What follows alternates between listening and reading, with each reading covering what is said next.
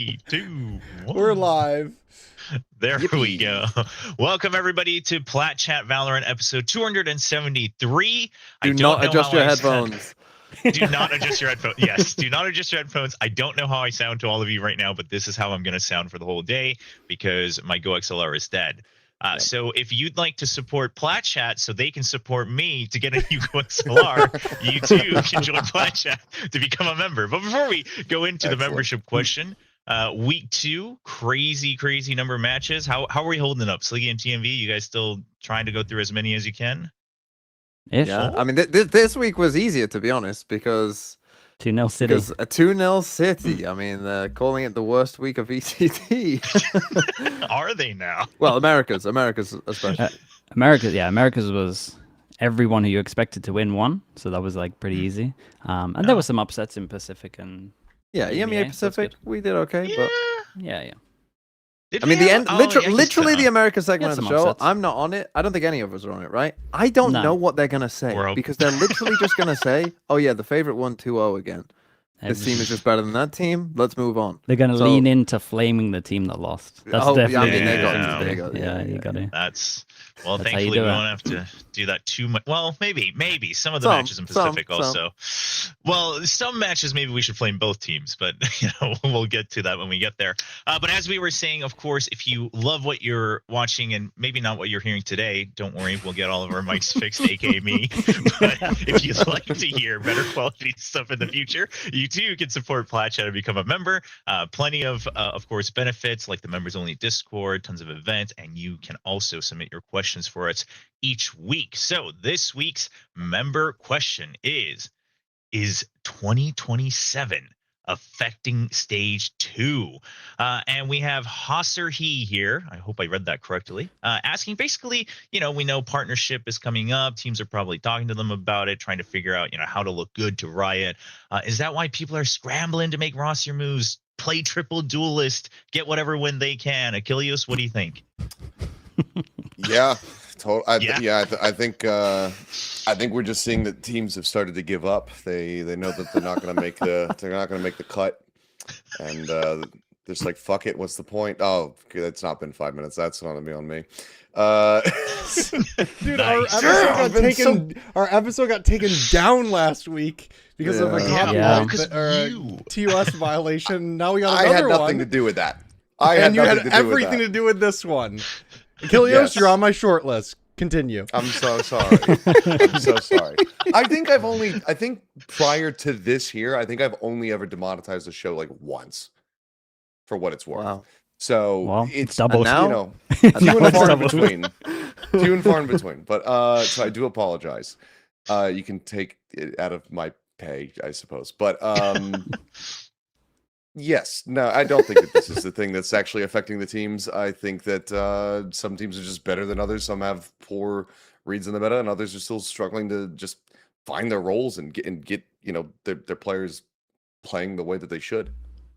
Yeah, I would say that players won't really care too much. I imagine majority of them have their contract ending this year anyway, so it's just like they don't really care. I don't think it comes into their head that like, oh, this org might not be my org next year. You kind of think that every year anyway, because 80% of players and teams change. So I think it's just another year. I don't think it's changing too much.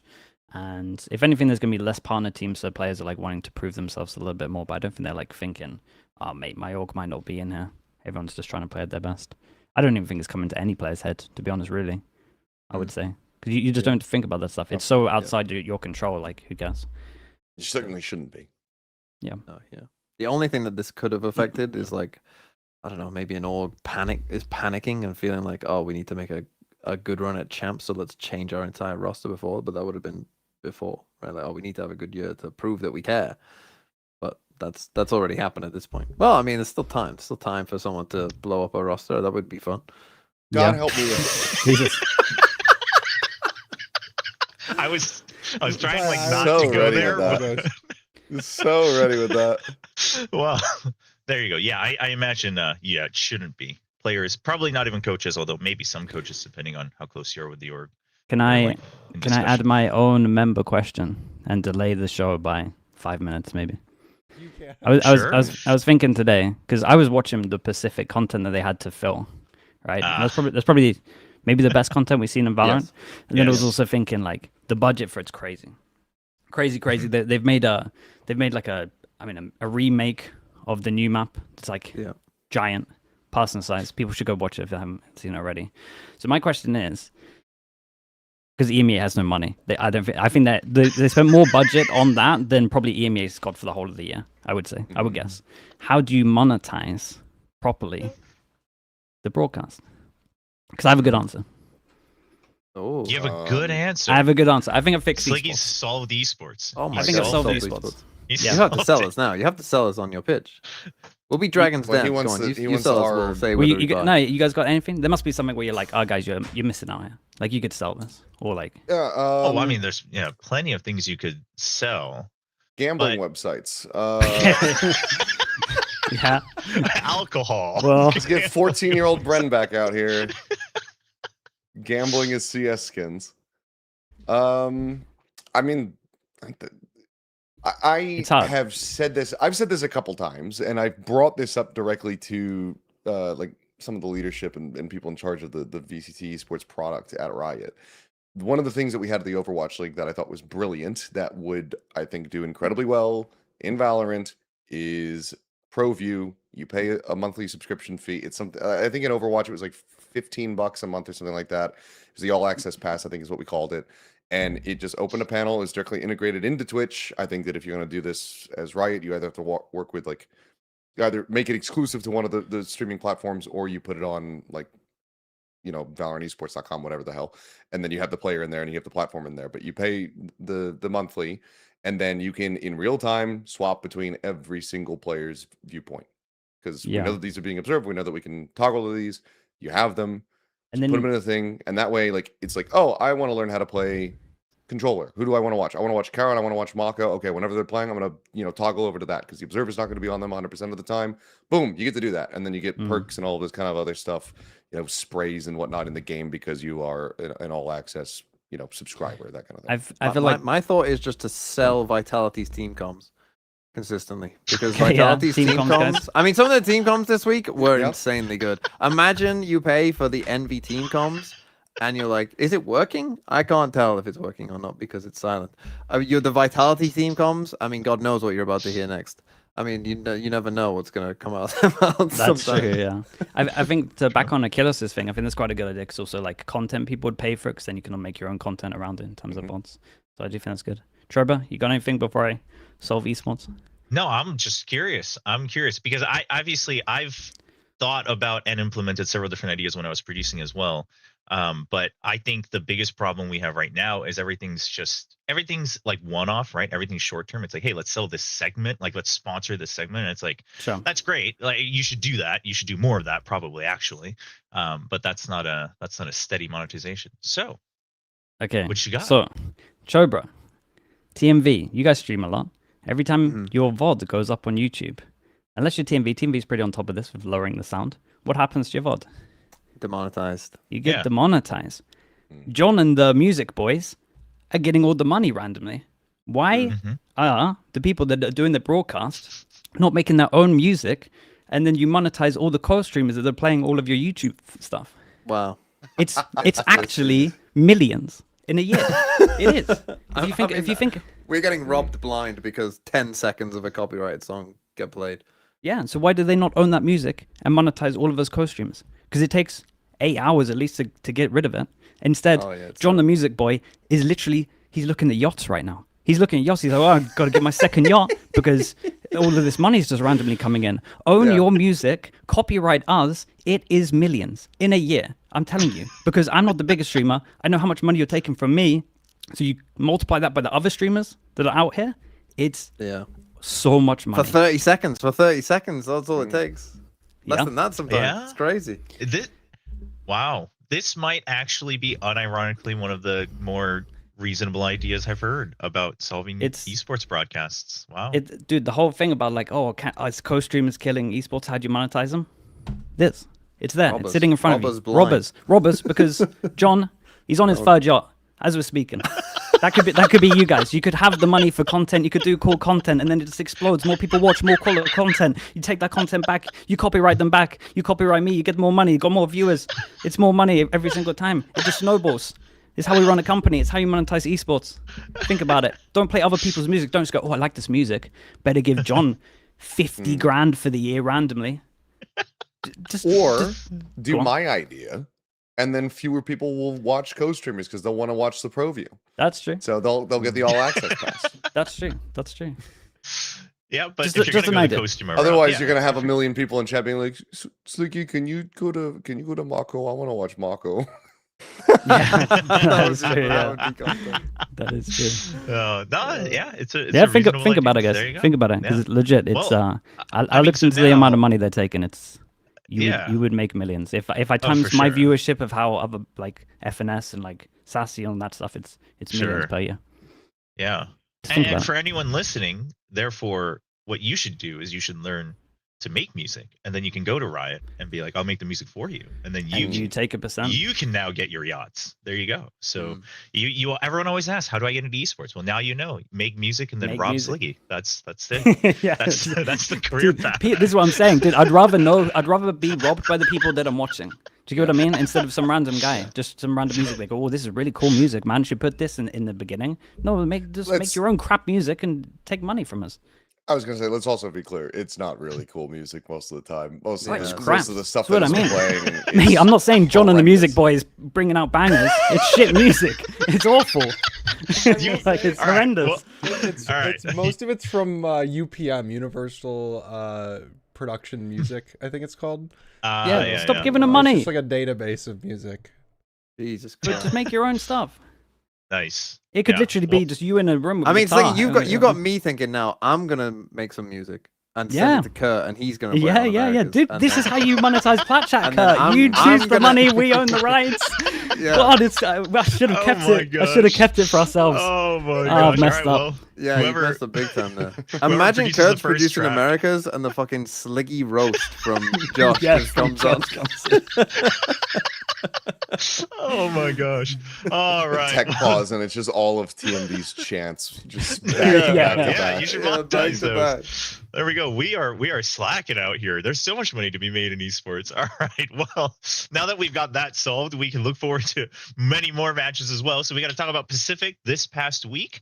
Not as many 2-0s as America's, although we got close. But we'll kind of hop around just because of the matchups. We'll start with GE. They came off of a great start in week 1. Come in this time, they have to play 2 matches. It is their super week, so it's up against Full Sense and Nongshim. Let's talk about the Full Sense match first. This was hyped as the match of the year in VCT Pacific. relatively similar points, relatively similar level. We thought the coaching beef, the drama, and then GE was the only team on stage. I mean, the bigger thing here though, Chobra. The bigger thing here. Hold on. no. I've got to call everyone out. Because you're all massive frauds. Every single one of you are frauds. In fact, we need to shut the show down because there's only one person here who can fucking use his eyes and his brain. Every one of you picked Full Sense. Everyone on Plat Chat almost should have been a guarantee. But little DMV saved us from it. Everyone on the broadcast picked Full Sense. What the fuck are you guys doing? I will admit I am fraudulent, but I'm a little less fraudulent because I did have them to make sure. Yeah, but is that worse though? I swapped. Is that worse? Could be. But in my head, I'm a little less fraudulent, but still fraudulent for sure. It was, dude. When I saw the broadcast, everyone on the broadcast, I was like, "There's no way. No. It's a 50-50 game." Might even. play out Well, like it that. didn't It feel didn't like play out like that. a 50-50 No, it game. didn't. But yeah, Okay, you're all frauds. I'm going to start quickly with just map veto because I think this was the easiest one. Did Frost just get absolutely owned in the map veto? Because I'm pretty confident. I would at least like... Dude, this was so great. I would at least like to think that they Fucking hell. hadn't had a day of Prakov Summit and they got called... Their bluff got called? I would like to think that No. there's no Prak in that. They said in the press conference, I think he said like he knew they would change their summit comp and they prepped against like a change, and this was similar to the change they thought they would make. So they did practice it as far as I am Whoa. aware. Okay. I mean, It did not look like it. I'll start off with hands down worst summit FURIA I've seen, and I watched Envy last night. Yeah, I mean, I wrote some notes That's here, the and worst I've just put round 12 summit completely lost. I don't even know what happened. I must have been so annoyed that I literally just put they're just lost. Kurt, if you could show round 12 so I can remind myself. I mean, I'm looking at it. It's round 12. They lost to time. I mean, losing to time in round 12 is already Oh, the rotate one. Oh yeah. Yeah, so I'm not sure what's about to happen here. Oh yes, I do remember. Yeah, we could just play this. This is a good this will lead in quite nicely. GE fight well though. I will say that they fight very well together, and they had like a lot of cool angles that maybe FURSense hadn't seen in terms of like middle. Like they were very good at shutting down middle. Well, we've seen that from both, I think, PaperX and Global in terms of like the mid fights, the verticality. I was wondering who practiced who, like who came up with it fast, and then who was like, oh, we got to take that because it's so good. Yeah, yeah, but they were both just abusing it all the time. Yeah, it was. I mean, I think this summit was one of the clearest examples in my head of like one team understood the map at the very basic level of like timings, angles, you know, just like you've run a couple rounds on it, and then one team was like, I've never walked around this map in my life. Like I don't know how long it takes to go from one side to the other. I mean, see, was this worse than MIBR when they hadn't practiced the map? Oh, as in the olden days. Dude, it felt like they hadn't practiced the map. That's where I was at. I was trying to work it out with chat in terms of like, have they actually practiced it? I thought that they hadn't, and they just got owned in the Vita. I mean, yeah. So here, so like they go back to, they're going one side, and then they try to rotate with like 20 seconds left, and then they start stopping. They throw a cage after they've already crossed. Then they're running here. But the time's already gone. They just didn't even know how long. It's like they're exploring the map for the first time, and no one's even spoken about the time. They're like, "Oh, this is pretty cool. Oh, this is pretty cool," and they're just like distracted by the time, and they're like, "Oh, guys, 10 seconds. The site's miles away."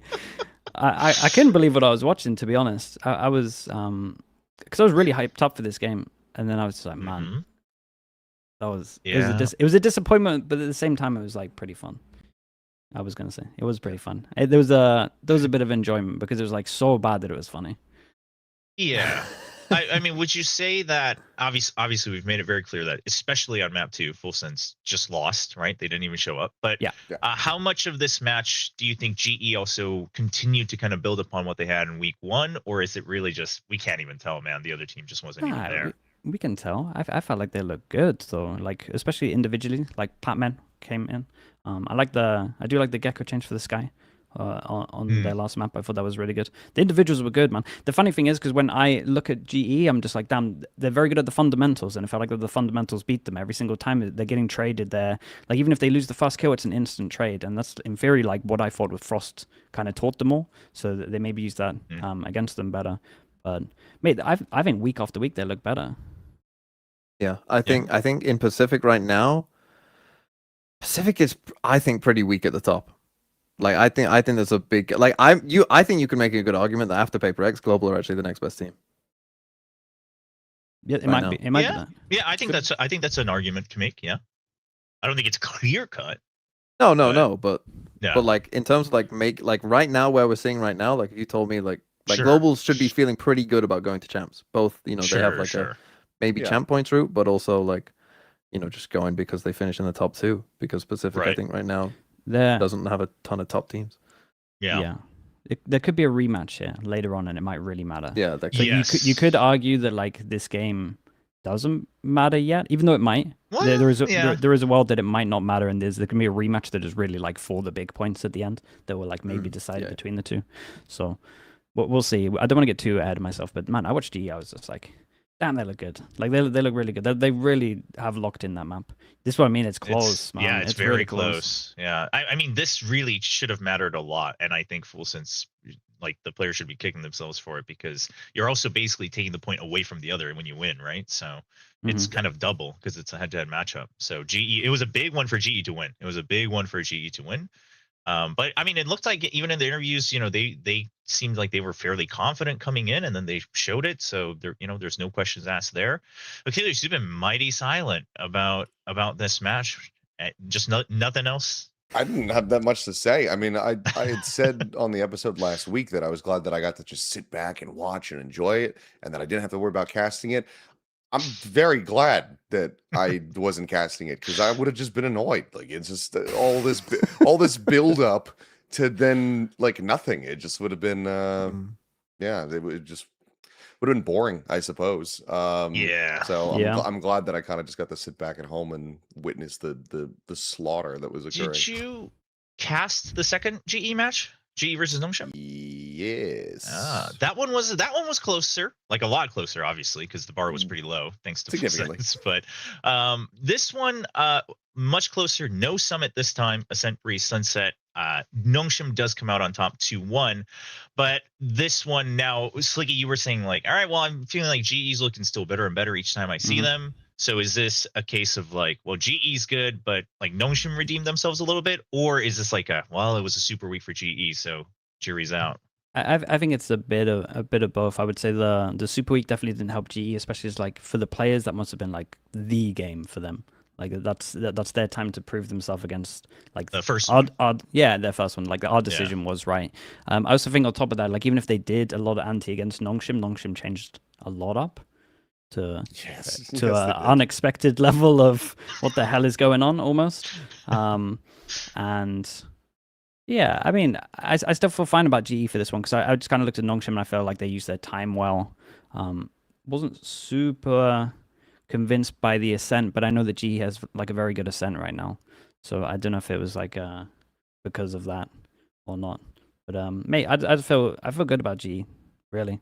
Like I think their comps are good. Well, I don't actually think their Summit comp is good. I just think they have a good understanding of like how to play the map well. Yeah. It's a weird comp. It's a really weird comp. Yeah. I'm not like super convinced by it, but I still feel like they have like a better understanding of like where to fight and how to fight. So yeah. I'm high up on GE. I'm a little bit down on Full Sense, but it's just like a 1 week. I think it's not too bad. And Nongshim, I like their changes. I actually like their changes, apart from Ascent. And I think RB, he had a good Harbor. I was impressed with his Harbor. That's good. His Harbor, I mean, I will say, both good. I will say, I was viewing, there's 2 games I didn't watch this week, and they're RRQ ZETA and this one because I was viewing houses. So I'm just looking at it. Now, I was thinking about this because I saw obviously that RB's playing Jet and he's playing Yoru and stuff. I actually think the Yoru not weirder. I mean, Choba, you got to tell me. Like, I know I didn't watch this game, but he went 21-12, so it looked pretty good. But if you told me Nongshim were playing Yoru again, I'd be like, good. That's a good idea. We've seen it with BBL. We'll get to them later as well. Like, it looks good. But why put RB on Yoru and not? Because Francis is IGL. I think it's primarily the IGLing. Yeah, I can only imagine that's the main reason, and then RB can play Yoru. So I think that's just what it is. Like if RB was still IGLing, surely it is Francis playing Yoru if they're playing that comp. So why did they change IGL? That they changed going into EWC. Okay. It was a couple of different things. Oh, so they'd lost previously with Francis IGL. That was yes. Okay. Yeah, so he's been IGLing since post stage 1, basically. So that's not like a sudden change. That's been there. That was one of their reasons for having X-Ross as duelist, right, as well? Yes. Yeah. So he just takes over the initiator role. He's used to calling from the initiator role. I think that's just a big part. Obviously, now he's calling from the controller role a lot of the time. So that's a whole different question. Yeah. So it's I talked to Francis a little bit about it afterwards as well. And just about like the IGLing, the overall role changes. It does sound like it's mostly just we're just trying everything out, seeing what feels good, etc. Except it's taking a lot longer than most of us would have hoped, but at least it's getting there. I guess that's the hope. It's funny that you guys are so tame about this match because I was very pissed at Nongshim during Ascent because it was just bad. It was like bad. Like it was almost double bad near start, full sense level bad. They had double bad start. It's no pistol. I mean, sure, but it's just that the fundamentals are gone from if you watch the Descent from Nongshim. Like it's not like like you guys were on your back foot. And the thing is the reason I was mad was that GE played well, but it wasn't like Nongshim was playing well and then GE was, like they had the lead and they were constantly shutting them down. It was just like GE shut them down once, and then Nongshim was like, well, we'll just roll over and give up all of these man advantages and give up clutches and whatnot. And I was very upset. And then, I mean, from then on, to be very honest, I'm watching this game and I'm thinking I'm not that happy with how Nongshim played because I think GE still played mostly like pretty well, but not like exceptionally. Like for instance, I think the difference they showed on Summit versus Full Sense of like, we get this map, you know, even if you don't like the comp, like I think we can all agree GE understands what's important on Summit. We know where, you know, we should put priority. And then I would say on Breeze and Sunset, you know, we don't see that level. It's more just they're also relying on good fundamentals and trades. And so if you're winning that way, to me, it's like well, it's just whoever got a couple of the more important rounds on the day, I guess, which between these two teams at that point, I think it's just a 50-50. So yeah. I was obviously from a Nongshim perspective, I wasn't that happy even with the win. But GE, I also think fell over in Sunset as well, unfortunately for them. Yeah. There was definitely like a Sunset diff for sure. But if you just forget Ascent, because I remember Ascent was bad. I wanted to check in on you. Like yeah, you did. Yeah. I couldn't really greet you very amicably because I was very, very upset. Yeah, that was part of the reason I went there. And then, but if you take away Ascent, you got to be feeling good, no? Yeah, it's double 13-7. Yeah, 13-7s. Like it's very good. It's very dominant. Change of comps that's looking like convincing. Good theory. Yeah, like the people that are on the roles that they should be struggling and looking very comfy. I think it's just fine though, I guess, if that makes sense. Like it's fine, you know, it's not bad, but it's not anything that I'm going to be like writing home about and celebrating and being like, oh yeah, they're looking like they can lift, you know, the stage 2 trophy again or whatever, right? Like it's just like okay, like you've got your basics. I mean, the upcoming games though, they should win. Oh, well, I mean, hopefully. Hopefully. I think that it's a very good outlook for Nongshim because again, like week 1, yes, rough. They lost matches that they absolutely could have won. People would say that maybe they should have been able to win those. But they are also coming off the back of traveling and placing 3rd at EWC and everything. They've just had like a really rough schedule and they're immediately thrown in. It's like double prep, 2 matches on the week that you come back like 3 days after you land. Like it was really rough. So I think that you can kind of excuse it. And I think that overall, this is like a very good kind of like statement-y win for Nongshim. And this flashed some pretty big concerns for me for Global, because while they were also playing a double week, they're making some fucking heinous mistakes during this one, man. Like how many times did you see a Sova drone get sent out and then it just didn't clear a corner and then like Dambi's just like tucked there or something and then they just get absolutely plowed. Like it was just over and over again. And I'm like, this is just fundamental, like very basic things. Just be an ambi turner, look left and right, check both directions, don't be Derek Zoolander, like for fuck's sake. Just you're like letting your teammates get absolutely screwed because you're not checking these things. They looked dude, I remember this this was the whiff as well, right? The Zavi whiff when he's done. Did he win 3 1v1s? Dude, it's crazy he did that so people... well before that. What's crazy is that everyone remembers the Javi with more because it was with like non-pistol round, like it was with the Bulldog. But like right before that, it was literally Francis just like whiffing a long Javi silhouette like before that. So it was like Nongshim should have won and Francis just completely biffs it. And then immediately after, Javi answers back. So I feel for Javi because both of them were pretty bad. But I mean, the Javi one was, I guess you could argue, with the Bulldog. Horrendous ones the entire weekend. Like there were a lot. It's been a week. The Xparrow one on Summit from just yesterday as well. Yeah. Oh yeah, that was tough. It was this one was I mean, for me, again, obviously I'm much more invested on one side of it, the Nongshim and GE. So I'm coming with a little bit of like, I wish to see better there. But it sounds like mostly it's just like, I mean, overall, GE has a little bit of an excuse with the super week. Nongshim looks better after week 1. Both of them are kind of on the up and up. Both of them should be exciting. Obviously, we'll talk about the future matches coming up as well. Now we can talk about what used to be one of the most banger rivalries of VCT Pacific. And I would argue that result score-wise, this match delivered along that storyline, just not in the way you wanted it to. Gen.G, they moved to the top by getting a convincing win over RRQ, right, TME? That's exactly how it went down. This was prime glue factory game from Gen.G RRQ. There are so many things to say about this game. I mean, like starting with Gen.G, like Ash had one of the most confusing games I think I've ever seen. Because you go on Haven, he dropped how many kills did Ash get on Haven? 10. If you go on Sunset, I think he got 9. Sorry. Yeah. And then he dropped what? Yeah. On Summit. 32 on. So I mean, he literally won them Summit on his own. Didn't he win like 3 clutches Yes. as well? 1v1s. He was nuts. Yeah. He literally won Summit completely on his own. Like completely on. Yeah. So there you go. 2 1v2s and a 1v3. They won 13-11. Like he literally and dropped 32 kills. Literally fucking won them the map on his own. Then went quiet for the rest of it. Texture is on Chamber, and he can't op. He misses. He can't op on Chamber. I don't know why. I mean, it wasn't as bad as the week prior when he was missing a load of shots. This week he missed some, but he's still missing shots that I'm like, bro, you hit this shot. I've seen you hit these shots so many times, and yet now you can't hit them.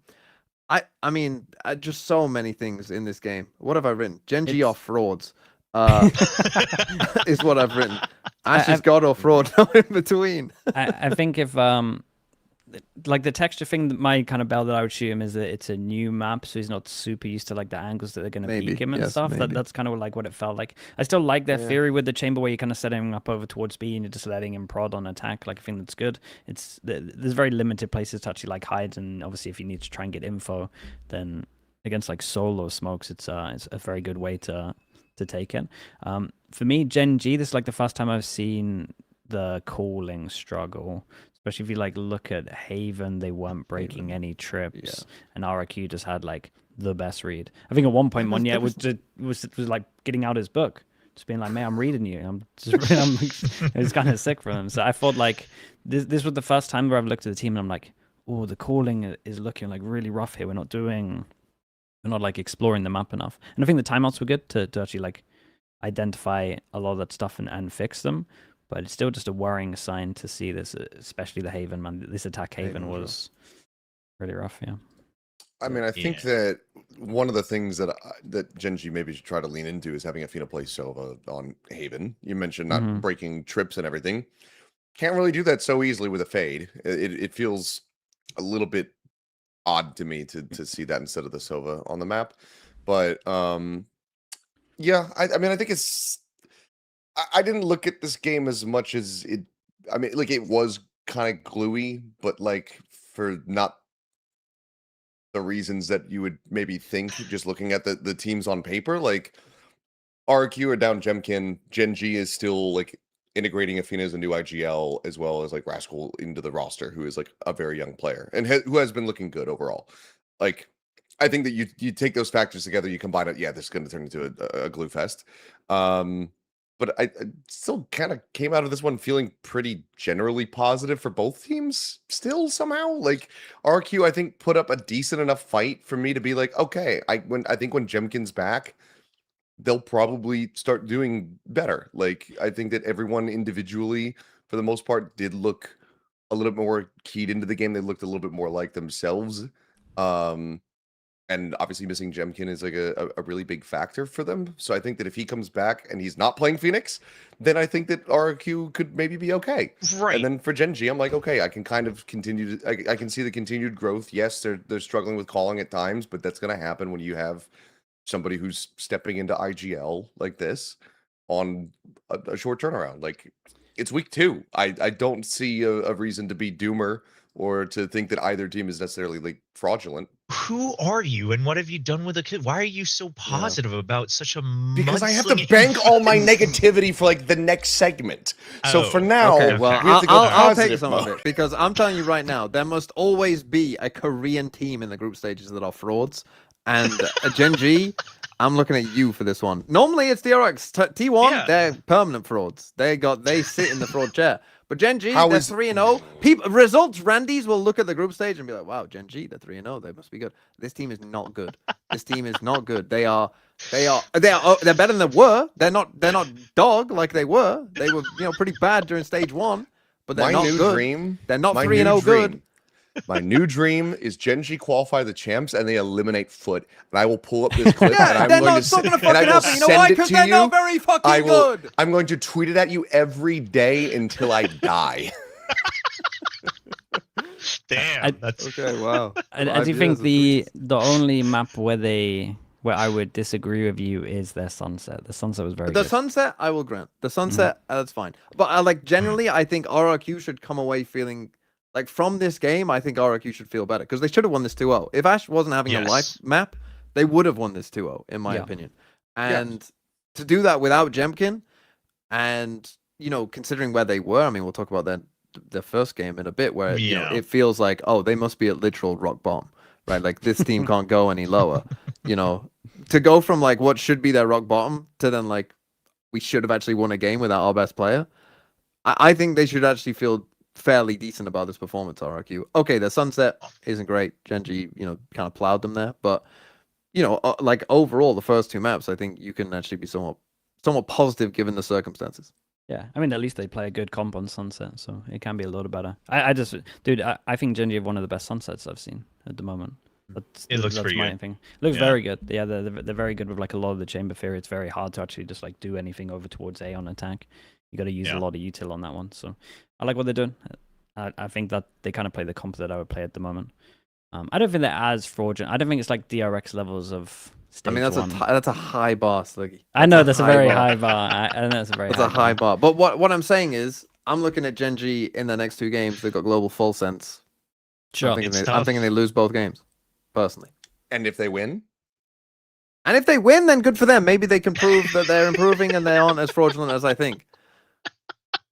Yeah, I mean, I'm willing to change my mindset. I'm just saying right now, I'm looking at them. You'll be watching them, I'm sure. They're on Fraud Watch. Make sure to tune in. TMV. And I'm pretty high on Global. If Global fucking plow them next week, I hope I'm on Pacific and I hope you're here. And I want to hear what your take on that is then. Well, we'll see what the predictions are. Yeah, we'll wait until we get to predictions. Yeah, we'll wait until we get to predictions. There's more to come there. Now, it's funny, you guys are all quite positive about RQ. For those who missed it, Jemkin sat out in the match against Gen.G because he wasn't feeling well. Now, you would have noticed that he was wearing a mask in the previous matches as well. It seems like he was just trying to fight through it. Didn't get any better, so he's taking a break. But they did play 2 matches this week. And now, so I bring the question of, okay, yes, on paper, you're able to make it close against a decent-looking team like Gen.G without Jemkin, your star player. That's positive. But just a couple days before that, they play against ZETA Division, who was playing, and I don't mind it, but they were playing Breach on Ascent the week before. Yeah. And RRQ looked bad. I mean, this was... Okay. It was a beating on the second half. Who wants to take the RRQ thing? Because this is the low-hanging fruit here. Because it was... Achilles, you want it? Well, I'll start off by saying this. Knowing what we know now, I'm fully willing to throw bail to Jemkin and pretend that he could not build or then use a Phoenix ult because he was feeling so under the weather. That's what I'm going to send out there for him. Sure. Because clearly he was out of sorts. I mean, like he is such a mechanically smart and good player that something else had to have been going on for him to underutilize a Phoenix so heavily. I feel like is it not on the calling and the game plan as well? Like, why are we not getting any orbs? The fact that Durka earlier this week had 4 ults and had used 4 ults before Jemkin had used 1, that cannot happen. That's not fully on Jemkin, and he's sick, so we'll shoot him some bail. That's the whole game plan. You play a Phoenix, you got to get some orbs. Fast Phoenix, all 8 rounds on attack of Haven. You shouldn't be a tier 1 doing that kind of shit. That wouldn't fly in tier 2. Yeah, that's bottom of the barrel shit. I mean, you should be just playing Arena at that point, honestly. If you're not using your ult, right? Like you might as well. So yeah. One of the last times he played Reyna. I know what I was saying. I know what I was saying.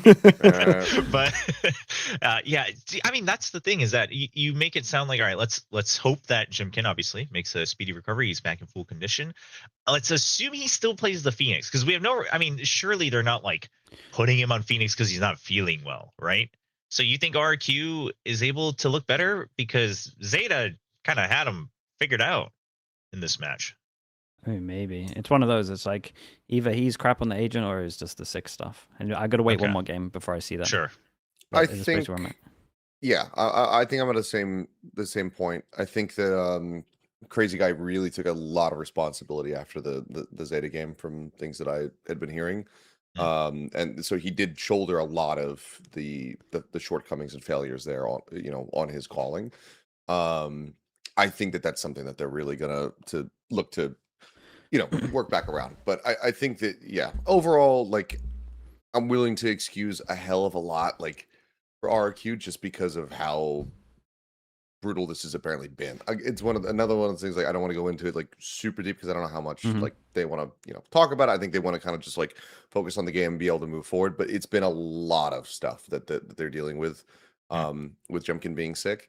And so hopefully he's better. Hopefully he's back in for the next one and he's feeling, up to task. And I think that we will continue to see stronger performances from them. Yeah. All right. I think that's good. Can I I was going to start off with the Zeta stuff. Kurt, show the fast defense pistol on Haven. You're on the right map right now. I thought this was cool. Hopefully Mini didn't make this one, but it was like very smart. They basically just do, like, at the moment, like a 4-1 pistol is like the main go-to on defense, right? It's just power and numbers.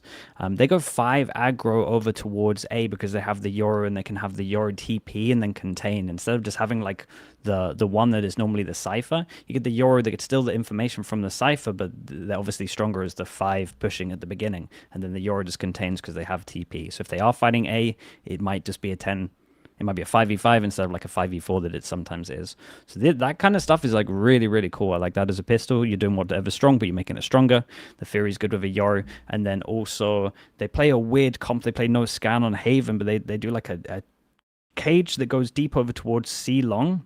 Pretty much where that Phoenix wall is now, so they can actually pop over towards the site with the Sky stuff. So we're actually thinking about like the weaknesses of the comp, because normally like a Sky comp can't pop C, and they're working out a way how to pop C.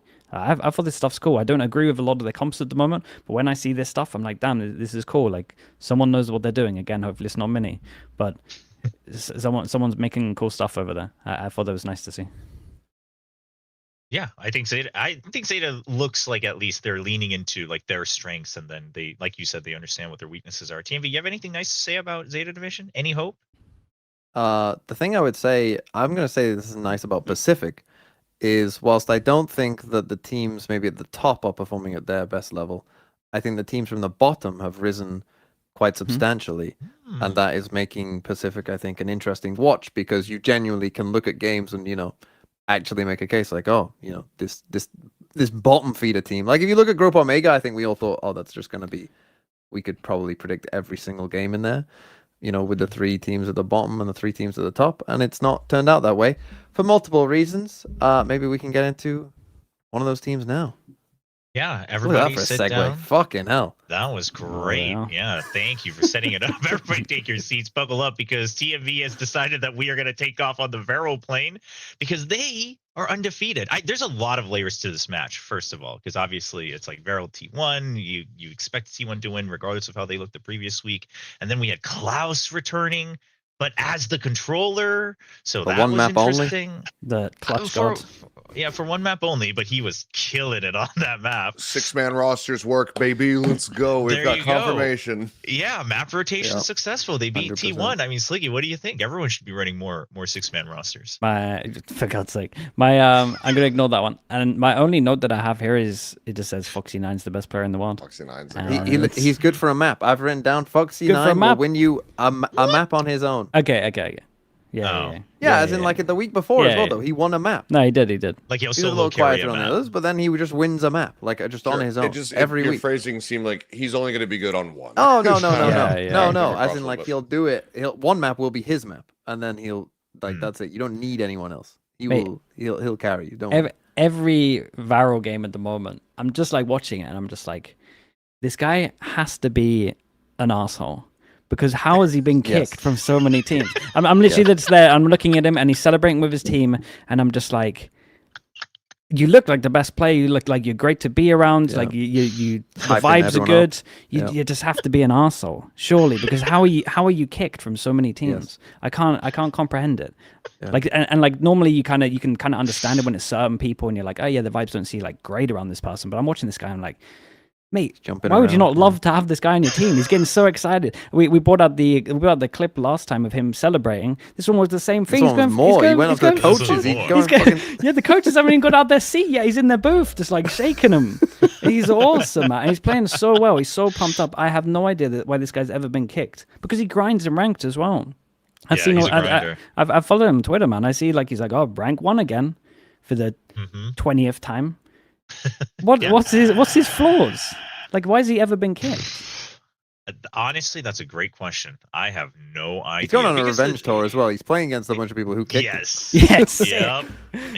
I mean, this was a message to. Obviously, he was never on T1, but obviously he's played with Munchkin. He's played with Buzz and Stax. Even though Stax is on the bench right now for T1, like he is making the KR revenge tour for sure and being very successful at it. Let's talk about Klaus as well a little bit. Now, we were all wondering, Klaus. He stepped out in week 1. It was Cinder playing. Yeah, where'd he go? Is this permanent? And then he comes back in, and I just want to add the caveat for those who might have missed it. He was brought onto the desk, and they kind of asked, and he did say that the intention was always for him to have a bit more time to prep for week 2, and that he would play in week 2. He did, and then he said no comment for future weeks. So, mystery, perhaps rotation, perhaps every map. Sounds like a 6-man. Sounds like a 6. It does, yeah. It's a weird one because what was the answer in the interview? So they asked such a good question of why he came in, and I was like, that's such a weird answer because his answer was just like, he likes to make plays or something, and I'm like, well, that doesn't make sense why you would bring him in. But then he also won like 3 clutches, so I'm like, well, he is making plays, but that's not why you would do a 1-for-1 on a smoke. So I'm kind of intrigued to see where they go with this. He looked great. He looked great. Very calm in these situations. 3 clutches. How much controller did he play prior?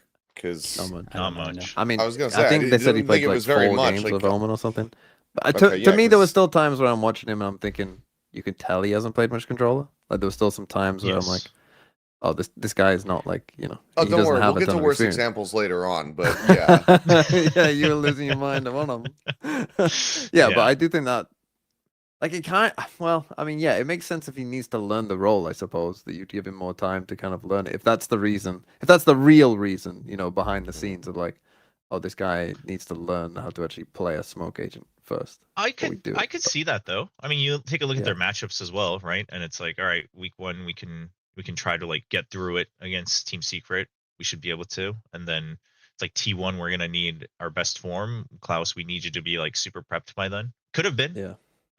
So I mean, he does look good, but yeah, I just checked. He played, that was his 4th game of Omen ever, and then he's played like 1 game of Astra, but who knows when that was. So it has been a long time, but it's exciting. He does make plays. He's a playmaker. He's a clutcher. He's a playmaker. I mean, this whole roster is kind of full of. They're fun to watch, like man. That, they're really fun to watch, and it's even if we're just highlighting like Zuna, who at least coming up from tier 2. Like that, he was going crazy, and probably, to be honest, I was most excited about him in this roster. And then this year, I've been like, where is that guy? And then I'm trying to remember how he played last week. I can't remember. I was so like blinded by Foxy9 Pop and everyone. But like this week, he was very, very good as well. And it's like, oh man, this is what I remember. Just never giving up your life. Just good util, crazy aim.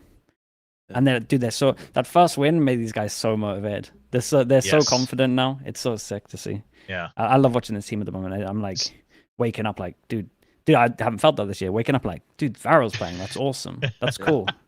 That's so nice. So, does that make VARREL the best Japanese team in Korea? Are they currently the strongest Japanese team in Korea? Sure. Yeah. If you can class them that. I'll say yes because this will piss Paper Thin off. There you go. You're motivated. There you go. No, I mean, legitimately, obviously, sure, it's like group stage. We've seen Boom go 5-0, etc. But jokes aside, it does look like they're going to continue to gain momentum. So I think it's kind of exciting to see if they can, I mean, at least stay at the top of the groups. Yeah, and then maybe make another one.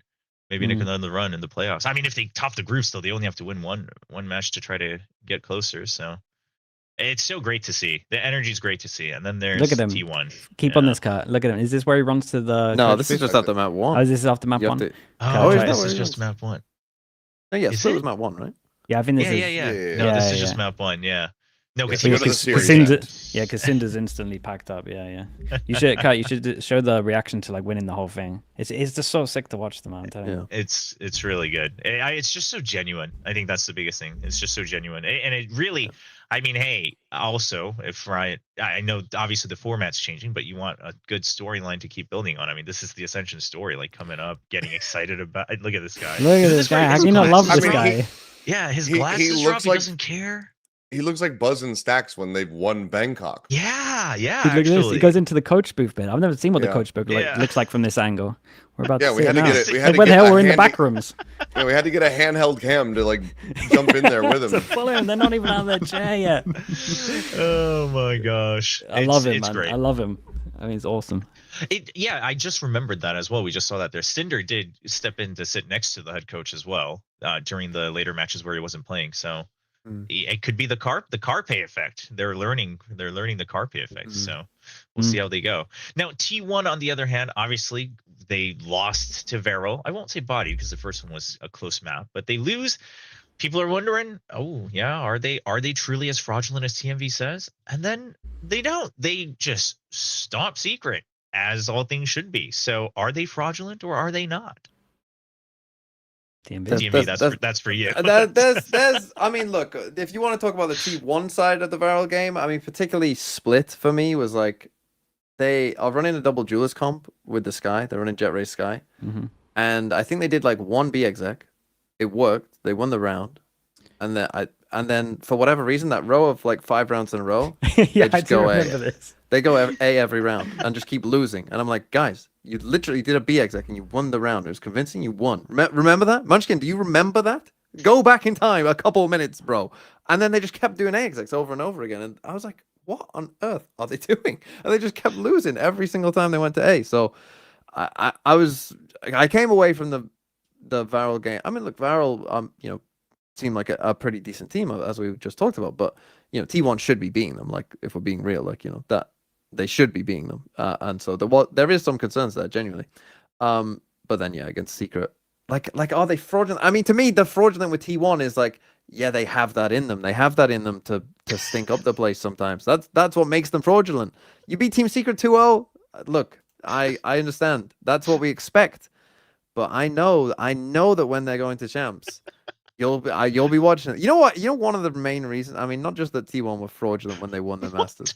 The main thing is, I went to Paris and watched a game, and it was G2 T1, and they just didn't even care. I genuinely, I'm watching them on stage, and they're at champs, and they're winning rounds, and they're not moving. They're barely fist bumping each other. G2 win a round, they're popping off. And T1 just genuinely looked like they did not care. And that was at champs. And since then, I've decided, you know what?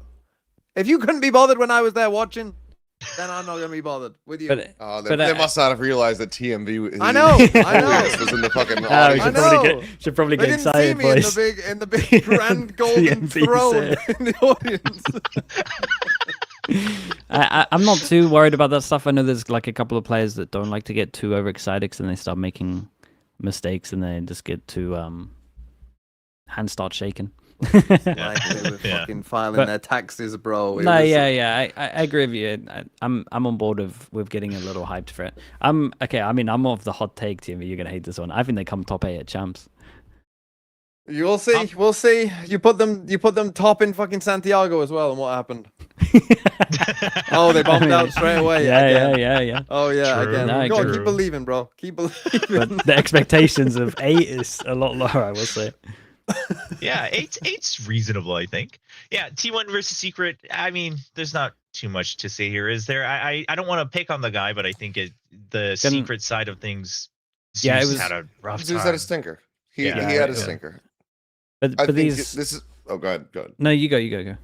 Okay, I was gonna say, like, I think that this is a player who came out starting stage 2 and was just like, all right, boom, I'm gonna play like the most insane fucking Valorant that I possibly can. I'm gonna hard carry the team to victory. I mean, it's not like nobody else on the team was doing anything, but like Zeus was so impressive. I think he just ran out of gas. I think he just, take a week off. Okay, you had one bad game, that's fine. If he comes back in and then has a similar performance in the next series, no, I'd start becoming a little bit more concerned. But I think that Totally fine to just have this little blip, move on, get refocused, go right back into it. You're playing against a team with a ton of names on it that I'm sure he's been watching, for the last several years now. There's probably some nerves going on. It's fine. Shake it off, go into the next one. Yeah, I agree. It happens with young players for sure, and it's just one of those where it just kind of like snowballs for sure. And it's just like, oh, because in the moment you're like, oh my god, you're so concerned about your score, and then it's the whole like your mind's not in the present, and then you can't even focus on anything you're doing, so you're just making more mistakes, and it just gets worse and worse. It's just a learning curve. He's a super young dude, very talented. Same thing like Sayonara in Vitality. Yeah, it is. We saw like really good start, and then like a couple moments where it's just like, ooh, he's not really, he's overheating. He's not playing quite the way that we were seeing in the previous games, and now he's like rock steady. So yeah, it's something to keep an eye on for sure. But in terms of being worried, I agree with Achilles. Just like it would have to happen 2 more times really for it to be like, oh, okay, hold up, something might actually be here. But I don't know. I think it's just the first time that he's had like a really bad start, and it's just in his mind.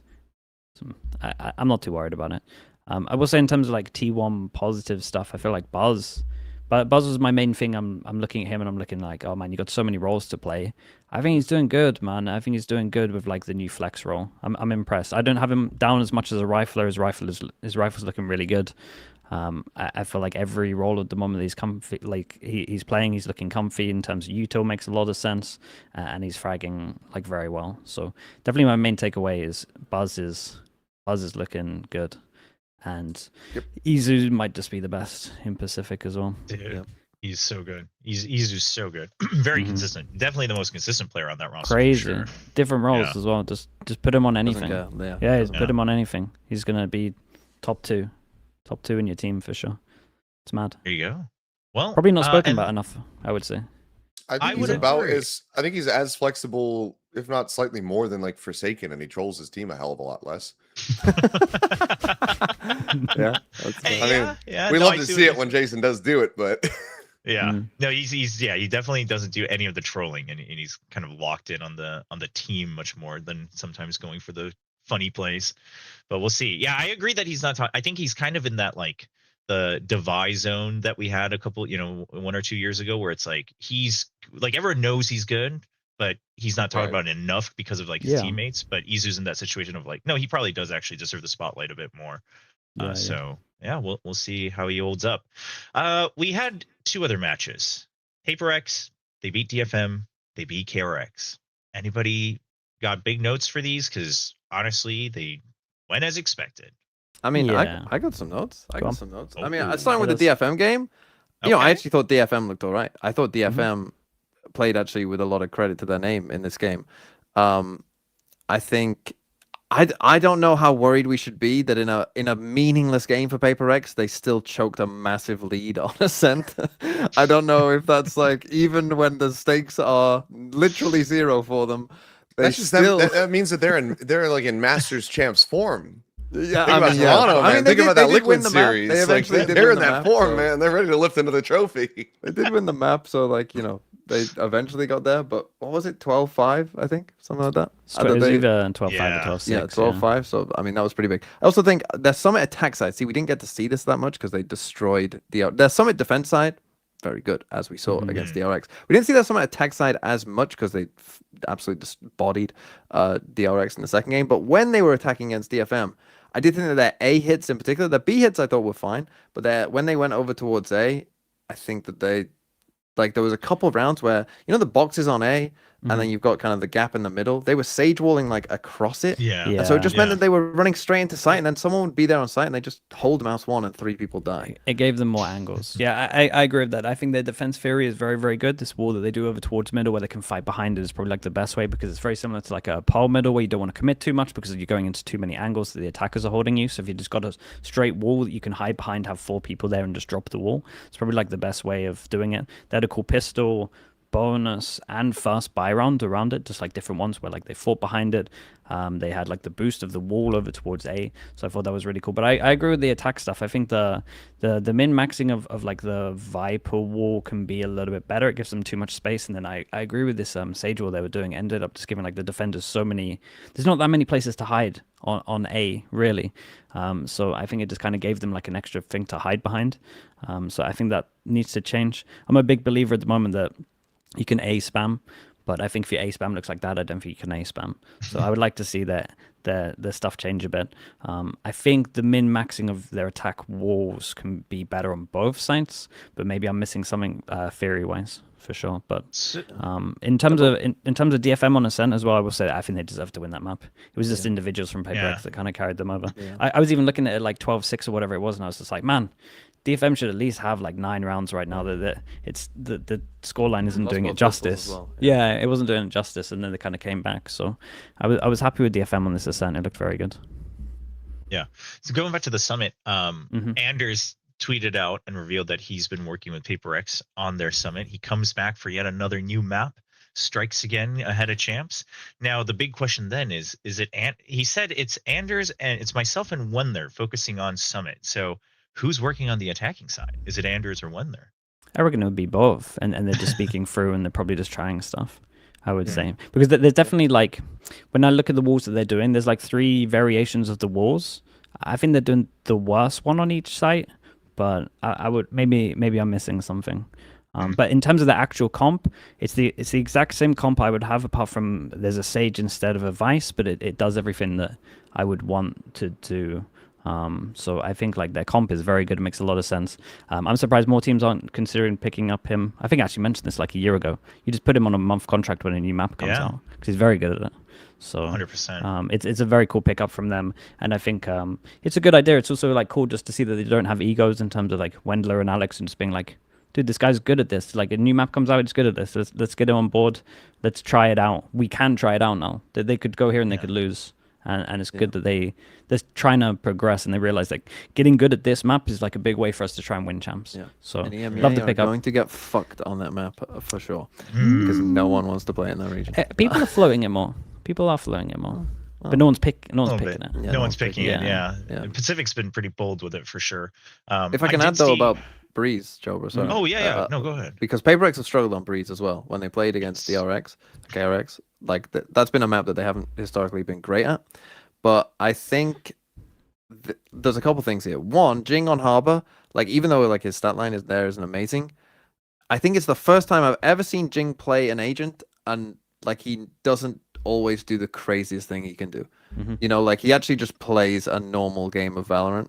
Like I don't know what it is about Harbor, but he just played like, you know, a normal game. You have no mobility. Like, well, yeah, maybe that's it. But even there's no blast packs, you don't have teleports. Like he can't do. Oh yeah, like, true. Shit. But I would have thought that they wouldn't work because Jing's gonna just do some dumb shit anyway, then your Harbor's just dead. But he doesn't, and it was good. I think he's been trained enough to know like don't run into them. But Alex never said don't blast pack or don't teleport into them. So therefore he can do those things on other characters. But if it involves just the movement of his own 2 feet, then he knows not to do it. So the other thing like is the A retake. A retake, like it. I mean, we see this with Lev on Split as well. Like if you can just reliably play retake on one side of the map and like know that you're gonna win a good amount of time. I mean, the map is just so small. Like, if you don't go there for KRX, it was so small. And then the combination of the Viper and the Harbor Wall that they're using on their A retake, and then they were just bodying the RX every single time they played an A retake. Yeah, yep. I'm glad you reminded me of this, because I was watching it and I'm just like, man, this is like one of the better defense harbors I've seen, because they're always buddying up. They're making sure that the harbor is the VIP if they're playing retake over towards A, and they were just playing retake over towards A. They had 4 on B, 1 on A, and every single time they're like pushing down middle there. Did you see the round where they pushed down middle and they used the harbor util off the back wall? You know, the middle block in middle, and they used it to identify one, and then they got the omen. That was cool. And then you harbor wall from door. Like, they've looked at it's funny because I think I want to say they've copied this from either like NRG or Sen, but I think it's a small sample size. They look very consistent with it, and when I watch NRG or Sen, they look like a little inconsistent. So I don't know.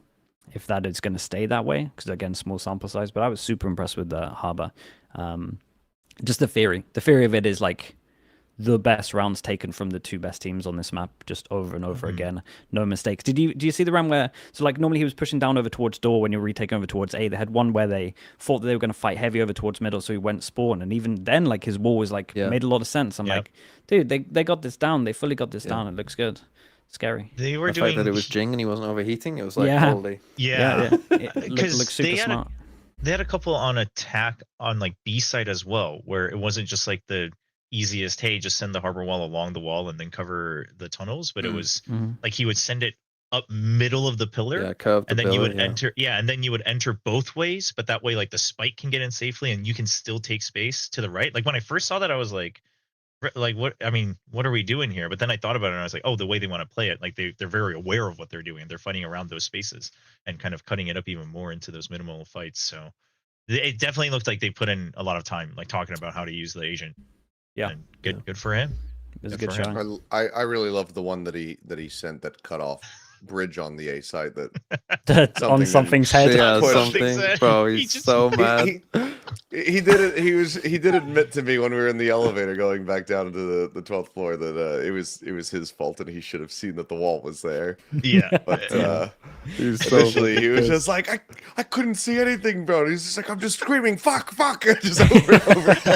Dude, his POV was so good on that round. Just him going up insta into the wall. It was cool. The only thing I will say on Jing's Harbor is like the orts maybe can use some work, but that's fine. Especially on the stand. There we go. Holy. Do you see that? Yeah, dude, this was sick. Yeah, this is so funny. The camera, you just see him fucking this loser. Literally already had an ace in his head. Oh man. Well, they look So good. good. Yeah, they we look should good. just touch But on something the fact as well. that- I mean, we should talk about something. Is it like he's hitting right now? Yes. If he's playing like this at champs, they probably will win champs if he's playing. Yeah, and the neon as well. So that's good. He asked me if I liked his neon. I said I liked it a hell of a lot more than the last time you played it. And he was just like, he's like, yeah, I've been practicing a little bit. And I was like, good. Yeah, it was way better, way better. Like he looked like a good neon rather than just like he can still aim, but it's neon. We should talk about the other side just briefly before we go into predictions. KRX didn't play triple duelist, so Didn't matter. Maybe they would have done better. Building up. I was building up.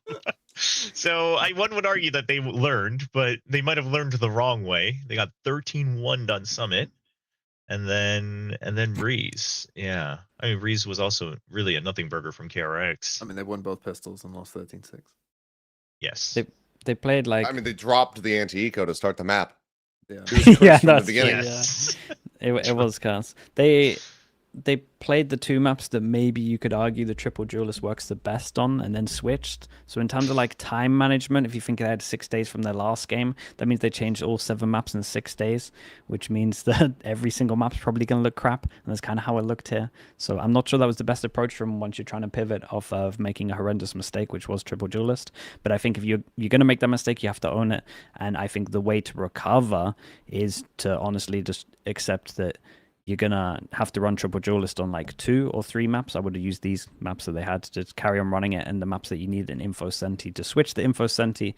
But I will say, because we saw it here, it means that they should recover pretty fast. They're full committing. They go, we made a mistake, and they're full committing, and now with more time, it should look better and better. Pick the right stage to do it, where at least you don't get eliminated. Yes. And to be honest, against Paper X, would have lost anyway. Yeah, they would have lost anyway. Yeah.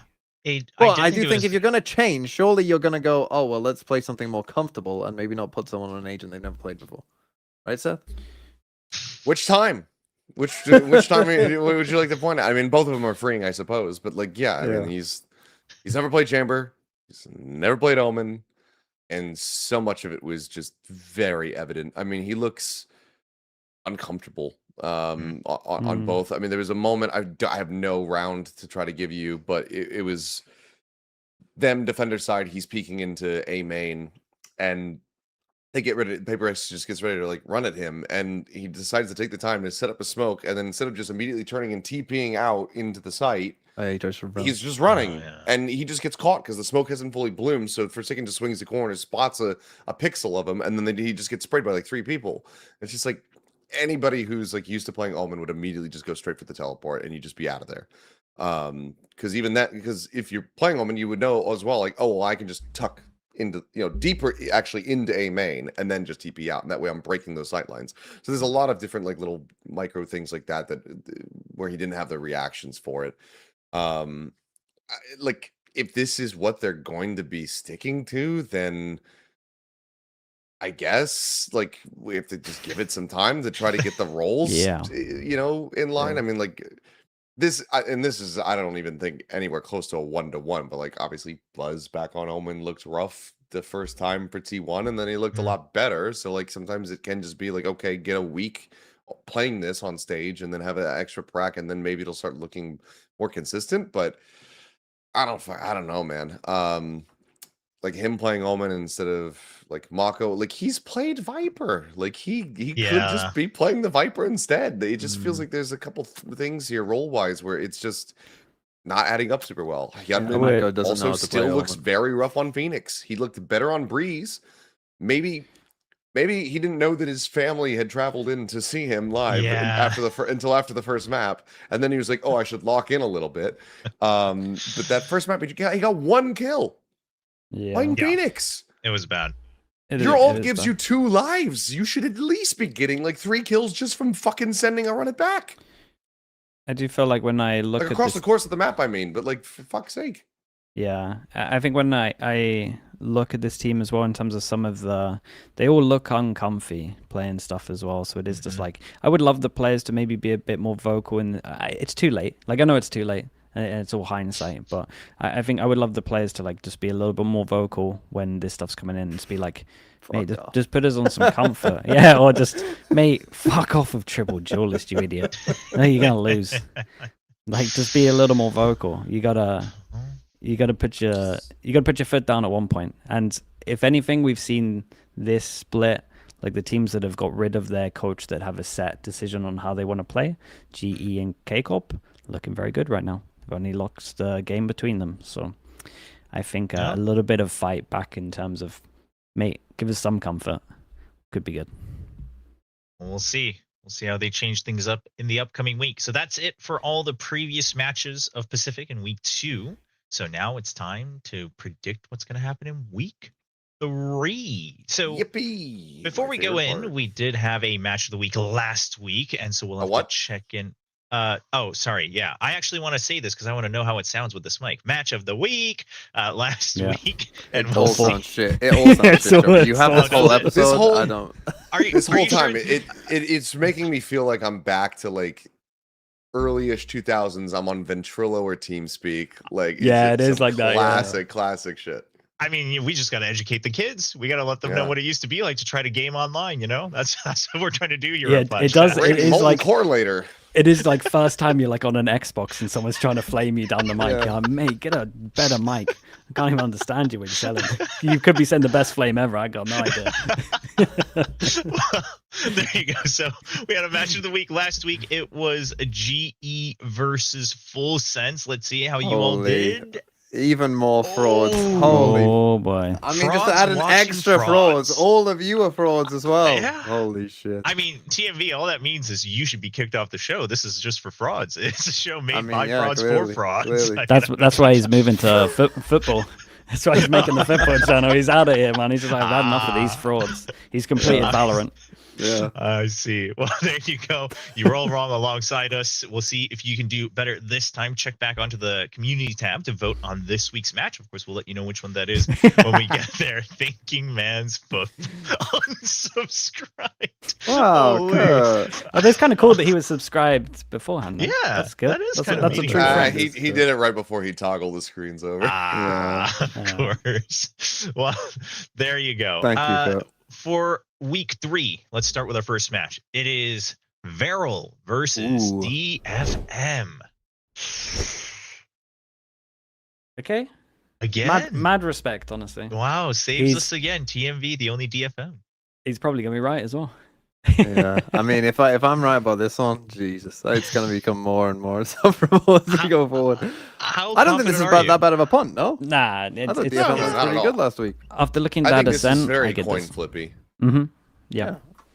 I just looked at it and thought, yeah, like DFM, I thought looked all right.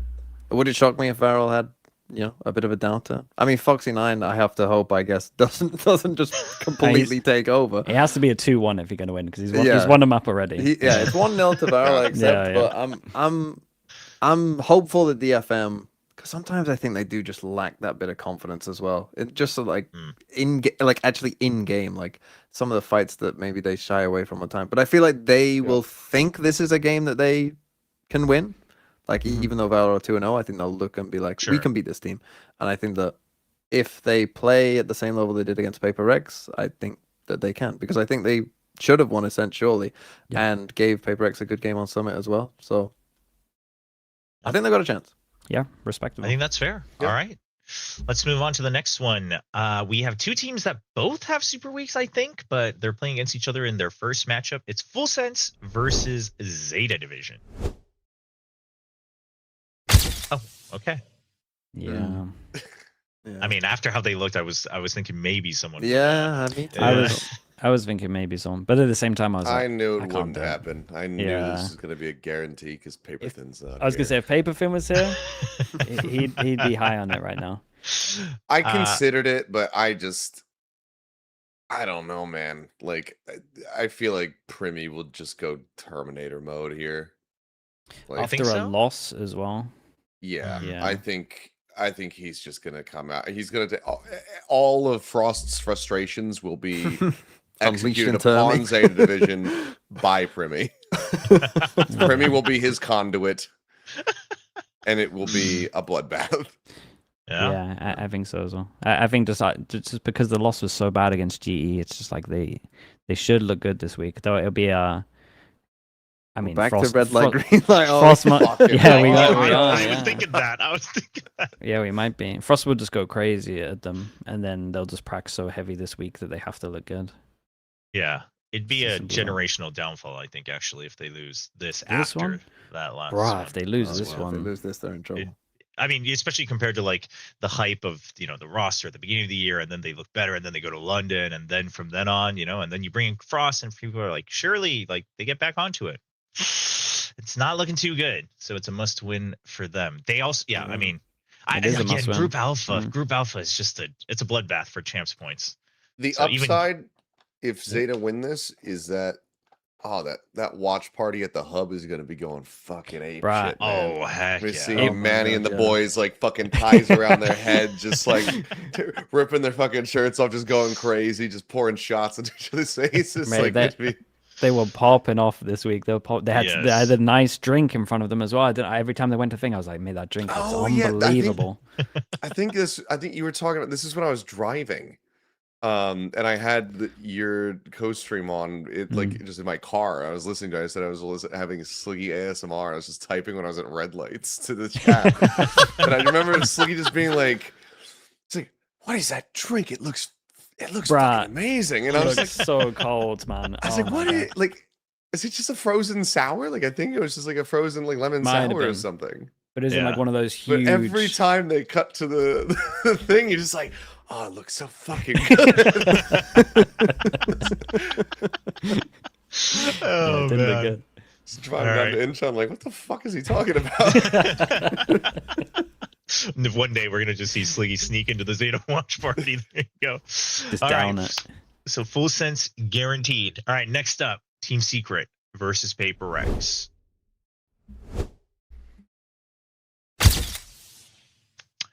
Not much to say here, I believe. I don't think so. Yeah, top looking team versus a team that hopefully looks better. Maybe Zeus at least wakes up a little bit, learns a little bit from that loss. I'd love to see this be like a 3-mapper between these teams. I think that'd be sick. I think like that's a big like a mental victory if you're Secret. Obviously getting the actual whole win would be even better.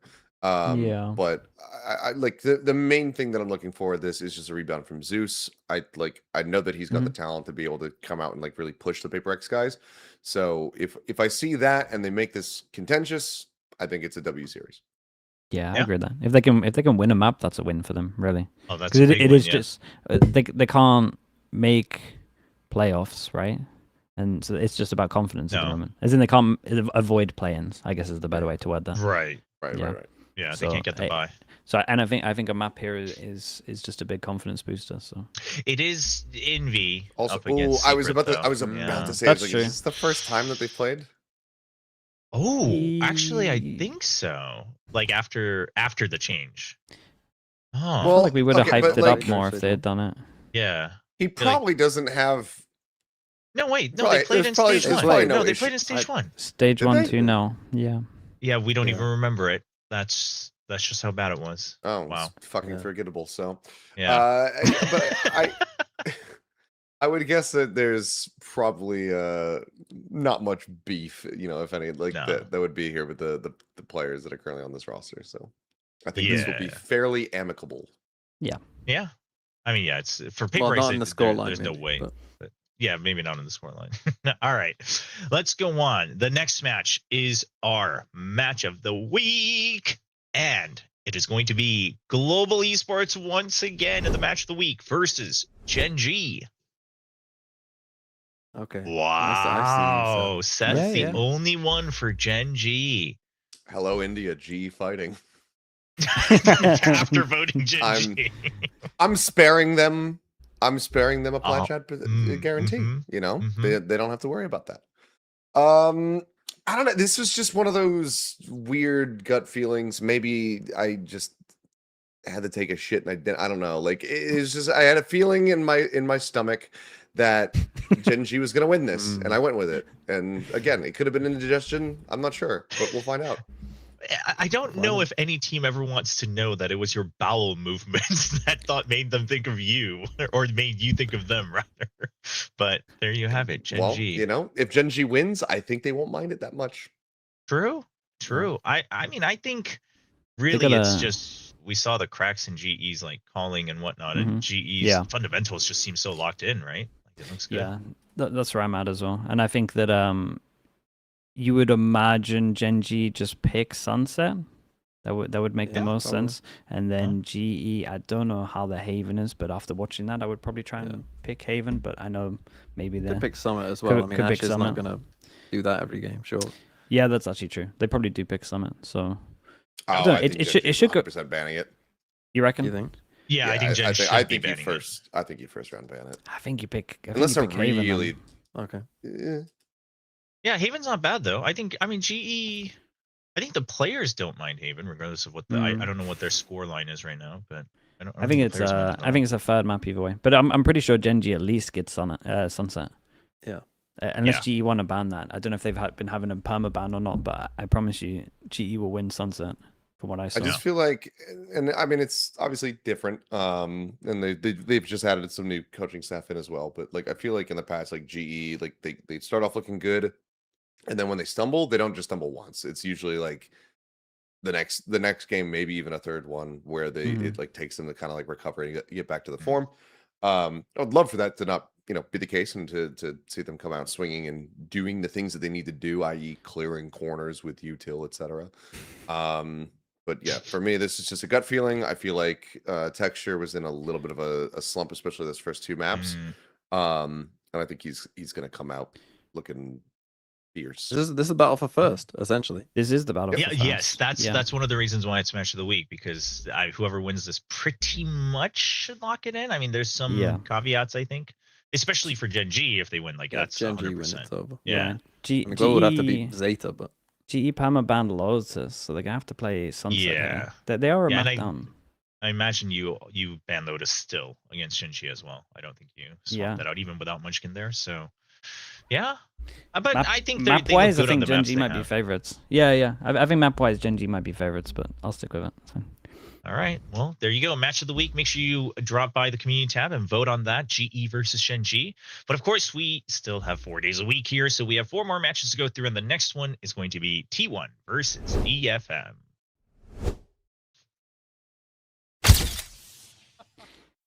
T1 guarantee. I hate when we can all prepare our thumbs up so confidently. Yeah, it is. But this is. I mean, this is. It should be. It should be. It should be. I don't know.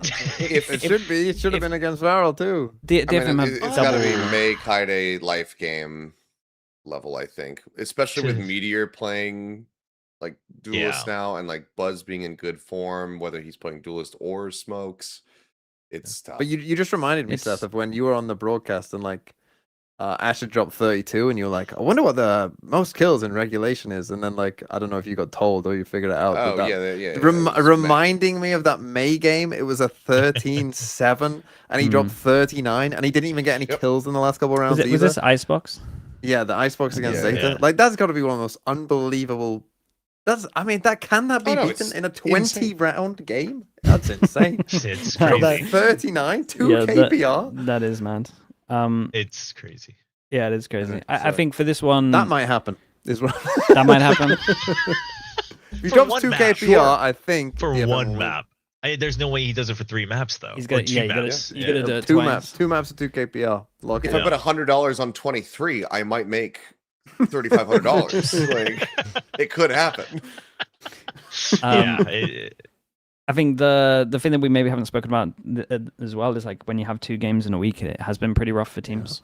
It's rare that a team's coming out and winning both for those. And they got to play. Who did they play at the beginning again? VARREL, and I imagine they focus on that. And that's like the more winnable game, so you would put a lot of energy into that. So, I mean, it's also like Japanese org versus Japanese org, right? So I think that's true. That's pretty important. It's funny actually. VARREL's head coach TK9 had spoke about in an interview where he was talking to the VARREL like management, and they were talking about expectations. And VARREL's management said, "We don't care about anything else. All you have to do is beat DFM and ZETA." So like VARREL's going to be putting in work into that. Dude, that's the members' question then coming into play here. Like maybe not the players, but at least the orgs are like, dude, that's the game. Could be. So DFM, that's their second week again, or second match against T1. T1 guaranteed. All right, next up, another team who has 2 matches this week. Full sense on their second match, and it's against RRQ. Oh, I thought I was gonna be the only one. Wow, 2-2. I was a bit worried about this one. Damn, I was ready to flip all of you off, not just the Brits. No. I mean, not just. I did this partly because this is not a match I want to guarantee for full sense, given how they've looked, but also because I imagine it's their second game as well, and assuming Jemkin recovers, I can only imagine that he comes back with the vengeance of the stars to come back and prove that he can win again in Pacific, and I think that's a lot of motivation. You're reminding me, actually. This has already happened. Full Sense were on a bit of a tear during stage 1, and then RRQ beat them down a bit. And then they still went to London. But he wouldn't have been on the Phoenix. No, true. But they have done it. They have beat them already this year. This is caveated by this is me predicting RRQ if Jemkin is back because of the exact same reasoning. I think he's going to come back in. He is going to be very, very angry that he was sick and that the team has suffered because of that. So I think he's going to go all out and just look to have a big win here. It's also exciting to always see like the Frost Jovi clash come back through. I think that Frost has had the upper hand there every time with like GE versus RQ previously. So we'll see how it fares with him, like Full Sense versus RQ. But yeah, I think this is going to be a good one. I think if Jemkin comes back, they got it. If Jemkin's not in, you might as well consider this being a Full Sense prediction for me. Oh, you coward. I still stick by with RQ, even if I said it's a caveat. Well, of course you do. What do you mean you do? There's like giving your history. Original love. Like this is the one that got away for you. No. I left him in the ditch 2 years ago. But surely they can't be that bad. That's why I'm still voting for them. Surely they can't be that bad. So 2-2, 50-50. I mean, you guys have any arguments you want to make for Full Sense? I think it's pretty self-explanatory. Favorites on paper. Yeah, favorites on paper. They got wrecked. Frost is going to shout at them. They'll have a good week. Yeah. All right. Now, going down to the last day, VARREL versus KRX. Oh my god, what have we picked here? Oh, no, what? I thought I was the only one. Wait. Switch me. Did I? Oh. Dude. What the hell? Are we going to switch everyone and become a guaranteed VARREL? I thought I was going to be the only one. I was going to give it a little bit. No, I think I did. I'll stick with it. Seth is also looking. We're all confused. Everyone who voted KRX is confused. For any I'm not of the confused. listeners. Wait, if you all The fuck? switch back, I'll switch back. What the fuck? Yeah, no, I'll switch. I'll switch. You'll If you all switch, switch, yeah. I'll switch. I was so confident that I would be the They only gotta one. switch. No, I want a big barrel, but if they all switch, I will switch and I will make the argument. I'm not going to switch. Okay. But I mean, I'm so confused. Why? Explain yourselves. Well, And for then I will me- explain my position. Part of it is KRX are like healing, so they should be on the up and up. Nature should is be. healing. Yeah, KRX is healing. And I think outside of Paper Rex, KRX, like their players, their coaching staff should still be pretty used to figuring out that, you know, somewhat aggressive style. Like I think they should be pretty built into it. I think this is where I think you will find the difference between a very great aggressive tier 1 team like Paper Rex and a really strong aggressive tier 2 team like VARREL is like Mako. I think Mako knows how to play against that. And I think that will be the difference maker. I'm looking at Mako really for this one. Sure. I mean, the original reason I went for DRX at the beginning is just because they get 7 days, and it's like the fact that they're proving that they can play normal comps. They're obviously on the back foot because of what they did, but they're in the right direction now. So I think with the 7 days, you can get 3-4 maps to a pretty decent level. What they have to do is just get 2 of those maps, and they get 1 because of their map pick. So that's why I originally went for DRX, but I also thought it was gonna be the only one. So I was just trying to make sure it wasn't a guarantee. But I'll take VARREL easy. I mean, I'm just hate picking against DRX. Yeah. Basically. Wow, you're not Yeah, even so- believing in Foxy 9? Like that's great. Oh, I mean, the thing is, like, if you guys all picked VARREL to beat DFM, I'm gonna be real. There's no way VARREL are going 2-0 in this week. I don't. There's no way they're going 2-0 in this week.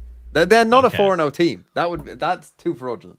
That's I fine. don't know. Only They might be. Korean teams can master the fraudulent, have a way better record than you deserve. Sure. Okay. Well, we'll see. The fun part about this matchup is it's Foxy 9 versus his OG team, his Yes. original team and coaching staff. So we'll see how much that fuels him. All right. And last but not least, the very last match of the week. Oh, Zeta what a Division banger this will be, versus I'm sure. Nongshim. What a That's barn burner. Well, Unlucky, I'm Jobra. just, I mean, I'm just glad we can feel good guaranteeing a game for Nongshim again, you know?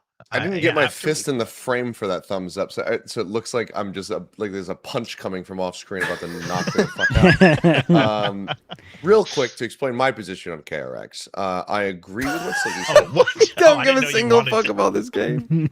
No, this one's Yeah, move on. Yeah, it's, that's Go on fine. it's quickly. spoken for. That's fine. I agree with what Sliggy said. I think it's a good amount of prep time, but also I'm using this as like what might end up being the last time that I ever predict this organization to win a game. A eulogy. Because if they can't do it with the prep Wow. time, they can't figure out the roles. It might be secrets treatment time. It might just be like just Oh. no belief anymore. I will 10 years still time, root you won't for be my goat predicting any Mako, Pacific teams. but it might just come to an end. Anyway, Nongshim Zeta. Yeah, this should No one be cares. easy. They're gonna win. Yeah, I mean, Yeah, if they lose, then I might just have to end my contract and leave because Wow. whoa. I know that. Whoa. He's signing to fucking Yeah. He's gonna be You there better be drinking that Bravo. drink in the Zeta pub. He's gonna be there. Yeah, I'm gonna be there with Manny, just drinking my sorrows away, enjoying Zeta Division. And Sliggy's gonna be sat there watching and be like, "Oh, what's that? Damn. What's that drink? Jobra's having? Jobra looks so Jobra. happy. Yeah, Jobra, you've ordered the wrong drink. Get that other one. All right, yeah, it should be a fairly clean win, but we'll see. I mean, Zeta looks like they're finding their identity, so it could be at least an exciting match. That's going to be it for our matches this week. Thank you for all of our listeners enjoying this flight along VCT Pacific. We will be entering the airport now, and I will let you all go and listen to better microphones. So I don't know who's hopping off Well, with me. Is I it mean, just me God and knows Jobra? where Minnie is at this point. I mean, Yeah. That's true. You say He's gonna better. challenge. He's gonna one up me. yeah, I know, but we don't know. I mean, he's here in the call, but we don't know what is about to happen. Oh, I see right, him already. well- We got a good surprise. He looks great. Okay. Oh boy. Okay. Well, enjoy, He's in the everybody. bar. Thanks so much. Oh god, I hope he's in the bath. All right, goodbye. Bye. Goodbye. Have a good one. Oh, this is about to be. You've intrigued me now, Kurt. I mean, what are we about to see? Okay, there's Kaquka with a very shocked face. Yeah, that's a great Hello. picture. Oh, sorry. That's our reaction to what Minis. Yeah, what are we to what about Minis to got see? going on. What are we about to see? Oh my I love god. that picture. Here we go again. Hello? That's very normal. He's backlit. Where's the surprise? Perfectly backlit as per usual. Wow. Yeah. Just me being having. I mean, your mic. I mean, we swapped out Cho, but your mic. It might be worse. Wait 1 sec. Can you up it? You're maybe? also quiet. I can bump you up. Don't worry. Yeah. Bear's given the look because she did flag this as an issue. But I did buy this headset for like 50 quid, so I'm sticking to my guns here. Do you just buy new Oh, I'm not equipment bad. every time you do a podcast? No, every time I come to Berlin and forget something, then I'll buy something, which So is all the the first time ever. Honestly, this is the first Is this time the headset that your mom gets to see? No, this is the Whoa, new headset I bought. whoa. That is so on the line for you to say. What? It was famously. His I know. mom I doesn't know. see I'm his taking a ears. piss. Yeah. I'm taking a piss. It's That's okay. fine. No, I bought this one because I forgot my normal stuff. I packed Okay. very quickly and lightly. Oh, so you Okay. bought stuff for Berlin, then you I didn't bought bring it, and then when you this- got here, you bought more? No, You just didn't it's pack pretty. it. It's a pretty simple affair here. I didn't bring my headset, so Yes. I bought one. And Yes. this is the one I bought. Nice. I You was also bought hoping a it'd be laptop. better. Why did you buy a new laptop? Because you forgot that too. No, I dropped protein shake over my last laptop and it Oh. broke. Oh yeah, I was told about this story. So it's not Yes. technology, it's actually you. Yeah. That was a rough day, and I can imagine, yeah. I don't know if you remember that day, but it was a rough day. Yeah. So it ended. Wait, was with, it in the studio? It was a studio day, yes. It ended with protein exploding. But one of the other things that happened was that VALORANT segment fucking up. So That was the bad. same That day. was the same I have day. pictures. And there was another thing that happened that day that I It's a can't good speak day. about. That was also very bad, and so it was a pretty bad day. Okay. Okay. Yeah. I mean, you can bathe away your troubles these days, so you know. Bathe away your troubles. That's awesome. It's okay. Let's talk about EMEA, shall we? Welcome to the show, Kaquka and Mini. We've got a lot to talk about. Luckily, EMEA is not fucking boring like America's, and there's actually interesting games that happened. We're gonna start off. In fact, I'm gonna start off with this. And they call it a Plat Chat guarantee. Made by frauds, Mini and Sliggy. And you can tell Kaquka and Sideshow they are stupid photo winning champs, you know. Right, let's start with that. It's pretty good. Nice. Yeah, it's good. I actually liked it, yeah. Yeah. You decided to guarantee. It doesn't even go. It goes higher than you, to be honest, because not only did you guys guarantee. I wrote down a quote here from Cairo just to show how biased everyone was against FUT during this game. So Cairo said this during the game. He said, "BBL should be favorites to top the group, beating Vitality, beating FUT." The strength of schedule. He said that they had beat Vitality and beat FUT whilst the game was going on. The score was 5-5 on map 1. And he said BBL should be favorites to top the group now that they've won this game. It was 5-5 on Lotus. Just to show you how biased everyone is against FUT. Okay, they did end up losing Biased that map, but against then they won the FUT other because two. we guaranteed BBL. Didn't we guarantee 85% of the games last One week? sec, wait, We let's did, pull yeah. this. But one sec. Guaranteeing BBL here is like It was we bad. all know it's a very close. It's not the best guarantee. It's a very Yeah. close one. I Mini, still you think can't- BBL were Yeah, favorites. so in that's a this game. shit guarantee. You can't defend us. No, Someone no, ha- I someone has to can't go for it. absolutely. Shit guarantee this that you is, got this is wrong. the problem with the guarantees. You guys, that APAC segment, by the way. You guaranteed the You underdog. guys are all just frauds because every single time, every team comes up, you're like, "Oh, I wish someone didn't guarantee this one." I'm like, "No, just go for it. Just stop switching them out." Like, Yeah, no, that's but what that we was a did. shit We all went with guarantee that you had. gut. I agree that it's a shit guarantee, but I'm not going to change. And then I I'm wouldn't watching. change And then my I'm watching mind. you on the segment be like, "Oh, Timmy, who's a better if you were IGL?" so sure that FUT was gonna win, where the fuck were you last week? Whoa. Like, blame Kurt. Kurt. No, I'm not blaming Kurt. In fact, I I'm can blaming tell you why. I can I'm tell you blaming why. you. Because Kurt You had literally to turn told up, me. not him. Kurt literally I didn't told hear you me- speak. I I agreed didn't to be hear on you the speak NBA, until the and result Kurt was just told out. me, "Oh, everyone's already said yes." so we don't All I'm have saying is that you get very fucking loud after the result is out. But before that, Oh. Mute. That, No, Mute. Did anyone hear anything before today? Did I miss anything? I think Team. I didn't see a single message. I didn't see a tweet. I didn't see I didn't see anything. I He would picked be them. loud before I'll it. tell you this. I picked them. He would be loud before it. We know Anyway. he would be loud before it though. Yeah. But the problem is Exactly. that it's Anyway, also, BBL are good. You're turning into a Well, pixel. I mean, in this game, you're talking about who's the better IGL, and maybe Rose is a good IGL, but you know what you got to do? You know what part of this game is? Bren Oh, famously boy. said, you get shot, you die. Bro, what did he go in the final 2 maps? 11 and 35 or something like that? Yeah, Like, he was having a bit of stinker in terms of aim-wise. But the calling was good, Yeah. so... But, yeah, that does happen on Yeah. these. The takeaways from me from this game was rematch BBL win because they don't play that comp on split anymore, and they don't play that comp on sunset anymore. Oh, he's doubling down. Fucking hell. Fucking hell. Yeah, good Am for I them. wrong? Good for them. They lost. Yeah, you're fucking wrong. Go on, What- double what down. is this? Well, it'll Go on, have might you- get this game in playoffs. Have your victory sip. What is this? It's water. Oh, in a... It's Okay. Victory. German sip. water That's a is in fucking a- loser's sip. It's a loser sip. It's... Anyway. Someone talk Let's about talk, the game. let's talk about the game. Right. In fact, we can actually start with the Pacific game, if you want, because my we have to? fucking Christ. Do we Fuck, do we just actually very have quickly, to? Do we actually have to? I will quickly run you through this game. FUT are the most.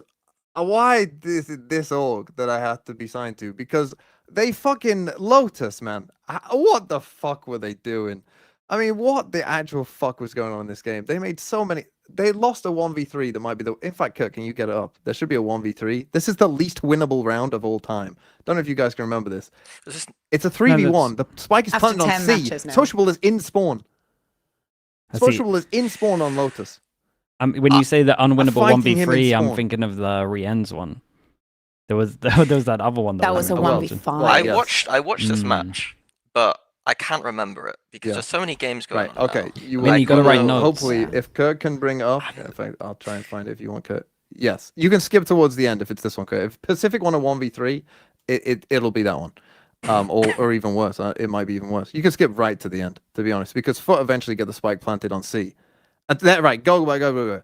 It's a 1v3 at this point. The spike is being planted on C. Sociable can just run away. Oh, He takes a yeah. fight there for no reason. I mean, it still should win the round at this point, obviously, because the guy has to fully rotate in through C. You can just skip ahead, Kurt. They lose the round. They lose this round. I mean, Oh, this also, was- I they have a remember this. This raise was ult. nice. They raise ult as well. They raise ult and still lose this round. To give Alo I credit, mean- that was a cool player. Yeah, yeah. No, I mean, yeah, sure. You should. Oh, sorry, Minnie. You shouldn't be losing that round. No, I just I know mean, you- like, I know what, you're what I coaching mean is, Zeta, you like, used to lose I've rounds, never like- seen someone throw a spit like that to win a round before. And that's interesting.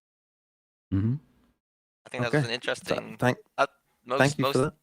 more interesting than Thank losing you the for that. 3v1 was that spit. Okay, let's talk about the BBL game then. I do so think since you that can actually Pacific remember have this game. talent to make some of the games make absolutely no sense. You see some teams playing in the absolute mud. Against Vitality, I literally had to stop watching. Like, I watched the first half of Sunset, and I was like, no more. And that's as far as I got.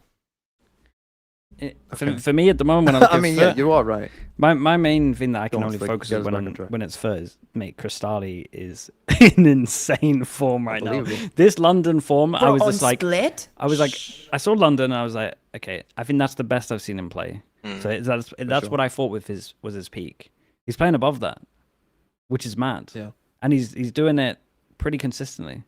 He spoke about it on the desk because he was saying that at the beginning of the year he cared about what people thought, and that was probably affecting his performance. But after getting the reps, having time with the team, going to London, as you're saying, and seeing that he can actually do it and he get praise for it, he gained a lot of confidence, and it's very cool to see because this was the best Turkish derby we've ever had in all these years of FUT and BBL.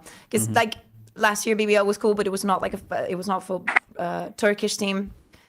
And this one was very enjoyable to watch from not this one, but the FUT BBL. Yeah, for sure. I mean, there's parts of the FUT that I think just like whenever they struggle on a map sometimes and then not putting Zeus on Waylay, I do just always think, could you just put Zeus on Waylay I all feel the like time? he's like the only player that I want to see on Waylay at the moment. I don't really like anyone else's exactly. Waylay. Yeah. I He's would so agree. good at it. It always seems like he dashes in sometimes. When he stays, he just always kills everyone who's there, even though Yeah, he should have like. he literally you know, looks no like he chance. has thousands of hours in the agent. It's crazy because then you see the rest. EMEA, and you're like, yeah, nah, I don't know. But then with Zeus, you just don't have that problem, which is cool. You know, they found their way. Yeah. So FUT are in a good spot. They play Vitality this week. Bang a game. I mean, thank you for that. Yes, I didn't know where Kaquka was going with it. But if they win, they win the group. If they lose, could still finish in the top 2, but it becomes a bit dicey. So that is going to be a gigabanger game. Let's transition to the BBL side of things, because BBL did lose a close game to FUT. They then kind of, stomped NAVI. Well, I mean, not all the way through, but, towards the end. And what do we think of them? Because they've made some pretty sizable changes, right? They've gone back to Yoru. I think, am I right in saying, Kaquka or Mini, that Lovers Rock was saying he wants to, he'll play Yoru every map if he given the chance. He said it in Yinsu's interview that he would want to play it as much as humanly possible, and she was like, well, why don't you? And he was like, kind of team decision.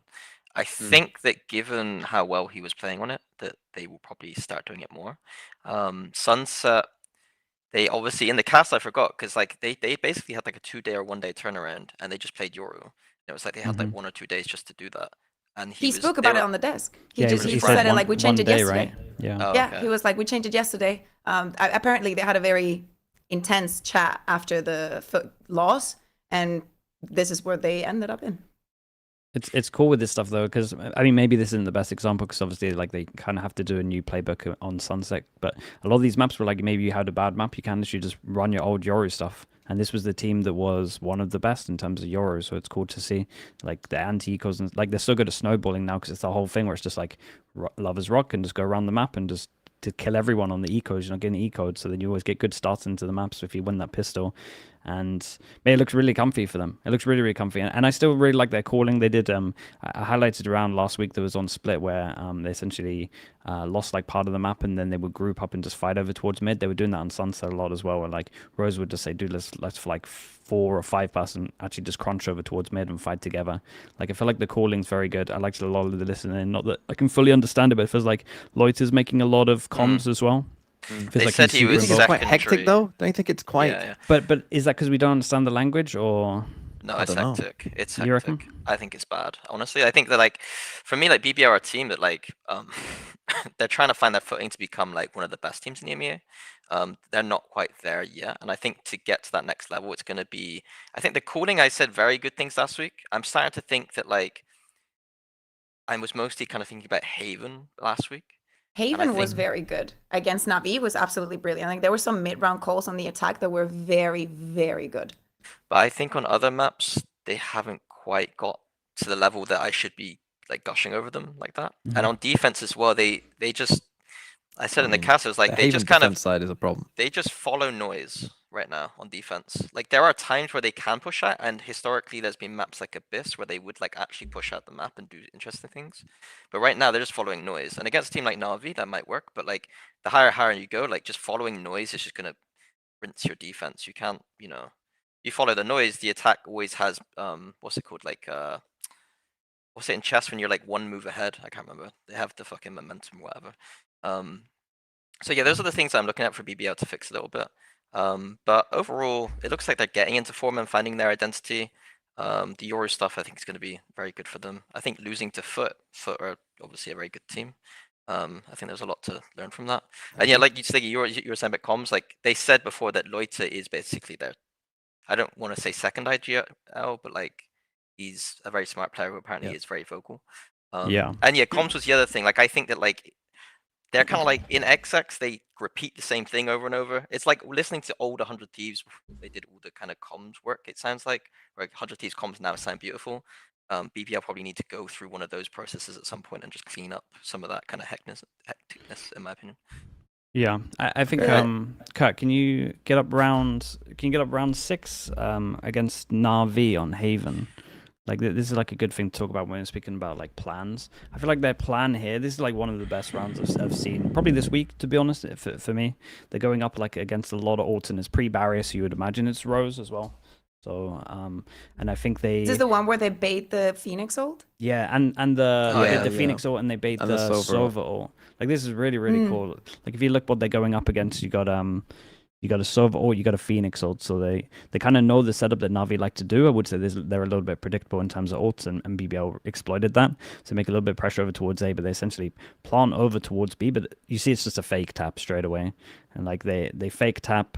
They get out of there, and it's just so smart how they're just so good at being on top of the ults the enemy team has, and just that's like my one thing about this team at the moment. They got good firepower, like very good firepower. The individuals are really good, but like their planning is so good, and it's not even just the mid-rounding where you're listening in, and it's like Rose and Lloyd to kind of be the most vocal. Like their pre-barrier calls, like they just got 2 ults out of them. They're ready with the flash when they push.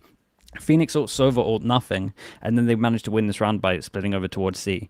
Like this right here is one of the biggest swing rounds you can possibly get. You had ult disadvantage. You're going up against 4 ults. I think they only had 1, and they completely outplayed them in terms of pre-barrier plans. And this is just where I'm like watching this team, and even though they're losing to like FUT and stuff like that, I'm still watching them thinking like, man, your plans are so good. That's what makes this team great at the moment. And then obviously LaRock is just a talent as well. So Their ult management was so much better than Navi's this game. It was unbelievable. And also, Yeah. like, because Pansy was saying, like, oh, maybe Navi are going to time out here. And then Navi didn't, because obviously if you take that timeout, then BBL could plan around those ults a bit better. And they didn't need that timeout, which is kind of cool to see that they're able to do it without kind of coach intervention. So yeah, that was very nice for them.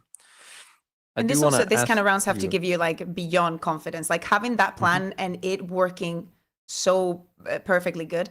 I think that now when I'm looking at these games, I'm starting to look at it as what teams can actually have the luxury of skipping play-ins, because consistency is, funny enough, the only team, bar FUT on Sunset, that has played a map twice has lost at least one of them, bar KC, which is, surprising, great for them. But if we're looking at getting to playoffs and, of course, looking at champs, the schedule, I think, is being taxing. It's good to see that there's bounce back from the other teams and preparation and whatnot. But it's also the other side of the coin of how sure are we of a team knowing their shit and being prepared for what's coming after. Can I also say something? Like, I was walking back sorry? No. Yeah, I was just going to say that for me, like, FUT and BBL now, could be those 2 potential teams that I'd be happier with them skipping play-ins.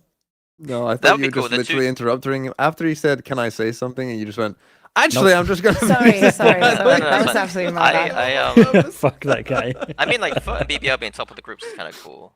Because I think that narrative is interesting, because we coined it like the best Turkish derby that has ever been, and it definitely was.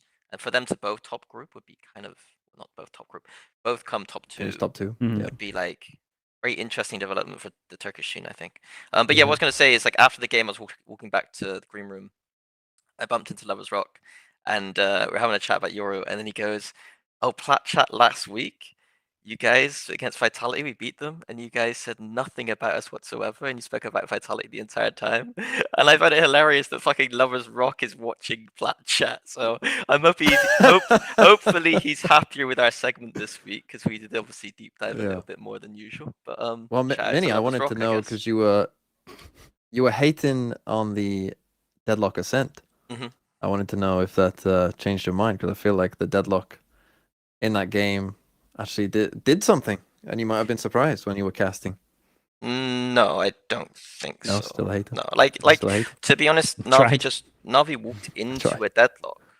Like, Oh well, yeah, that's transitioning us nicely, because now let's talk about Navi, because I mean in that Ascent game, I think you saw a team who, like, it was solo Yoru against double Senti for both sides on attack side, and I think you had one team who knew what they were doing and one team who, maybe did not, and then that snowballed into Sunset as well. Let me start with this, Kaquka, I'll start with you.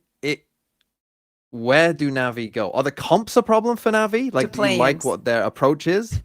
Do you like what they're like? Are their comps fine, but like the players aren't doing it well enough? Do they need to change a lot of things? Like, what would you try to do to fix this team right now? The Waylay, I don't see it.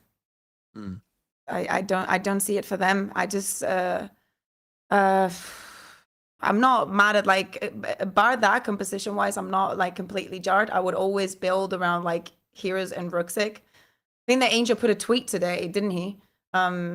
Speaking out about they are very disappointed in what they have done and that they will fix it and that he knows and understands the strengths and whatnot. I think that very nice that he's willing to do so. But oh, Kurt, that's quick. Good, because I didn't read the full thing when I saw it this morning. So I'd like to see that they're not going to sit back and do nothing. Didn't expect otherwise, but it's still the same story of Navi and not making a duelist shine or not just knowing how to play around it. But to me, that ascent was disappointing. It's cool to see, because I do agree with me. It was cool to I do think that it was cool to see LaRock having that kind of impact. I do not know how much that is going to be fake confidence going into a different team, because many of the things were just happening just over and over, and Navi was just getting caught in things that maybe they shouldn't have. Yeah, I mean, composition-wise, bluntly, I think that Navi's comp on that map is way better than BBL's comp. So I think if we're criticizing comps, then I would say BBL's is worse. I think that Deadlock is nowhere near as good as Sage in this meta and consistently loses and doesn't bring you like the stall value that Sage can do, or even the entry value that Sage can do. Generally, I think if you go down utility by utility, everything that Sage has is just better than Deadlock in my opinion. So I don't think comps are necessarily the problem with like that map. I think with the Waylay, I would definitely be changing that to a Raze a lot of the time. I think that the core problem for Navi is their attack sides, and part of that is not scripting enough of those kind of set execs. You're seeing exec doing random pathings a lot of the time, and not. It feels very. It feels like they haven't chosen whether they want to be a structured team or not, and they're kind of in between. And so you're seeing exec doing random pathings, and then there's not like there's too much chaos. And then something will happen because a BBL's trying to flood in, and then they'll miss a timing, and then Roses run through a scent door and kill 3 people in the back. Like that was happening like all the time, and it was consistent in the prep I was doing for this game, where it was just like the attack side messiness was just there. So I think that for me, if I would be looking at Lev, I'd be looking at that kind of like trying to have a couple of ideas and just doing it 10,000 times and literally just doing it over and over again. And so you know your set exec finishers. You're not just like randomly choosing different pathings every time. The problem is, I do think that obviously the comps they play do lend themselves to harder attack sides. But I don't know if the team clientele is going to be able to get as much value from the double duelist. I know that on Haven they did beat BBL, the double duelist. But I do worry for Sevov overall to be on that Phoenix road to be consistently putting up numbers. I think that frankly in this meta, the double duelists, your duelists are the star players right now. It's not always been like that. I think that, you know, how do I explain it? Like it's more important in this meta to have superstar duelists. Navi do not necessarily have that. I think Exit is showing some signs of it at times. But Hero and Ruxic are obviously the superstars on the team, and unfortunately they're not on the duelist. So I think there's a lot of things that you can point at for Navi. But yeah, like Angel put out that tweet, and I think that I'm very glad that he's kind of acknowledged attack side in general being like an issue, you know. It's a cool tweet just for transparency as well. I feel like anyone just doing that stuff is like good to see. My main thing with Navi at the moment is I feel like a lot of the setups aren't entirely great when they're relying on the Sage stuff. It feels like if Sevo can't fully, especially against a Neon, who if you don't have the slowdown, people are kind of playing it wrong. I think sometimes people are walling instead of slowing, because the slow is actually going to stop the Neon, whereas like if they can break a wall and then the Neon can slide, and a lot of time you're caught with your slow out. I feel a lot of time the fear of the Sage is like slightly off. It should be Sage is more, I don't think the wall should be like the straight stopping power. If you're seeing people, that should always be your slow, because then no one can disrespect it, whereas the walls just get insta melted. So I feel like that theory is wrong, and then the setups are wrong because he doesn't get help for a long time, so his stall isn't like good enough. So like I think the Sage theory is wrong. And then when I look at the attack, a lot of the time I feel like Cloric needs to be with the group a lot more. They do like 4-1s, and he's always the one over the other side with like the initiator, and it's like, how are you meant to set up your duelist without like initiator util? I'm looking at a lot of these, even when it's like set Sova all strats on Ascent,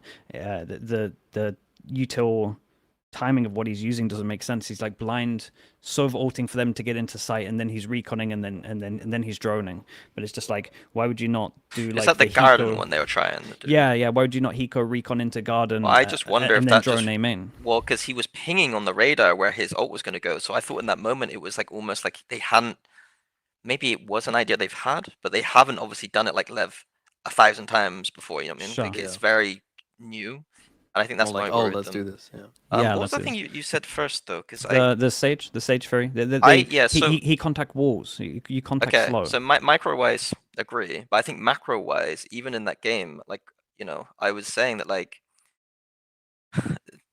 like in previous games, I did like a segment about it. Like they were walling and then collapsing the rest of the fucking map. In this game, they're walling and they're just standing still on the other side of the map. Sometimes I'm like, with poor three. Sivov is by himself, just getting Yeah, fucking yeah. full exect on. He's Sivov not doing should have anything. been out of those situations, frankly. He shouldn't be on that site anymore if no one's near him. So that's a mistake by him. But the rest of the team is doing absolutely fucking nothing. And I was like, week 1 against FUT, they're looking beautiful, pushing out the map based on the Sage stuff. And I'm sat here thinking, did they accidentally push out the map on Sage timings? Don't really understand how the Sage is supposed to work. Or Yeah. did they just forget it this week? I just don't understand, to be honest. Yeah, that's what I mean. I just think the setups are like there's too many holes in it, basically. But it's like this is like the first time where I've kind of seen maybe the calling from Cloric struggle as well, especially on that ascent. But again, he's always on his own. He's always on a 4-1. It looks like, do you remember when he was flaming full sense at London and Killer was just on his own with they would do a 4-1 and Killer was just on his own with a fade. Mate, you're the most important part of the pack. You got to be with your your team more. So I would like to see that change. But yeah, I think the whole Sage stuff. I like the Sage. I think the Sage is super strong at the moment. I would kind of run similar stuff to what they do, but they have to understand the micro and they have to understand the protocols. You got to be slowing fast on contact, and the other 4, if it is super silent, especially when it gets to that 25-second mark, there's like a weird round on Sunset. Dude, you got to be proactive as the 4. You got to do something.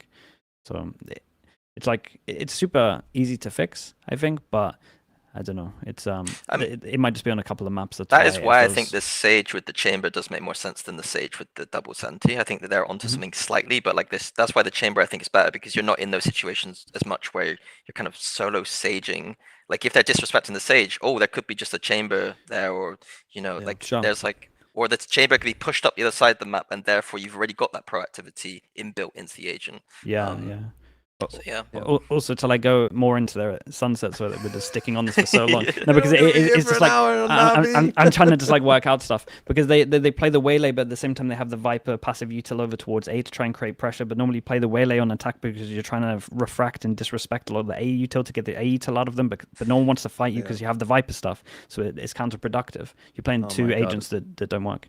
You've reminded me. We went from Navi's attack side Viper on Sunset to watching KC do it. It was like watching 2 different games. It was like watching a different world of universe of like Team Heretics are like, fucking hell, we can't get any A control, whilst we've got our Viper wall on A for Navi, and it's like it's doing fuck all the whole time. I mean, it was. Do you know why that happened? It was rough. Is it time to talk about KC? Because I am so high on KC. I am so sad that you know what? not here. It is we should such probably a move good on, week for KC. Let's just go to KC. We'll come back to Liquid. I know Sliggy's dying to talk about his team, but let's go to KC. You know what? Fuck it. Let's go about KC dominating Heretics. We can come back to the FNATIC stuff in a bit.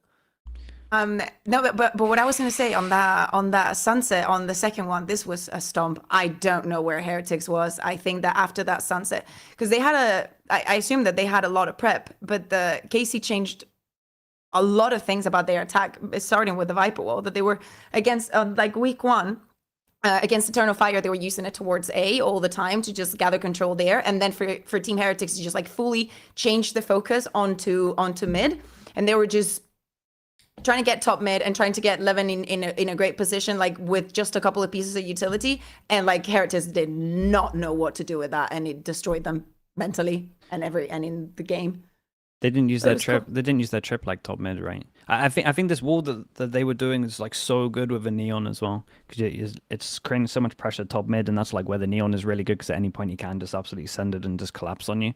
So and Levin's playing so well, super well, dude. I was looking at this. I came out of this game, and I was just like, I was like trying to work out who had played the best, and I was like, Narrate played like really good, especially on Lotus. I felt like he was making a lot of like space, and his comms were good in terms of like when he's like gonna take space or gonna take risks, is like letting everyone know, and then obviously he can call them back as well. And I was like, the rate has to be up there. He was their worst rated player for this, and I was like, holy hell, like this is how good the whole of this team played in that Heretics game. It was mad to see that he was like at the bottom of the rating again. He played really good. Like Chambers was like solid. He's hitting a lot of shots. Like aim wise, he looks incredible. He's winning them a lot of pistols, which is cool. But yeah, 11 is looking super comfy. It's nice to see this team get to play their own way, and just everyone has like full belief. So show the pistol, Kurt. Show great to watch. Show 13. It's also very cool because it's what you're saying, Sliggy, with the narrate. And I'm like, shit, he's not dying. You see him, he ain't dying. I mean, this game legit felt like anytime Heretics won a round, it was like, holy, they've done well there to just win a round. Yeah, like it felt like men versus boys. It was unbelievable. And Casey, the comms listening, man, what a great addition to the whole thing. Because the comms listening of KC, you just sense that they're in control. They trust each other. They know what they're doing. You know, they're coming up with plans. They have good comms about like specific details of like, oh, Omen has no flash. You know, we can push the Omen here. He can't push you back. Like, you know, like just it's such a good addition to the broadcast because it just so gives you cool. so much. Yeah. We did the one in Lotus in the round 3 where Oh, we when did they the did swap, both? and I That remember was insane. watching it and just writing on Slack, being like, "Yo, guys, that was insane. That looked so good." Yeah, it and was then so we did insane. it again in round 11. Did you guys see that one? the whole yeah. So basically, so for people that didn't watch it, first we showed like a bonus round for KC. Look at this. Look at narrate here. Sorry, let's watch this first. Absolutely beautiful. And then so we went from KC going onto the attack, and they're going on to be on Lotus, and then eventually we swap after the spike is planted. They swapped onto Team Heretics and how they were going to retake. And it was so cool to listen like both perspectives of the team in the round. The problem is that we went on to like round 11. Team Heretics was just not having a good time. Round overall. 13, I think. Round No, was it 13. 13? Oh, sorry, Yeah, my bad. Pistol. 11-1 Yeah. to 11-1, Yeah. right? Yeah, That's why I was And thinking the only 11. thing you hear is Benji Fishy go, Nice try. NT. Just at the end, that's the only thing you hear is Levin is just sprinting at them. Was this the game where I'm trying to remember if this is the team where we did a listen in and then Levin made like a little bit of space over towards stairs and then he insta called for the pivot over towards B. I think this was one of the women's on attack. Mate, that was cool, man. It's so weird to listen to K Corp because it does feel like no initial plan. It's just like, you guys go take over there. And then it just feels like any of them can kind of chime in with something. It looks like all of them are pretty confident to actually do that. I still echo the kind of concerns that me and Minnie had about them last week, where when they start losing or get off to a bad start, do they have anything to fall back on when like the plans aren't working? Because it's great when everything's working, everyone's feeling good. But when like the plans don't work and then people start losing confidence, then it gets like a little weird. But dude, at the moment, I love their listenings. They're one of like the most intriguing listenings for sure. Yeah. I like well, watching K-Corp unfortunately, I at the have moment. the Heretics listening if we want to listen to that. Yeah, give real us quick. the 2 Oh, seconds. yeah. Go on. I mean, this is all time. But we are listening in to the comms here with Casey. One enemy remaining. Flawless. And 2. So all Heretics. That was all. I mean, it's an all time. There was some absolute all times in the comms. The NV one as well. Hopefully you can bring up Kurt because that was good. But yeah, that was amazing. Casey, I mean, let's talk about their other game because they did lose the other game. You might say that they were quite unfortunate to lose the other game and perhaps should have won that game against FNATIC. And let's just roll into FNATIC. We can talk a little bit about the KC game. We could talk about their other game as well. Minnie, I think even though they won this game against KC, I think even in this game it was a bit clear that there are some problems here, and then Liquid perhaps really fucking hammered that home very hard that there are definitely some problems here. What did you make of FNATIC this week? They felt, in general, I feel like they feel very static on their defenses, and I think that's, I think on the worst FNATIC maps historically, it has been like, I think I was talking to Sideshow last week, like he used to have criticisms over our Ascent when we used to play, where like we just didn't do anything really, and I think that is coming up on both Summit and Ascent, which are the first 2 maps here. So yeah, I think that like that is just a huge problem. I think that like the chamber stuff is like sometimes Alpha, especially on that Summit, wasn't like, it felt like he wasn't put into positions to maybe get the kills in a weird way. Like it was like, if it feels like when I play chamber rank sometimes, like how does this agent get so much value sometimes? And I'm just sat there in a main just getting one piece of utiled out and then I'm just dashing or having to TP out. But whenever Alpha's like towards middle on that defense, it feels like a lot more value. So I feel like that's just like some Summit stuff they haven't quite figured out yet. Overall, though, my takeaway from the KC game here was my feeling was just like it was just the quote better team knowing how to win was basically my takeaway from that. And KC looked promising, but now at the end of the week, I'm thinking, Jesus Christ, if they rematched, was that actually KC just like not, throwing, I guess, or whatever you want to call it. So yeah, concerns for FNATIC. I don't know if there's any better analysis than that because, again, this was a long time ago, like that game, and my brain is a bit scrambled. I can go for the cop-out analysis, and that is like Kayak's in a really rough state, I would say, like individually, if we're going to focus on individuals. He's definitely struggling. I feel like the only time we kind of saw this was when he first joined, and he was like a little quiet, and obviously we were used to seeing him in Tier 2 be an absolute menace. So this is uncharacteristic for him in this team, I would say. And I don't know if it's because he's not getting as much setup. I couldn't really pinpoint it. In terms of Summit, I think it's very hard at the moment to be a duelist and have a good map, unless you have double controller. Sorry, go Jake.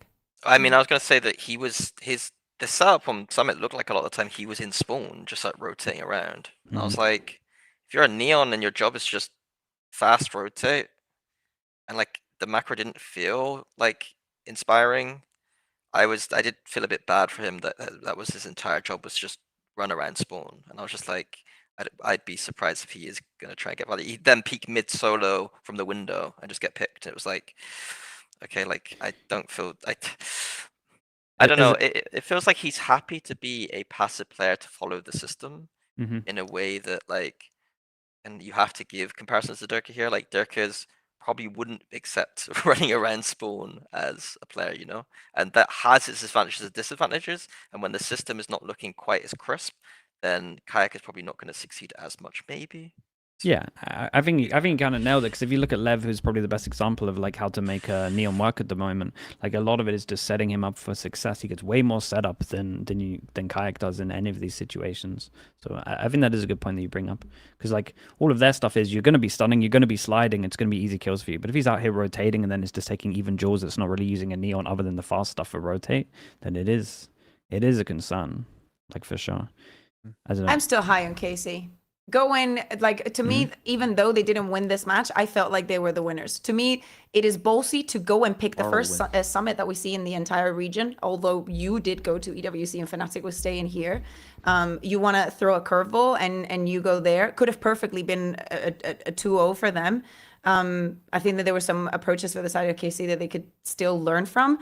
To me, when I remember that game, the first one, because I remember like looking at the chambers and I remember the mid walls and like Casey not really taking mid and whatever. But then what about the Team Liquid FNATIC summit?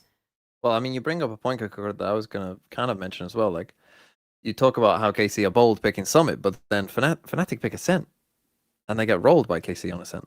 And do they know what maps they're good at? Because then they pick Lotus against Liquid. But that's what I mean. And they get rolled by Liquid. FNATIC is right now a team that has to go to play-ins. They are not ready to go to playoffs. Or do you guys think what are that, good maps? I know that our expectations for FNATIC are always different because they are FNATIC. But right now they're not ready for anything. I think they'll dodge it. I think they'll make like second. I think they'll dodge planes. Jesus. Are you trying to say that, Bear, that you would prefer them to go through plans? I think that if yes. Yeah. Because they need the prac experience. They need reps. They need to get some games. They need to get some confidence.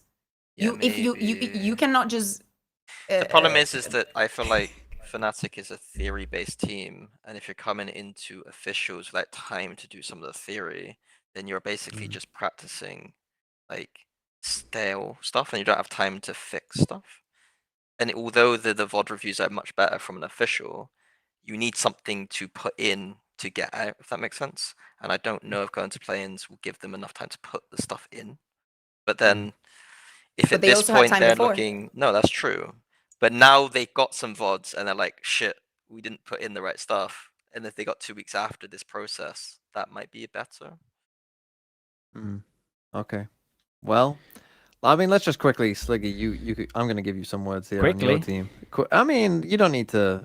I mean, look, they basically. I mean, this is a worry for FNATIC. The fact that they fucking kept running them down on Lotus and it worked every single fucking time. The same strat every fucking round. But it's a masterclass. You gotta this is why you gotta just put mad respect onto Nats and the coaching staff, because they do this time and time again with different rosters. They're up there as like the two best coaching duos that I've seen, because it's very hard to gauge coaches when they're on the same team for so long. These guys are on their like 13th roster change or something, and they're still just doing incredible things. And like the anti was so good on Summit as well, and then the I don't know if you can call it anti or if it's like, I would say more game plan, to be honest, in terms of like how you kind of should play against your opponents when they have a lot of ults on attack on Lotus. They ran the same strat 3 times buy round, 3 in a row. It wasn't on 4 rounds? It was 4, but they changed it. They did a slight variation in terms of it. But they ran the same thing in terms of push them into, it was Papa, right? And it was just popping them. And then they changed it up with like a Razor going close or something. I can't remember what it was. But dude, to do this every single time when your enemy have like all of the ults, and the fact that FNATIC couldn't change up is crazy, man. We go to a picture of like both they're looking completely perplexed. It's like, mate, you gotta call something different. You're just holding back, getting out-jawed. You gotta use your ults at one point. They held onto the ults for just like 5 rounds because someone was dead and they couldn't do anything. It was a masterclass. Yeah. Also, thank you very much for putting Trex on scans. Thank you. He's a scan player, okay? Can we just learn that? Can we just like engrave it in our brains, please? Just look at his numbers. Thank you, please. Many? I think Lotus Summit I can excuse from FNATIC. The Lotus is like, I wonder how they bounce back. Like I am very concerned. Like that's a season-ending type map for some teams. Obviously, they have to play play-ins whether they like it or not. No, play-ins is fine, but like playing Team Liquid and losing like that against a team doing that when you lost earlier in the year. Santiago qualifiers to a Team Liquid doing exactly the same shite. Actual shite. Like if I was sat there with Nats right now and Nats was on this call and I said you played some shite strats there, he wouldn't disagree. He'd just be like, yeah, we pushed in their moves. I mean, coach staff was laughing at the end of the first half. Yeah, I mean, it was funny. I'm concerned that this is a Team Liquid who they got very good players. Well, some good players. I'm concerned about the depth if they go to champs, but they're going 1 and 2 if they go. They're playing fucking double duelist on maps that a double duelist isn't good. They're playing Cypher on a map that Cypher isn't very good, and they're running over FNATIC like this. Like I get concerned that like EMEA, I don't know where we are. Like, do we have any really strong teams right now? Like that's where I'm concerned about. Like, if we do champs right now, what do we? Are we We're in the same place you've been for 3 years, mate. Oh yeah, but this is the part of the fun is that no, EMEA but like right not the now same is place fun for 3 to watch. years. No, not 3 years, because we had teams that came good. second. Yeah, you always had one good team. We've had 5 second places in the past 3 years, right? There's always been one really good FNATIC team. FNATIC, yeah. And Heretics. Yeah. Yeah, but now it's like like we get top 4 maybe. Yeah. Maybe. Well, that's the world you're living in right now. Embrace. I will say something that kind of like mixes all our stuff together here as well is like FNATIC's map pool. They picked Ascent in that first game, and then they picked Lotus here, where Cloud is essentially, in my opinion, struggling. I think it's very hard to play Viper when you haven't got many reps on it as well. So it is like, where is their home map? You can normally make a lot of games close by having a home map, and you're like, oh, this dude, we know we're going to win. And I would say that FNATIC historically have been one of the best at that. You go, this map, it's FNATIC, they're going to win, obviously. Yeah. What is that? Where is that? They don't have that. So they don't have that safety net they used to have. So now just every game is like a worry. What is their map? I don't know. I mean, what's absolute cinema, we're going to talk about some of the teams that are about to play. This week in EMEA, FNATIC's games are against Eternal Fire and Heretics. I mean, this is 3 teams who are searching for themselves right now. Someone is going to hopefully get found, but someone is going to get fucking lost in the fucking sewers. I mean, it's going to be rough for someone. It's going to be real rough for someone after this week. So let's talk about some of those. Oh, can I get one last thing in there? Shout out to Purpo, man, because he played so well, and in a role where historically I was a doubter. I was a doubter. We've had like 4 years of proof that normally big games he can't show up. This is a great sign for him. He's looking very comfy on the jet. So I do like that they're leaning into the comfort a bit more than Mini, by the sounds of it. But it was a very good game. This is the thing. Like, I like their leaning into comfort because they will set themselves up well, and it's the best way for them to do it. But there is obviously a lower ceiling. And therefore they might. He's worried they're gonna go 1 and 2 in champs again, like they always do. Which is very valid. Yeah. Okay. Cool. Let's talk about 2 of those teams that I just mentioned though, because who should I start with? Let's start with Heretics, I think, who had a bizarre week. They had just a crazy week because they won a 13-0 and also they've won a game 2-0 with a 13-0 and then have come out at the end of the week and are feeling like, what the fuck is going on with this team? I mean, Kaquka, you love Team Heretics, right? So what the hell? Whoa, did everything just go down? What are you feeling about Team Heretics after winning and then getting bodied? So they win. And Rians is amazing. And it's like, especially, I don't know what to think anymore because especially after Eternal Fire also losing to GIANTX, I'm like, did Heretics break them? Is that what happened here? And then like, where is Eternal Fire in my mind after seeing that? And after thinking of the rest of the week, right? Against KC, they just didn't turn up. Like even the vibes or everything, like everything just seemed so off. They were making so many mistakes. They were like not playing together. I don't know. I think that KC was playing so well, like whatever it is, the loose style, the changing strats, the whatever. I think that you guys said it very well. Like when we listened in, they were in control of the game at all times, and Heretics was nowhere to be seen. In the first game, absolutely great. Vibes are amazing. Fucking 13-0, man. Like it was insane. Yeah. And a couple days later, I don't know, another team that desperately needs to play in. You think? Yes. Okay. I mean, I don't know what to say. I think. I mean, you're always confused with Heretics. You never know what to say. No, I am always confused. I ask every time.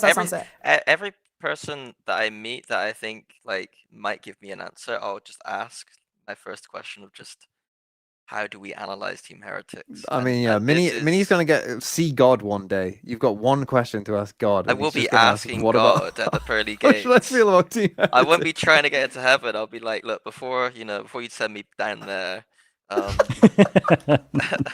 Heretics, like, it's in the name, Heretic. It's probably not good for you, God, but like, what's going on with them? Like, my readers Eternal Fire aren't very good right now. That's just, I know that's not a hot take, but I think that there's, I get this, I've heard murmurs that the internal situation might not have been great, and then that's why things have been happening, and they're not looking as good. I think that maybe that's been around for a while. I think that maybe they were playing good before, and maybe that covered some of that up.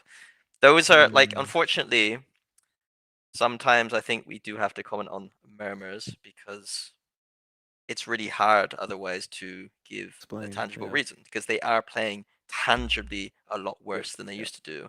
And we know that this team, how good they could be. Materially, they're playing a veto and it's not very good, but I don't think that's going to change too much. They have been getting stomped. I did like Heretics' Haven. Like, they did genuinely play some really good theory there. But yeah, after that, I'm now stuck in the same thing I'm always at with Heretics. And usually we're a bit deeper into the season when I start to have this existential crisis about them, and not like a group stage going into champs. When's the last time we got shit on this hard by a team that isn't like a world beater? Like, so God, I mean, this is like a different world when Rienz won this clutch, and they were on top of the world, and nothing could go wrong. This is a bad one. It's so funny. This is why the schedule's funny now with like the hectic schedule. Yeah, it's like 2 games. We overreact so quickly, and then we very quickly realize how stupid we are. Like, all in the same, all in the space of like 3 days. Yeah. This is an outrageous clutch, dude. Who's the last guy on Eternal Fire here? What is up with my camera? Hello? I can't remember. Mate, he thinks he's playing CS. He's trying to donk crouch spray. What's he doing? What's he doing? He does a out donk there? slide. He does a donk slide. Watch him. Watch him. Ready? Here he comes. Is it Fabian? Donk slide. What's he doing out there? Yeah, but he's already crouched. He just crouched. He crouches, uncrouches, moves aside, and then crouches again. I don't know what he's doing out there. Yeah, Heretics is a weird one. Dude, my camera is so crap. Yeah, the only thing for Heretics, right, is inherited Mini's camera for a The sec. EMEA segment is always full of Just haunted. Neil isn't there, right? Neil isn't there. No, he's still. But they're having a in the crisis UK. with roles, and I don't think Yeah, for they. sure. I think they got owned the most from the Kosh is neon. Yeah, Kosh is struggling. So it's the neon nerf, and now it's just like, now what does he play? Now he's playing Omen. The Pixel said. yeah. How to fix it? Anyone got an idea how to fix this? Just do this Hello? until it focuses your until it focuses your hand. You need to if you don't cover your face, it will. What's that film where the person think just so. becomes a blur? Anyone know That's that? Black Mirror. No. Oh, you mean the horror one? No, I don't watch horror. Oh, Don't watch horror, Mini. You're missing. How is that not a horror it's film? not Someone Black Mirror, just it's turns not into horror. a blur. It's more like a artsy fartsy film, I feel like. It's a Woody Allen film. sorry. Yeah. A what? Yeah. Not It's a good on film, save though, us. on unfortunately. films these days. You want to talk Navi or what? Yeah, let's go. Heretics. Yeah, I mean, to give some... Now that's a movie. Now that's a movie. What? What is... Guys. To Don't worry go about go back to Neil just for a second, like Team Heretics are in turmoil and their head coach isn't in the room. Yeah. And Yeah. I know from not being in the room in certain situations how that can be like. So that is, a bit of a shit show. So that's the only kind of grace I'll give Heretics is their head coach isn't in the room during this moment. So Okay. hopefully Neil recovers and is Okay. back with them. Well, as we ASAP. have found out, I mean, we fuck knows what will happen this next week. We'll probably come out next week being like, "Oh, Team Heretics are back and they're the They're best team in fine. the world." Probably. One team that I don't feel good about that happening though is Eternal Fire. I mean, this of all the teams that are, I mean, we've been through just some of them, like that are like, "Oh shit, what's going on?" This must be the team that is. Is there any hope at all for this team? I don't know. Lions. You guys watched the Oh, okay. GIANTX Eternal Fire? Because I didn't. It was Lava and I was watching that. Not gonna hide. So can someone explain to me what happened there? They just got split. Okay, I remember building deaths for this split. GIANTX abused B site over and over again. Udaz didn't have 2 stars for himself to hold the site and was trying to hold by himself with half a flood player. So EF's macro was off completely. And their micro was off clearly. If you're an Astra, you need a couple of stars before the hit, otherwise you're fucked. And then they lost clutches to GIANTX time and time again, which is They hilarious. lost both second because- rounds in this split game as well. Oh yeah, That's impressive. They got BXX second round, they couldn't hold, and Eternal Fire GIANTX won a 1v2, I believe. Jesse won a 1v2 or 1v3. Yeah, They something like lost 3 clutches that game, which is hilarious because Eternal Fire obviously should have the firepower difference in that matchup, in my opinion. And so that was just a shit show. They just got absolutely stomped. Like GIANTX looked pretty decent Yeah, on the split. They look prepped. I don't remember Ascent as much, to be honest. So the notes that I had for GIANTX is, at least in the listening, the net's been very vocal. It looks a lot better for Jesse being on smokes. He's looking super comfy. I wrote good prep on split, and then nice Orm and alt set runs, and then just the fakes were wrecking them. The fakes that they were doing with arrows wrecking them. So my at least takeaway from this one was I was just looking a lot better from Giants, and maybe that's because of the Jesse thing being on smokes. I like Giants. I think that Net is a great addition. Like I randomly go on VLR to prep and like see like loads of hate for him, and I'm like, you guys, I don't understand why this is sparked. I know that he had a bit of a rough time in Americas at times, but like genuinely, I could just feel the value immediately when he's in the room. Like we're so close to them playing that I was like, oh shit, this guy is fucking calming. Like he knows what he's doing. He's like controlling a lot of situations, and given the shit show situation they're in with Cloud leaving and then also not having a visa for a player, I think that they are doing the best they can and looking like they're actually ramping into it a little bit potentially. I don't want to use this one game and then look like a fucking idiot next week, but I was quite happy with how they're playing. If they get owned next week, it's whatever, but the signs are there. Yeah, the signs are there because they're in a rough spot. I thought the interview was really cool at the end that you guys had with them as well. I felt like Net was giving like pretty cool answers. Yeah, the one about the Americas thing was interesting as well in terms of like the individual like firepower and stuff. And he was just talking about how maybe EMEA struggles a bit just because there's like language barriers in certain teams as well. So that was kind of interesting.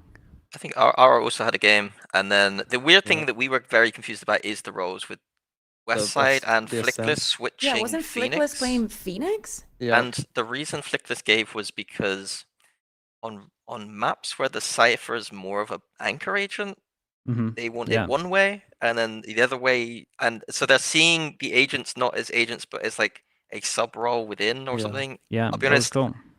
I think it's overcooking, but at least there's an answer that I can point to for it. Yeah, there's a theory there for it. No, I thought that was cool, man. They give a lot of like nice answers. But I thought I thought it was just more just gonna be down to. You've just been censored. Yeah, I don't know what's going on, man. I don't know what's going on. But essentially, he's just playing they're playing like a aggressive KO, right? I guess is the theory. Where he would be playing a KO, it's just like same thing. You're playing similar spots. You fight heavier. You support a little bit more. Yeah.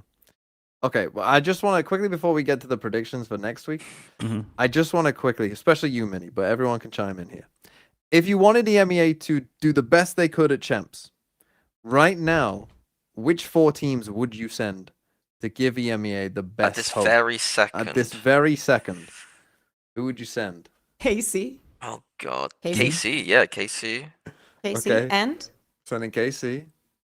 FUT. You want to say FUT? We can say FUT. I'd say Vitality. Say FUT. You want to say Vitality? Yeah. And then between we got 4 teams in total. You got 4 teams. You got Oh, 4 FUT teams. BBL.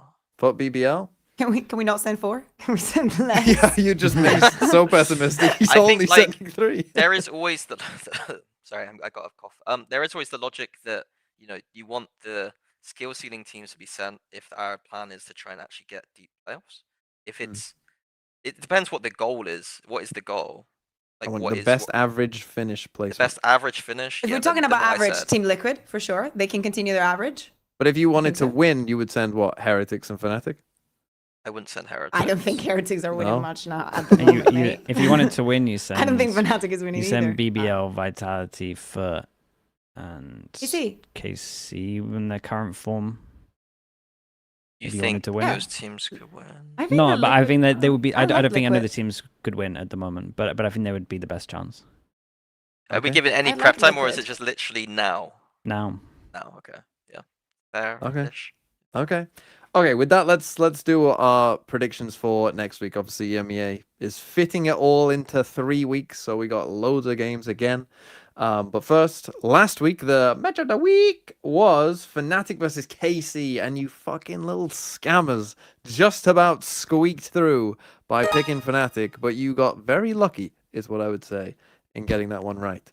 So let's see. I mean, well, there are some good games. You put match of the week question mark. I mean, we got 3 games I think that could be the match of the week. I think it depends on what FUT you want to versus go for. Do Vitality. you want to go for the one that holds the PC greater Liquid. stakes? Do you Fnatic want the one Heretics. that can be the highest level? I want the the viewers lowest? to get it wrong.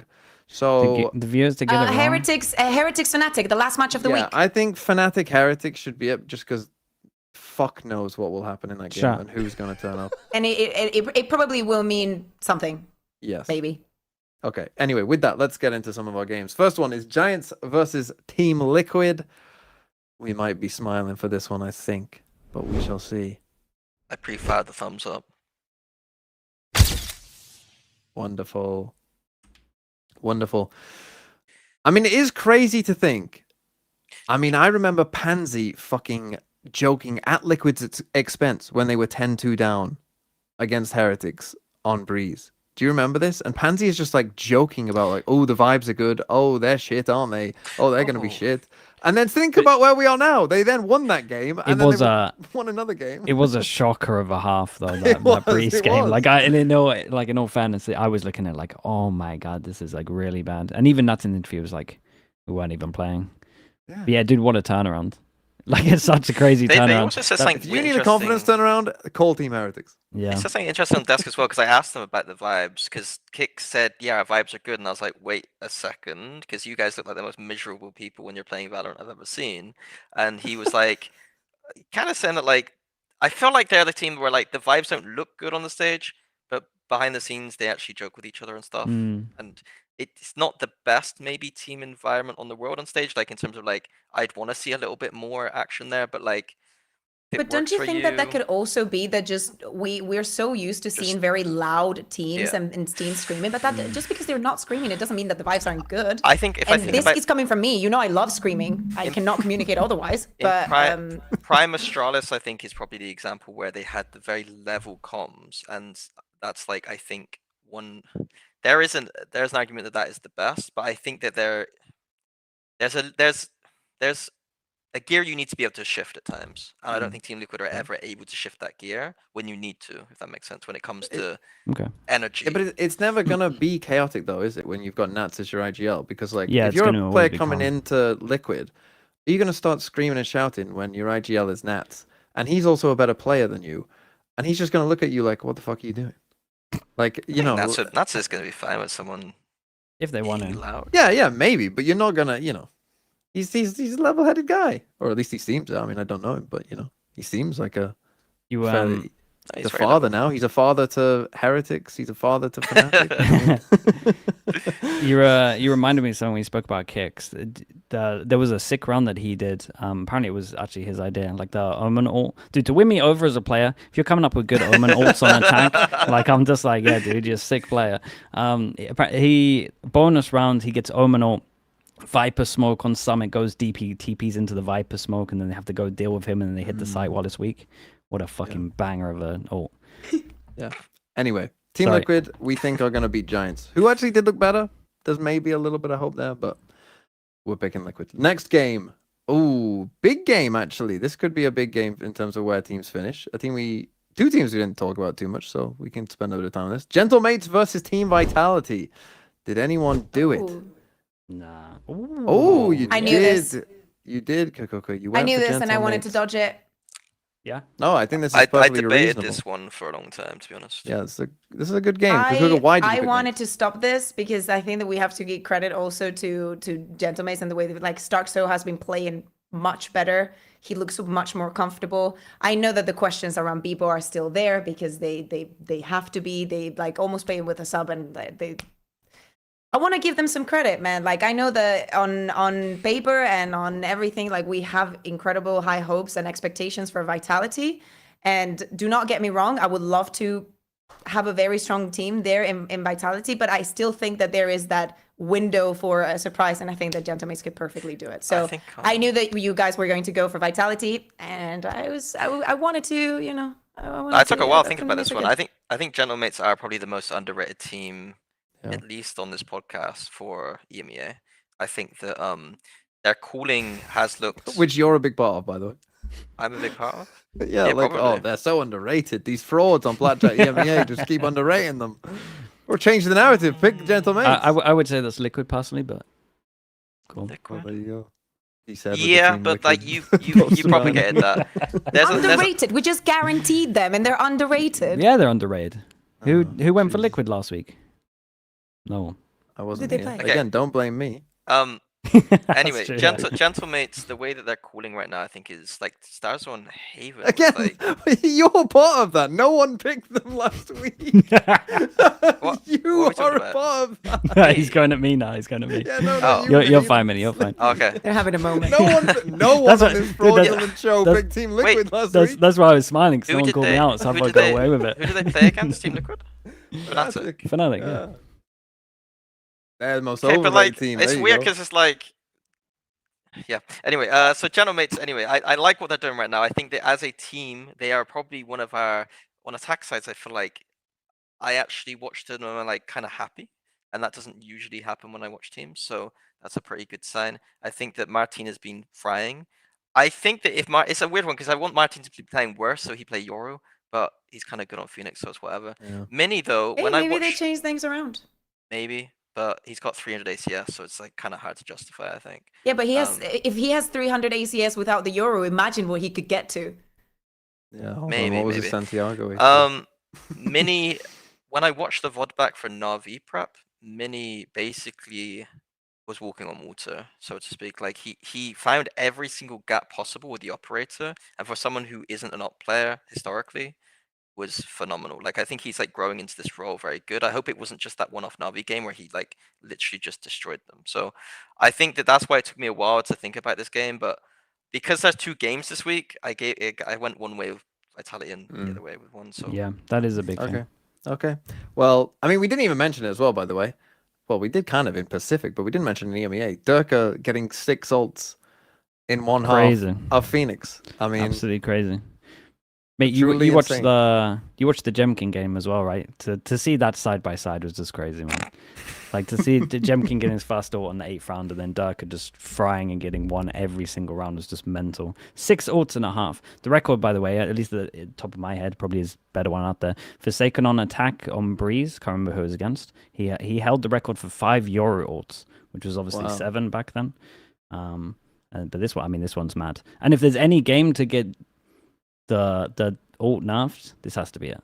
Yeah, 6.5 like, is before fucking champs, mental. Just would 1 ult orb make a difference?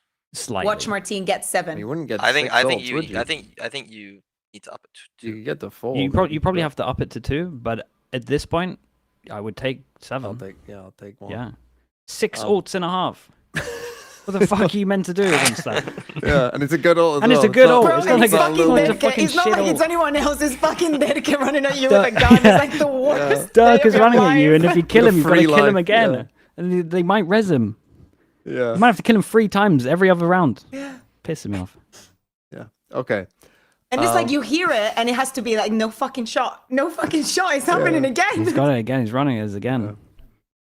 Yeah. So 3 for FNATIC Vitality, 1 for Gentle Mates. Sorry. Let's move on. I mean, this is should be a banger game. I think this will be a very good game. Should be great. Next game. Oh, this one maybe not so good. Navi versus Pacific. I mean, it could be a glue factory. I think this is. Oh Yeah, wow, dude. Kaquka, This is Kaquka, nice. let's I am go. saving the day, guys. I am saving the day. Bro, I mean, potentially. I mean, don't could be know just what having terrible narrative picks, but- I like more. That is my issue. Just have terrible Because picks. bear in mind, bear in mind, it could get worse for Pacific. They could be the worst team in history. Wait, Well, wait. Christ. You've opened Because the they have to play bad the pick play-in, with- they Yeah, could they be the lose. bad- lose more games. They They're could the lose worst more team in games history. They could No. be the Not worst though. team in history. in partnership. And you've This picked year. them. Yes, because bro, I like them, and I think that Navi's in a rough spot. So I'm like, please, just one, man, just one. I It's don't not wanna- impossible We if you're gonna have pick them so in a many game. fucking tags in EMEA. Like we're washed, not good anymore. One team region. We can also have this. Some other region, please take it. Okay. That's I'm my telling you thought right- process with this. look. Navi's in a vulnerable spot, and that's it. Wait, I don't think. Yeah, I think, I'll be honest. Okay, hear me out. Pacific's team on paper is not expected to do that well. They're supposed to be in this position. But I look at Yeah. Envy's team true. on paper. There are players there that I would coach. I'll know? have you know, Envy have the joint best record for the best scoreline in VCT history in partnership. Minnie, did you watch their Did you watch any of their game yesterday?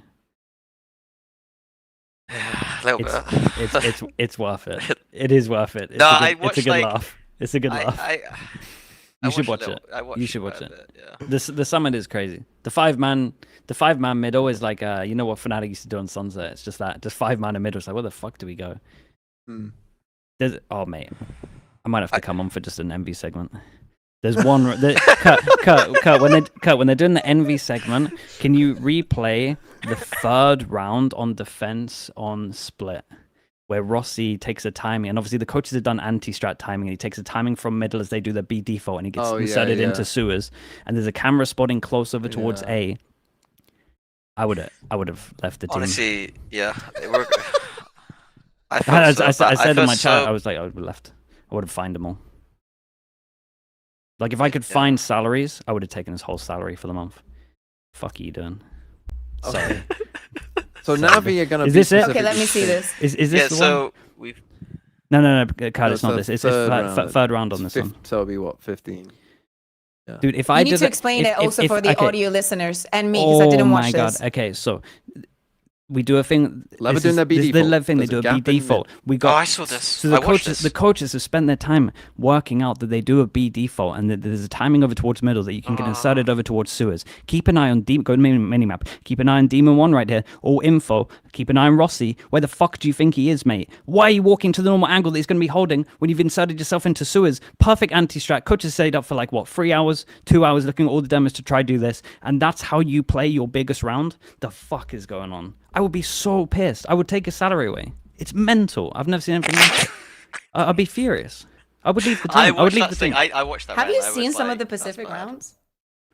Not as Are bad they as that. Not as bad as that. Pacific have some good rounds. Not as bad as that. Not a chance. But the point, I think my point is like, Why you not? You voting for picked them? them. Kaquka. I know. Yeah, Then I literally just say, why didn't you vote for them? I just wanted someone to join my cause. Okay. Well, amazing. Oh, okay. I didn't have a strong enough pitch. Sorry.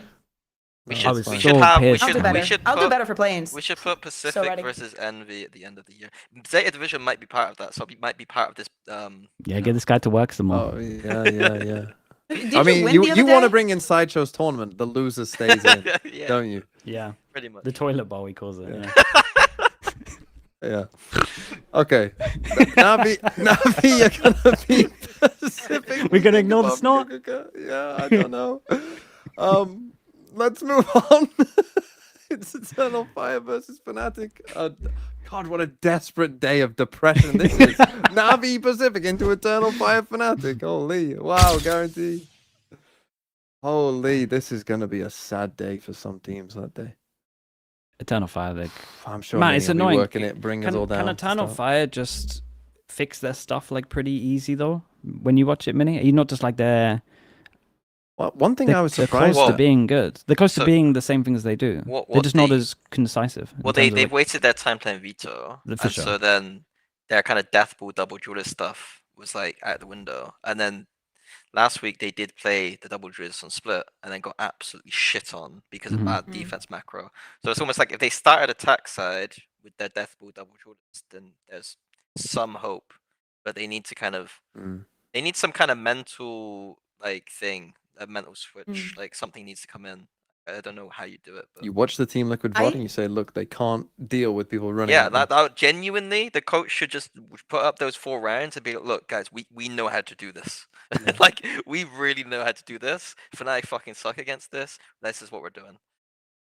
I think that the worst thing that could happen to that has happened to Eternal Fire, and the best at the same time, was getting that win against Team Liquid on week 1 and thinking everything was fine, and that it was not because Team Liquid literally did not even turn up.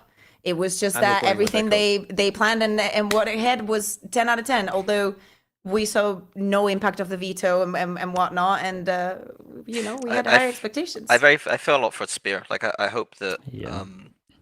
I hope that his kind of reputation isn't kind of It is tarnished rough at all 'cause- by this, because I was expecting him to just come in and just destroy people, and I hope he gets He that did in opportunity to one do it. round. if- Man, he got an ace and then he got 13 nil. It's fucking crazy.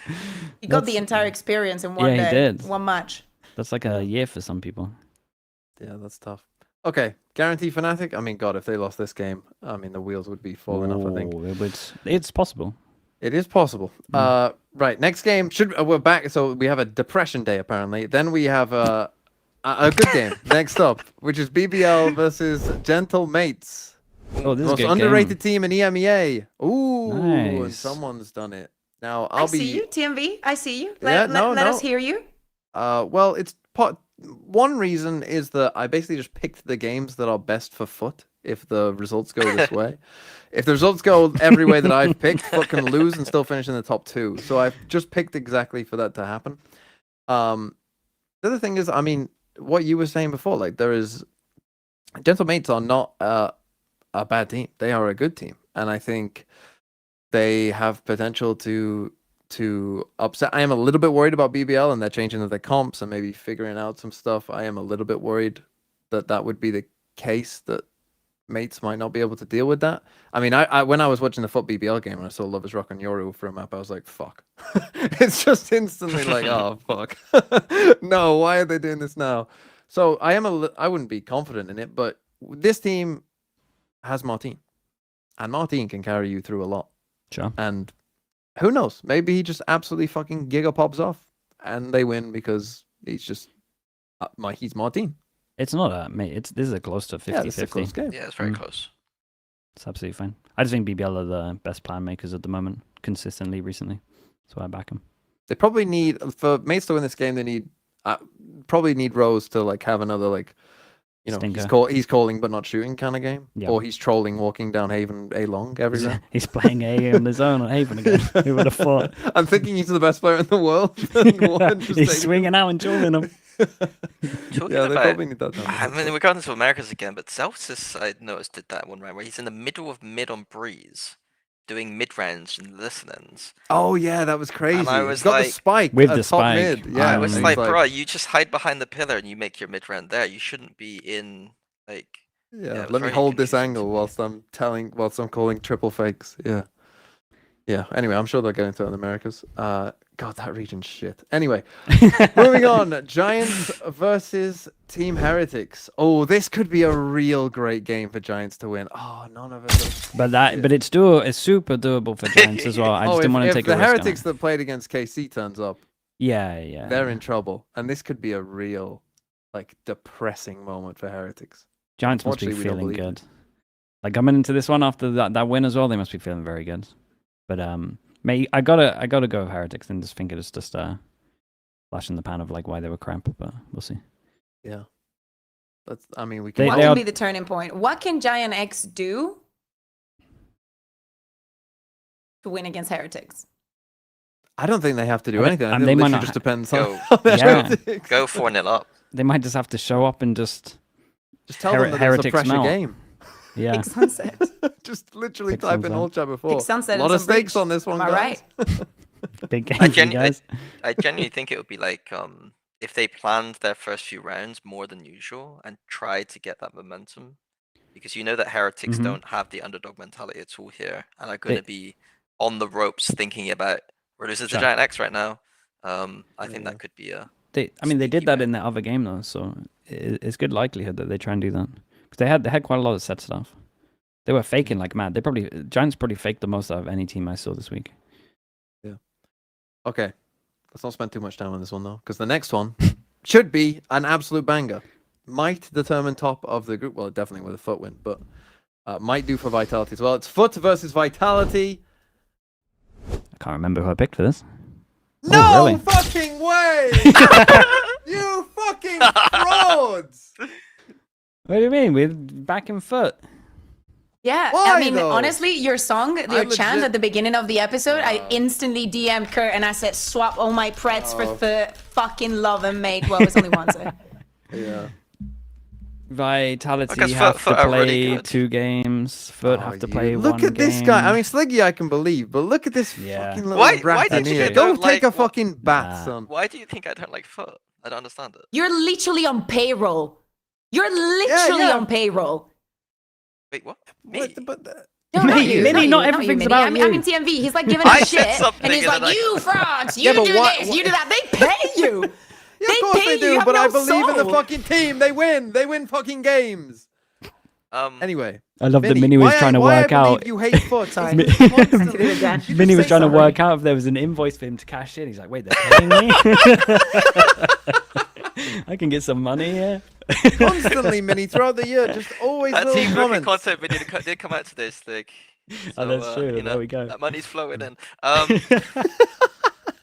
am I thinking? I wanted to vote against Vitality for one of the games this week, and I went with the FUT one because I think FUT are better than Gentle Mates. I think FUT are looking strong. I don't really know. True. Why am I trying to argue you're speaking against... facts now. Finally, you've seen the light. But I thought that in the BBL game that BBL would win. I don't know. Maybe I've got a bias towards BBL or something. I don't know. I don't have a bias against FUT.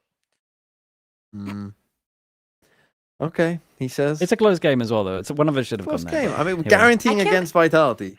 I can't believe that So, they're Kaquka, you literally picked going up Vitality. against Vitality. We give them a guarantee as is like that is where we see them in now our you're trying to heads. curse them. You literally And we're just getting did it shit just to because curse of that. them. Don't You did it rage out bait of me. spite. I'm an You don't easy even believe target. it. This guy's never happy.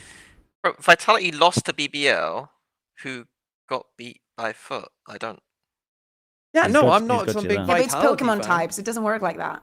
I'm not a big Vitality fan, but Pokemon types. Vitality. Yeah. No, seriously, it is Pokemon types. Well, what a FUT. I can get this for next week if Sure. you want it. What Pokemon is what team? Yeah, that's got some potential. Okay. It's just the types, you know? my idea this week, and I couldn't be bothered to do it, was that Brilliant. there's a monologue from Ratatouille that I was going to do for KC because Sideshow was like anti-Cars as a movie. I thought it'd be funny that with the art segment, I go for like a low art segment of doing Pixar film thing. I really like the monologue from Ratatouille, and it fits with KC quite well, and it fits with us because it basically calls us all frauds, you know. So, Well, shout out maybe next time. Ratatouille, very good. Okay. Shout out Ratatouille. Let's move on to KC versus Liquid. Another banger game. God, is that the same day? That's a good day of Valorant. Is that the last day? Yeah. Ooh, there you go. Is this the last day? I'm so high on KC No, right now. this is the second to last day. Oh. I'll be also down to have this as the match of the week. Yeah, there's some good. This is This is a also a good- very, very Yeah. cool We one. could do a double because this is a hard one to call. Can we I do a mean, Kurt, double? if you want Because to. I think that this is like fair. We have the Double. technology. Damn. So, Sliggy, you've gone for Team Liquid. Why? Why don't you believe in KC? Why are you a hater? I'm believing in the coaches, man. It was my fault for not believing in them last week, and they did that performance, and I was like, honestly, should have backed him. That's my bad. So now I back him. Okay. I am a bit 50-50 with this one because I like I like both of the versions that we see from the teams. Like Liquid has found out that they can just keep doing what they tried at the beginning and make it look so good. I also feel like KC has this kind of luck because when they either win super dominantly or when the match gets very close, they are still in the we can't close a game. I'm sorry, what is going on? I The think sound- what's how going on. So Someone's people DJing can't in hear the this. background. People can't hear this. Oh, okay. Mimi has joined the call, I think, and they can't hear Mimi, who No, is it's- just banging around like a child on her It's- desk. I think. What? It sounds like.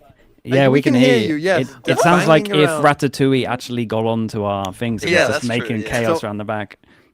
Yeah, she says No, she's we could cleaning hear it, off it's her nice. desk. Yes, but Mimi, what do you think? Is it going to be KC or Team Liquid? That's crazy. Wait, can they hear Mimi or not? No. No, they can't. No. So Mimi said that No. only people paid for Team Liquid would vote for them. So KC are gonna win. Mimi has concluded that after banging away on the pots and pans. You guys thankfully couldn't hear that, but we could.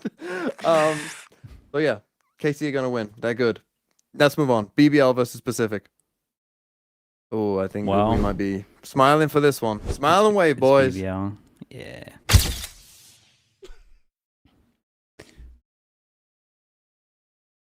Yeah. No one gonna say anything about this one. No. Let's move on. She just give him Anyway, 10 seconds of moving on. silence. Move on. The audio listeners wondering Actually, what the no, hell's wait, going on. TMV, why are you so fucking biased towards BBL? Like, it's unreal. Oh, I told it's you a good one. I What the picked all fuck? of the games, so the foot end up going through no matter what. It doesn't matter. Sorry. This one actually Take it back. wouldn't matter if the other games had gone that way, but BBL are better than Pacific. You're the one who picked Pacific. I mean, look, when you get that pick wrong, you'll be like, oh, why did I do that? No, I won't. This is great. like two AI chatbots talking. To each other.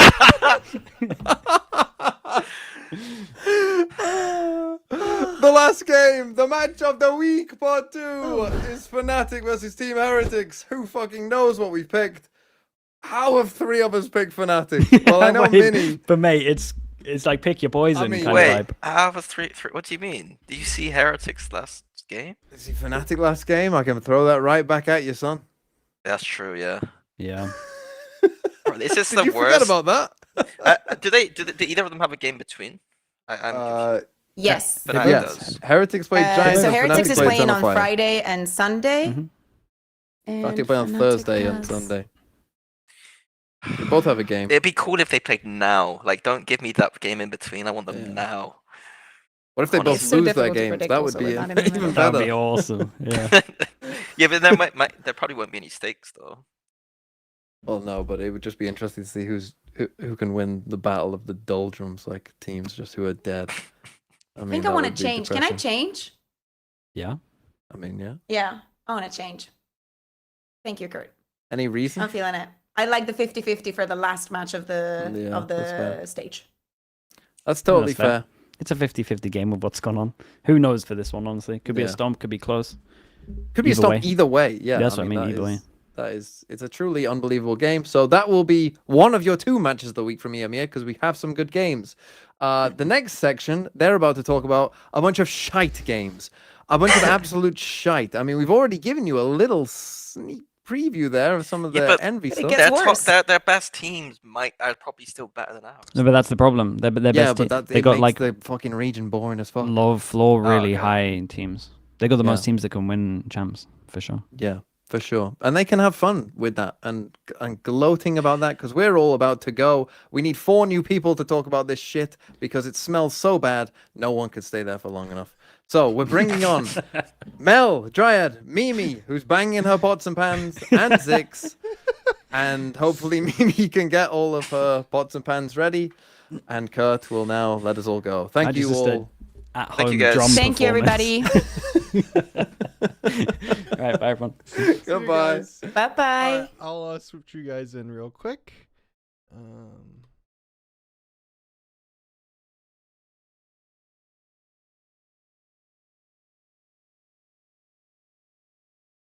The silence is palpable. So hard to predict. Wow. Anything could have happened. Anything could have. Yeah. We got one of them wrong. We did get one of them wrong. We got one wrong. We only had an 88% prediction rate this week. Gotta get our shit together, guys. We're fucking You gotta bums. tune in for the 12% of games that are gonna be an upset, guys. Come on. Yeah, you never know. Well, this week was truly something. Every match in America's a 2-0. Every game except one we got What just happened? Dryad, she's come on for 30 seconds to the podcast and immediately leaves the call, having to talk about this week of America. That's what Dan looks like in real life now. It's actually an Animorphs moment. Oh my god. She We sounds can like a hear little you. mouse. You also sound very I think we've lost her to like the back rooms. I'm fucking scared. Wait, what is happening? Dan, are you with us? One moment. I'll be back. She's actually in the walls, biting on cables as we speak, God. trying to break her way out. I'm joined now by Zikz, by the ghost of Dryad's past, and by Mel to talk about this big week of games in America. So we had 4 days of competition, so we had a few teams that played twice. And let's start with one of the positive, happy moments, which is LEVIATAN. They had a pretty easy strength of schedule this week. They played against EG. They played against Envy. Both those games were dominant. But the theme I want to take to talking about this is we got to see them not only debut their summit for the first time, but also show us a sunset that looked much better than the first time they played it when they got absolutely rinsed by FURIA. So my question is around, we've gotten to see the 2 new maps in the pool from LEVIATAN. Do we think they're very strong on both those maps? What have we thought about their approach getting to watch it now? Well, I said on my stream, but I'll say it here as well. I just knew they would be so annoyed by the fact that they had to play Summit against Envy. It's just too funny. It's like Envy's doing a little bit of damage even though they didn't win. Mm-hmm. It's like LEVIATAN forces, showing a lot of their like set ideas. It wasn't like a super, super clean summit by any means, but it was pretty good. I don't think they were really tested on this map. I feel like Envy's macro, I don't know if I'm tripping, but I might have counted 3 rounds where they deathball 5-man went mid. And I'm just like, could you make this any easier for Lev? All of them looking at one choke, not pressured on the extremities whatsoever.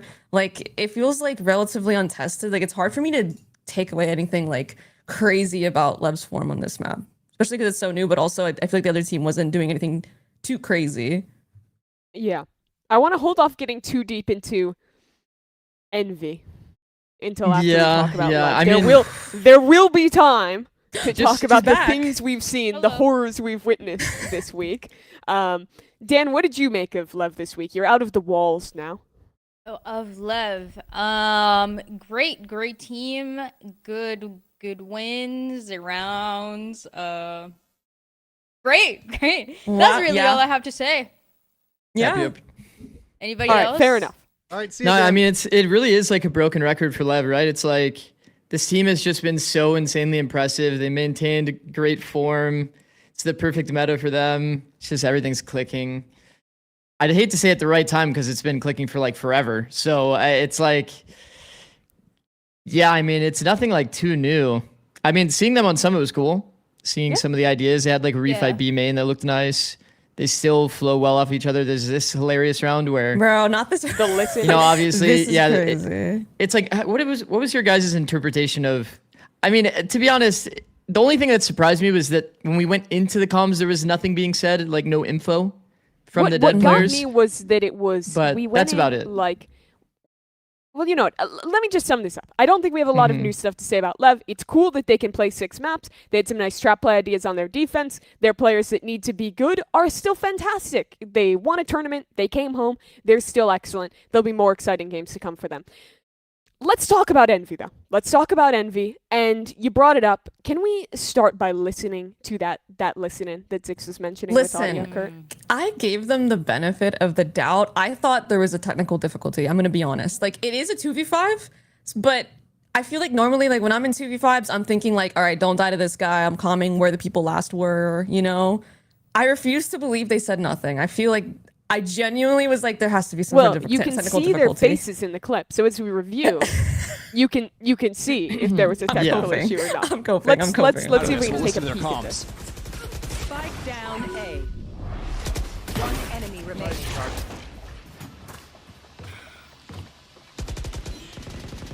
They're letting him win the 1v5. Like. For the audio listeners, you are listening to the Envy listening right now. It started as a 2-on-5. One player dies. He says one thing very quietly, and then it peters off to this unwinnable 1-on-5. We might still be listening. No, I think there was a technical difficulty. I'm starting this narrative and I'm pushing this misinformation to the community, and there's nothing you could do to stop me. To be fair, it was like insanely fast. It was like 2v5 for 1 second. So, you know. And you know what? I think it's grasping a little bit to care too much about this one listen-in. I think there's a lot of very valid criticism to the other listen-ins we've had from this team, where they have the most kind of chaotic back and forth counter-calling comms I've ever heard. You even saw there was a clip during this match where it was Rossi and the replay team played a snippet of his audio where he just said, boys, listen, we need to listen to the first idea. We cannot be doing a million things at once. Just listen to the first idea.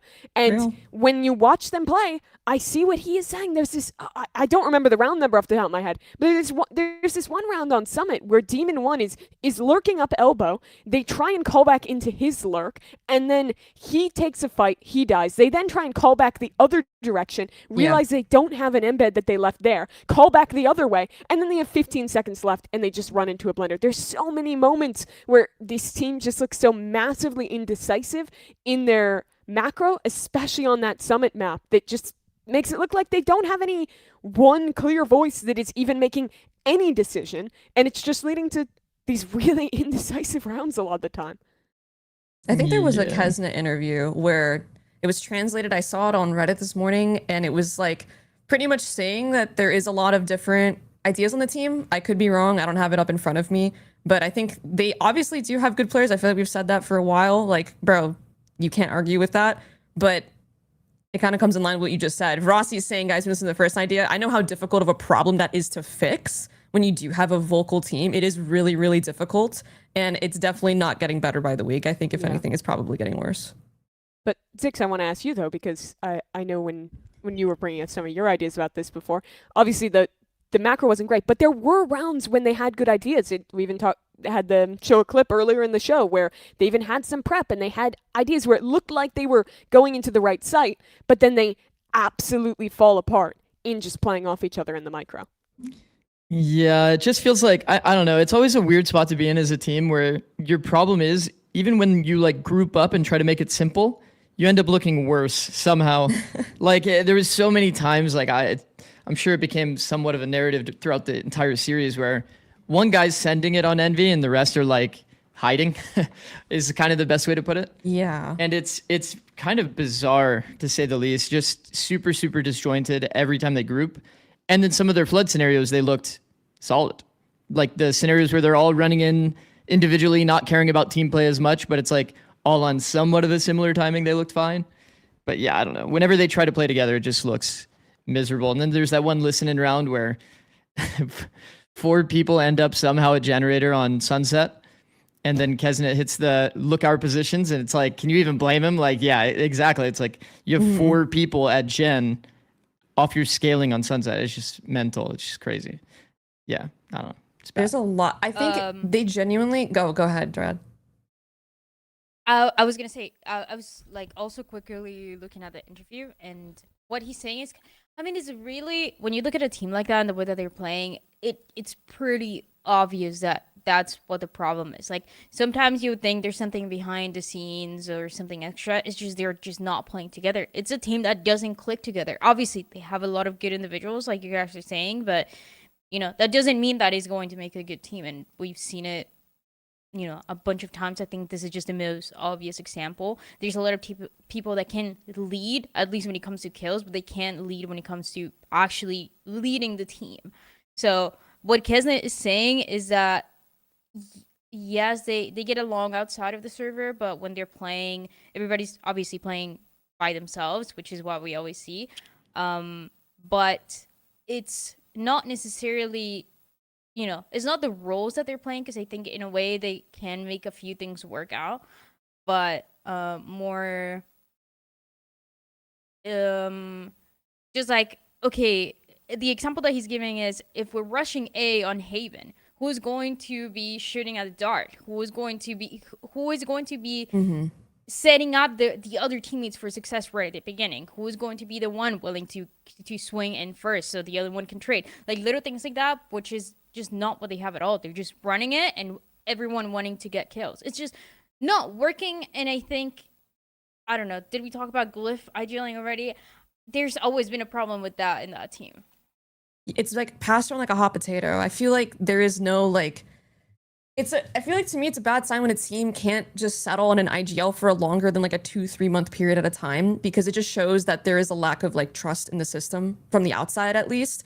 Again, like you said, they all get along great outside the game, so I'm not going to speak on that. I think it's heartbreaking when things don't work out in game, but when you're passing it around like that, you need one guy, the guy. You need the guy that will make the calls. That's him. But they don't have a himmy like that. It's like, they don't have it. Bro, you could be IGL. Imagine you're on MV, you're IGL for a week. You're like, damn, am I gonna IGL next week? Like, am I bad? And it's like, IGLing is a role where there's so many ups and downs. It's a very nuanced role. It's very complicated.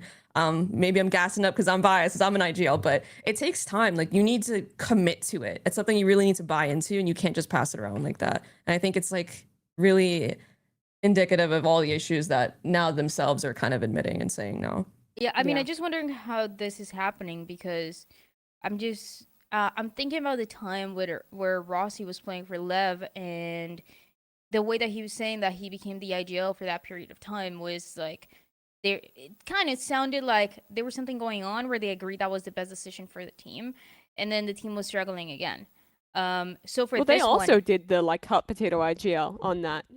Yeah, but it didn't seem like, at least like from what it sounded like when they were doing interviews, it didn't seem like King was ever wanting to give up the IGL role. It just felt like maybe that's something that they wanted to try out. Maybe that's something that Rossi wanted to try out, and the team was willing to give it a try, especially because back then King was playing Raze, I think, on He was playing like Raze Flex, yeah. Yeah. So for those scenarios, I just think there's something about maybe the way that Rossi is an IGL that people are also willing to chime in ideas, or to feel like maybe just him calling is not enough. But then if him is not enough, then we can't just have everybody else calling. I don't know. There's got to be some balance, and they haven't been able to figure it out. I think that also comes from the coaching and the way that they're organizing this team. They have said to me that when they're scrimming, they are looking good, but I think there's a lot of structure that is just not there. Even if you are having a bad day, there's a lot of structure that should be there in the way that they're playing rounds. That it's just, they're playing the most simple game a lot of the rounds. You're seeing an attack side where they're all 5 running it together. Maybe they leave one behind just for a little bit, but there's nothing complex about it. And I think at this point, even with some changes that they had this year, they should have more layers to their gameplay than what they have right now. But the thing that baffles me, which is what you were bringing up, Zikz, is that they fail at the most basic of rounds. The split in this series, the second series that they played this week, was so insane to me against LEVIATAN, because they would play a slower mid-round, they would find a site that looked pretty weak, that you're like, okay, there's maybe one or two anchors, there's one anchor here on B, there's a rotate coming from heaven, they're in a pretty good spot to make this hit happen. And then you see the way that they path is Kesnet will satchel out with a sky flash, the anchor will turn the sky flash and kill him, and then you're like, don't worry boys, he made the space, the trade's coming any minute. Where the fuck's the team? Oh fuck. Yeah. Oh, They're all still back in B main. It is completely disconnected. And this was happening so many times where Kesnet is just sacrificial lambing in with one sky flash and not getting the entry, and no one is even in the same postal code as him. And these are the kind of like simple things of like, okay, our Omen should be TPing in with him, and we should be trying to like actually have good spacing on our entries. Like, all of these things to me just showed that it's like very fundamentally like their comms when they are team fighting and the way that they're setting each other up for this, they have just not looked on the same page all stage. It's really sad actually, because I know that Envy's not the most loved team, but we all knew that individually some of these players were crazy, and I think we kind of don't see them the same anymore, and it's just crazy talented or crazy insane. Crazy. The clarification needed there is insane Crazy talented. already. Crazy, Okay. like I'm thinking, Kevin, for example, had that reputation of being the best Latin American duelist for sure. And I think now, obviously, he's admitting that he's struggling. He was talking about how he was crying after the maps, and I mean, you see the frustration when he's playing. You're looking at even Knights, who's new and is incredible, and I feel like he's not gonna be able to show himself. I mean, he was playing a lot of controller, then they suddenly have him play on the duelist, which honestly I don't mind. I think he could play the duelist. But I just don't think anything that the team is doing, because there's so many things that seem to be like a mess behind the scenes, is not going to give him the success that he wants. Also, Glyph coming back to NA, he is also so good, but can't really prove himself in this team. Yeah. Rossi as well, he had like his chance once again to prove himself as an AGL, and things are just not working out.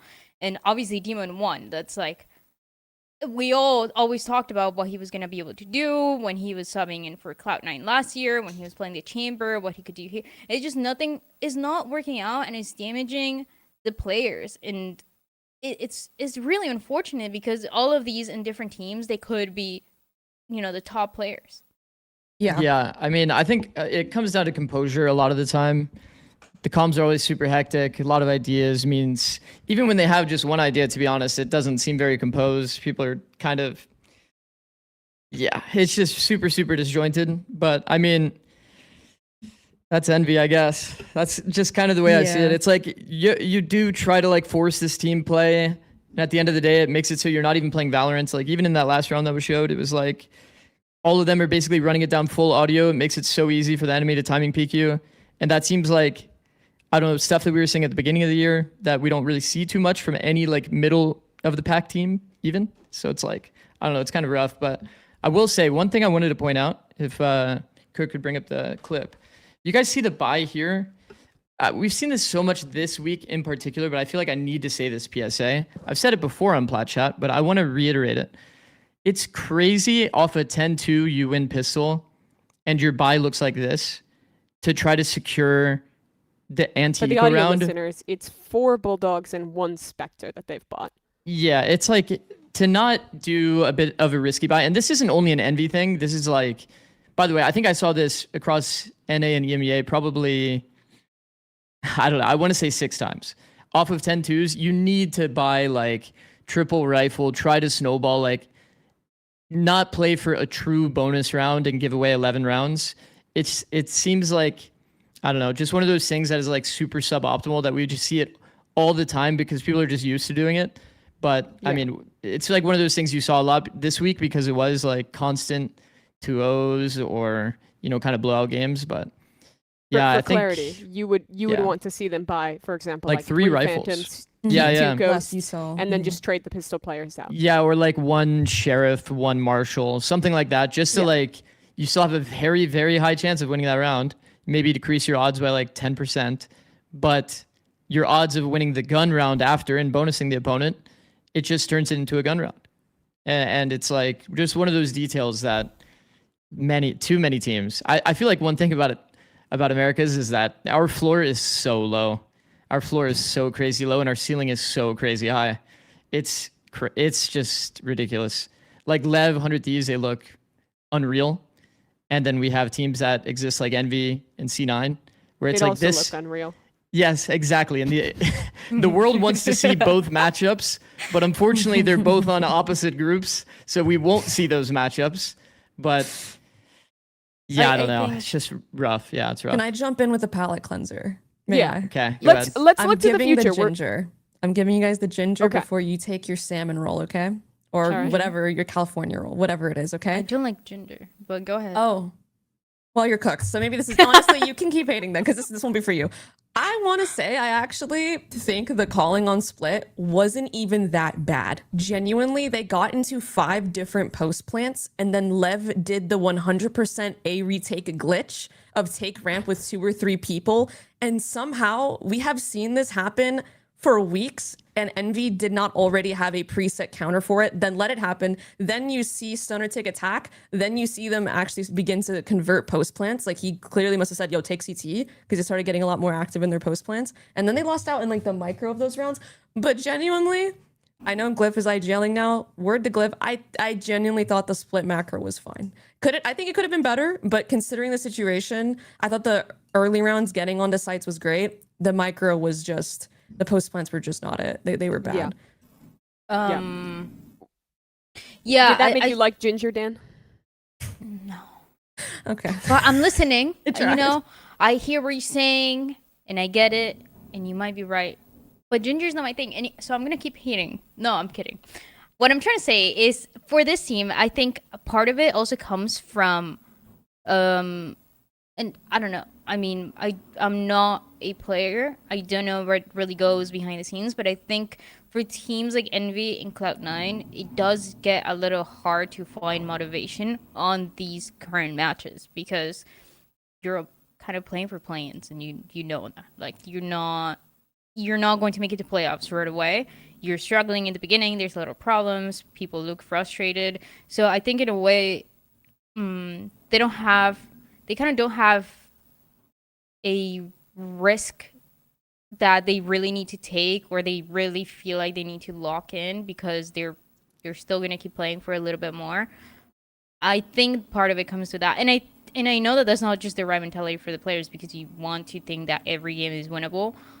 But I think for some, you like deep inside know that you're struggling, and other teams have been improving throughout this year. Well, don't worry. We get to watch 4 more games of Envy guaranteed, so we'll have a lot more time to talk about them in the future. Let's move on to a team which we can be a little bit happier to talk about. That's MIBR. One of their matches was taking down Envy this weekend, but they also got a second win on the board against FURIA in a game that ended out the week being the probably best match of the weekend, with that overtime on Haven into a pretty close breeze as well. And I want to posit that this MIBR was 2 rounds away from us talking about them as like the most exciting team besides like Lev to come out of this group. If they had won those 2 rounds on breeze against NRG, they would have shown an amazing sunset, 2-0'd the world champion, gone on to stomp Envy, win a game against FURIA, and we probably would have this really, really positive tone with them. But they have shown us those issues against NRG.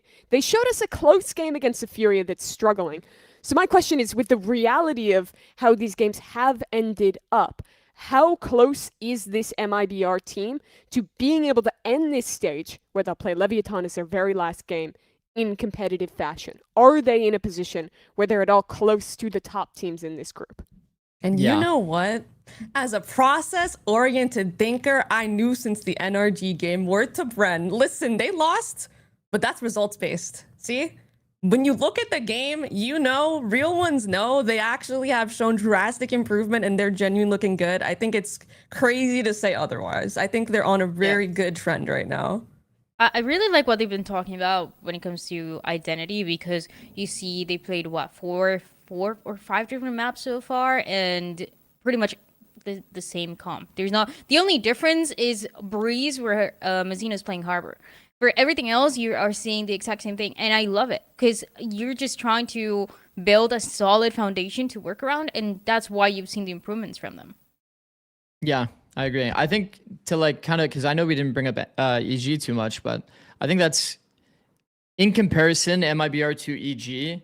It's like, I think that EG, as an example, plays way too many comps currently. So Zerona's on like Yoru one map, Phoenix one map, Viper one map. It's like such a gear shift constantly, and you see kind of that be some of the reasons why, in my opinion, that EG struggles a bit. But for MIBR, I agree. I think diving super deeply into this has definitely made a lot of their plays super composed. If you could pull up the clip, Kurt. So like this is a great example round where the whole idea is just MIBR's micro has improved so much. You see they're going for a bit of an A split. You can play the round here. It's like what you really need as part of the meta currently is a bit of these like slowdown scenarios. So they all pause here, wait for the cove. The cove helps them cross here. You'll see them keep walking. Cage is on perfect timing to block the opper. They all pause at that first pyramid to wall. They're just full walking around the entire bomb site. And as soon as they do actually fight you, it's a slide peek, 3 people on your screen. And it's like these moments from MIBR are like what I see as like why they can potentially be like, you know, a very, very S tier team in Americas. These are like these shining moments for me. Obviously, defense at times can kind of be their struggle, and they definitely did like level it up over time. And obviously, you know, losing 10-2 on Breeze last time against Energy is not ideal. They did improve it. So I think, yeah, I'm definitely a believer. If I had to like kind of tier them up, there's still like one tier lower than like 100 T-Lev, but they're still like kind of in that weird ground a bit where they have room to improve, like G2 Energy, trying to find themselves a bit, but mostly they found themselves. So I'm definitely pretty high on them. Yeah. Also, Verno had some insane rounds. Like from a micro sense, like how he read them in the 1v1s and like. Dude, can we talk about that? So many moments. Can we all put our brains together and try? Because I was hanging out with Sarah last night, and I'm like, Sarah, I'm gonna stream the round on Discord. You're gonna explain this to me because you've been my solo player forever. Can you explain to me? What round was it? I'm gonna. There's the Artson 1v1. Yeah. He rewalks mid, sees that Artson's not holding doors, which is the advantageous fight. So he's like, oh, this guy must be rapping me because he's not taking the good fight. He's going to go for like a super good fight. And like naturally, usually Round you go to get the spike, you go back to the space that you have. Right. So it's like Artson's reading Verno, which is great. But also Verno's reading Artson reading Verno. It's like, I don't know. It's just way too sick. What a crazy risk considering like the percentage of that happening versus like taking the higher win percent of like, let me get the spike. And just go right there. It was right in front of him, and he's. I think this was round 6, Kurt. He's if you want to try and pull it up on Breeze. I found it. It's just the dumbfounded. buttons are screwed up. 1 second. I was so impressed, bro. And him, bro, the clutchies he was pulling out on Haven, dude. His impact on Breeze on both maps, he wasn't even top fragging. But I swear to God, if you had taken stats away and told me he was the highest rated player, I would have believed you. He was having insane rounds, insane impacts consistently. All right, here's the round. Okay, because Com's rotating knife out. All right, that's a freebie. He knows Artzine's mid because his teammate called that he died to him earlier. But Artzine at this moment could do anything. He could hold mid. He could go elbow, hold the spike from top mid. Or he could go A main, I guess. Lol. And he's like, you know what? I see the spike. I'm out. Yeah, literally. He just sees he's not being held. Yeah, he just sees he's not being held and he's like, nah. He's for sure going for a first timing wrap. I mean, to be fair, FURIA... throughout this weekend was doing a lot of first timing wraps. So yeah, maybe that's just the calm effect. Yeah, it's like every single play is just people going for re-wraps on FURIA. But yeah, we've talked about it on the show before, but I just want to reiterate how happy I am watching Osboss play this way. It is so refreshing after the long time of watching him on Jets, of the Bader narratives, of him sitting back and doing this, to watch him lock in the Neon, hard entry for his team, have amazing synergy with Second. It feels like MIBR, when they signed the super team last year, this was the thing that was promised. It's two of the best duels players in the world. They're gonna fight together. They're gonna look fantastic individually, and we just never really got to see that because they're doing all these weird things with the roles. They're playing this incredibly passive style that looks like they're trying to call a Counter-Strike mid-round last year, and then now they're in the meta for double duelists. They're putting Osbus on a role he's excellent at. They're entering together. It looks fantastic, and it just makes me super excited to watch this team. And I think it's going to be so fun. Next week, obviously, they're playing EG. I think they're pretty heavily favored in that game. We'll talk about it later. But they're ending the stage playing Lev. And if they keep this upward trajectory, I legitimately think that could be a really close game. I think it could be really, really fun to watch. So I am excited about MIBR for the first time in, I think, years, which is, I don't know, just makes me happy that they're delivering this well. I also want to give credit to Tex, and I'm not doing that like to Glaze, but I feel he genuinely looks so much more confident, at least in this series. I mean, the turnaround was insane. His shots were insane. He's been looking insane recently. His turnaround has been great. And also, I think, bro, I knew I wasn't tripping when I was believing in the Mizuno IGL swap. Even though earlier I was talking about the hot potato shit, bro, I don't care. This one I'm making an exception because Verno, dog, wait your turn, bro. Wait till you're 30. IGLing is a 30-year-old's job, okay? You do what you're so good at. Do the thing where you kill everyone, you calm the late rounds, you get everyone on the same page at the late round, let someone else think about the game, focus on your crosshair, and just fucking kill everyone, please. You are not old enough yet. I'm kidding, but also not. Leave it to the old heads, bro, please. I used to pray for days like this. They look so much better, so much more cohesive. This clutch, by the way, killed me. This clutch actually killed me. Oh my... Oh, no way. Unfortunate. Yeah, I mean, Unfortunate for Calm. It's hard. It's hard for Calm. If he's on this side of the if he has that headshot, that it would be such an easier clutch. Yep. Having to go super wide there, it's just you can get peaked on timing anytime you're swinging. Wait, so sad. I just remembered. Are we talking about it here? Are we waiting? Because are we going to talk about Furia's comp? We're going to talk about Let's Furia talk about right Furia, now. please. Furia's locking Breach. No one in America has played Breach this year. This Why are they doing that? Is kind of shit.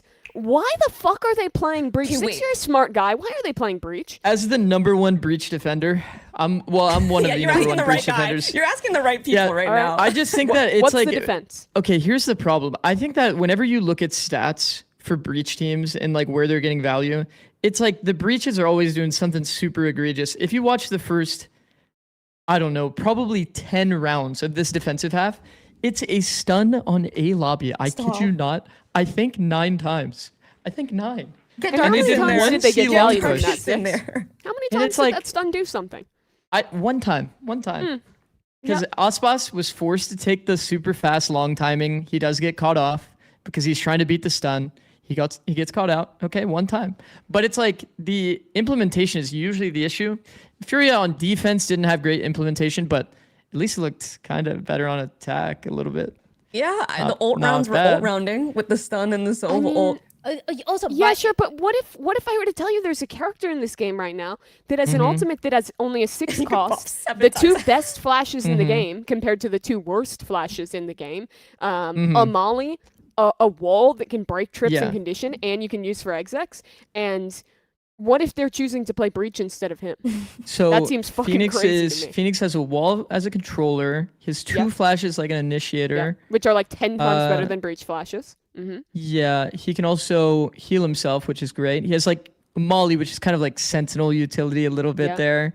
And he has an ult that can help him entry. So and it's the cheapest ult. I mean, it sounds pretty good. Sounds pretty good to me. I mean, it's basic. The fact that he was farming while playing Breach here. No, he's so good. He's so good, by the way. He's so good. He's so good. Free my boy. No, actually.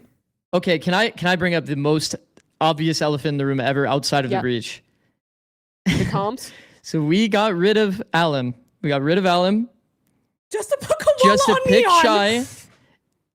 To pick up Shy and all of the other players, all of the changes they did over this time, just to end up where Koala Noob is still not opping. How? How is this happening? I don't understand that. How is that happening? I had that Arrival interview with Shaw where I was asking him, about the roster changes, and what he said is that basically they just wanted to set up Koala Noob, obviously, to play with the operator. He literally said that was the game plan coming into with what the roster changes were like and that. And we all cheered. And it was like, you know what? Hell yeah. Koala Noob is great with the op. If that's going to be the game plan, that works. I feel like towards the end of stage 1, they were kind of showing that this is what they were trying to do, playing a lot more of the jet comps and whatnot.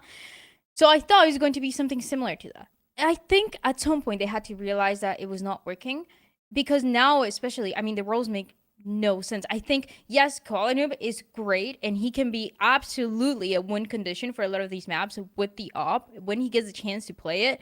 But then I think they're realizing that the biggest win condition is working with comps that set everybody else up for success. I think this comp, you know, you ignore the breach. I think Shy is really good on the chamber. I think Basic is really good as a support who's going to always trade you, always going to farm.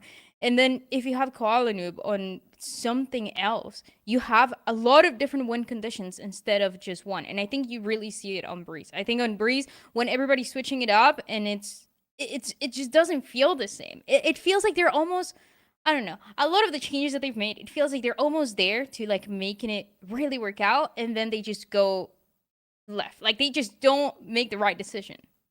Yeah. It's funny because it feels like they still win a lot of rounds. Like their games have been pretty competitive. Hilariously not on their map pick, usually on the enemy's map pick. But it's like, I don't know, it's like, I think right now their biggest problem is on the entry scenarios, you see pretty high levels of discomfort, in my opinion. You saw it a lot on Breeze. Koala Noob ends up like dashing in while like, you know, he is being set up, but he's super disjointed, or he's like forcing through even deeper than like, rather than like, I think Alum had like a pretty good understanding of like, you look for the punish, you slow it down, then you're like playing it slow. FURIA, actually, I think in a lot of scenarios were down numbers and ended up converting rounds just because their ability to freeze and play it slow, stay composed was oftentimes better than both teams that they played against, funny enough, which is, you know, big props to them. And obviously Basic had solid series. He's been looking incredible. Yeah. But yeah, I mean, at the end of the day, it's like those kind of entry scenarios, it does happen kind of based on like roster identity and systems and compositions and this kind of stuff. So yeah.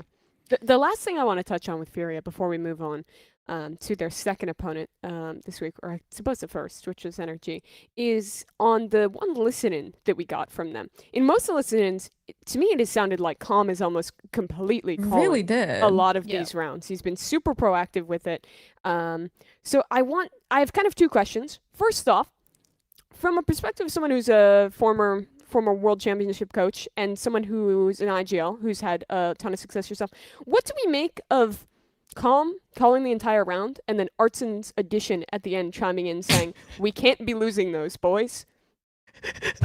Honestly, what do we make of that? It's really the elephant in the room. There's 3 elephants in the room with this team. How is that possible? How can we fit so many elephants in here? The room's getting busy. Yeah, I mean, that's not ideal. I'll just say that. I think your KO having communication is pretty good this patch, personally. Controversial opinion. Honestly, good ass take. Good ass take. It's honestly, it seems like they've had very little time to really like fully integrate. Like, I have no idea if Calm is like the main caller. Again, from the listen-ins, he was calling the pretty much entire thing. Obviously, we don't hear the pre-round, but all the mid-rounding, he was affirming like the ideas and everything. It is odd. It's odd. But sometimes, bro, having someone else that's tapped into the mistakes and be like, yo, we got to get our shit together. I feel like it's kind of reminiscent of like the JohnQT Zelsis dynamic back on Sen. Like, I'm sure John isn't the guy that was like, we got to get our shit together. But Jordan was probably like, boys, what are we doing? Yeah, like, doesn't TL, I think TL's recent interview had something like that where it was like, Nats calls pre-round no matter what. And that's like part of the system. And then Trex will like kind of add a lot of mid-round comms, like even call fully in the mid-round. So it does happen within teams. I don't think that the I think calling that's aspect is. I don't think the calling aspect's terrible, but we haven't gotten the chance to hear Artsin. I can't remember. I remember we listened to the voice comms last stage when we could, Talon could actually hear a couple rounds. I can't really remember what was going on, but I do remember it was similar, but it was with EU. You always heard EU doing the same thing, so I think that can be the case where Art is just doing the pre-round, and then you just have a mid-rounder that is kind of crazy. And I mean, Calm is, he is that guy, like he's willing to take the lead in the round. I think there was just one. I don't know if I understood it correctly. It was just one run where somebody was calling something and then Com said like, no, let's do something else. Did you guys hear that, or am I just going crazy? I don't remember hearing that. Too many matches. I can't remember. I think that's the only one that I thought was odd, but I think that has to be the system, because I don't know why they would not say that Com is the IGL if he is the IGL now. I think Shaw would talk. It's probably some kind of split duty thing. Yeah, a lot Yeah, of I teams think end it's up split like that. duty. Yeah, I think that the only thing I will say is like, on that exact listen in, it is crazy as a KO that your mindset is like more about like walking around trying to get a wrap timing without really using your flashes to support your team. Then you see it in a later round as well that he could be like flash entering, but he just jumps through a high tide. Like there's definitely some moments where it's like, it is really important that you're able to be that kind of vocal person on KO. And if he's not that within their system, then he needs to be more of like, you know, playing the Cypher role or Viper role or something, like, so that he can be kind of like this mid-round muted guy that's trying to take his like positioning advantage. Yeah. But on KO is crazy. On KO is for sure crazy. For sure.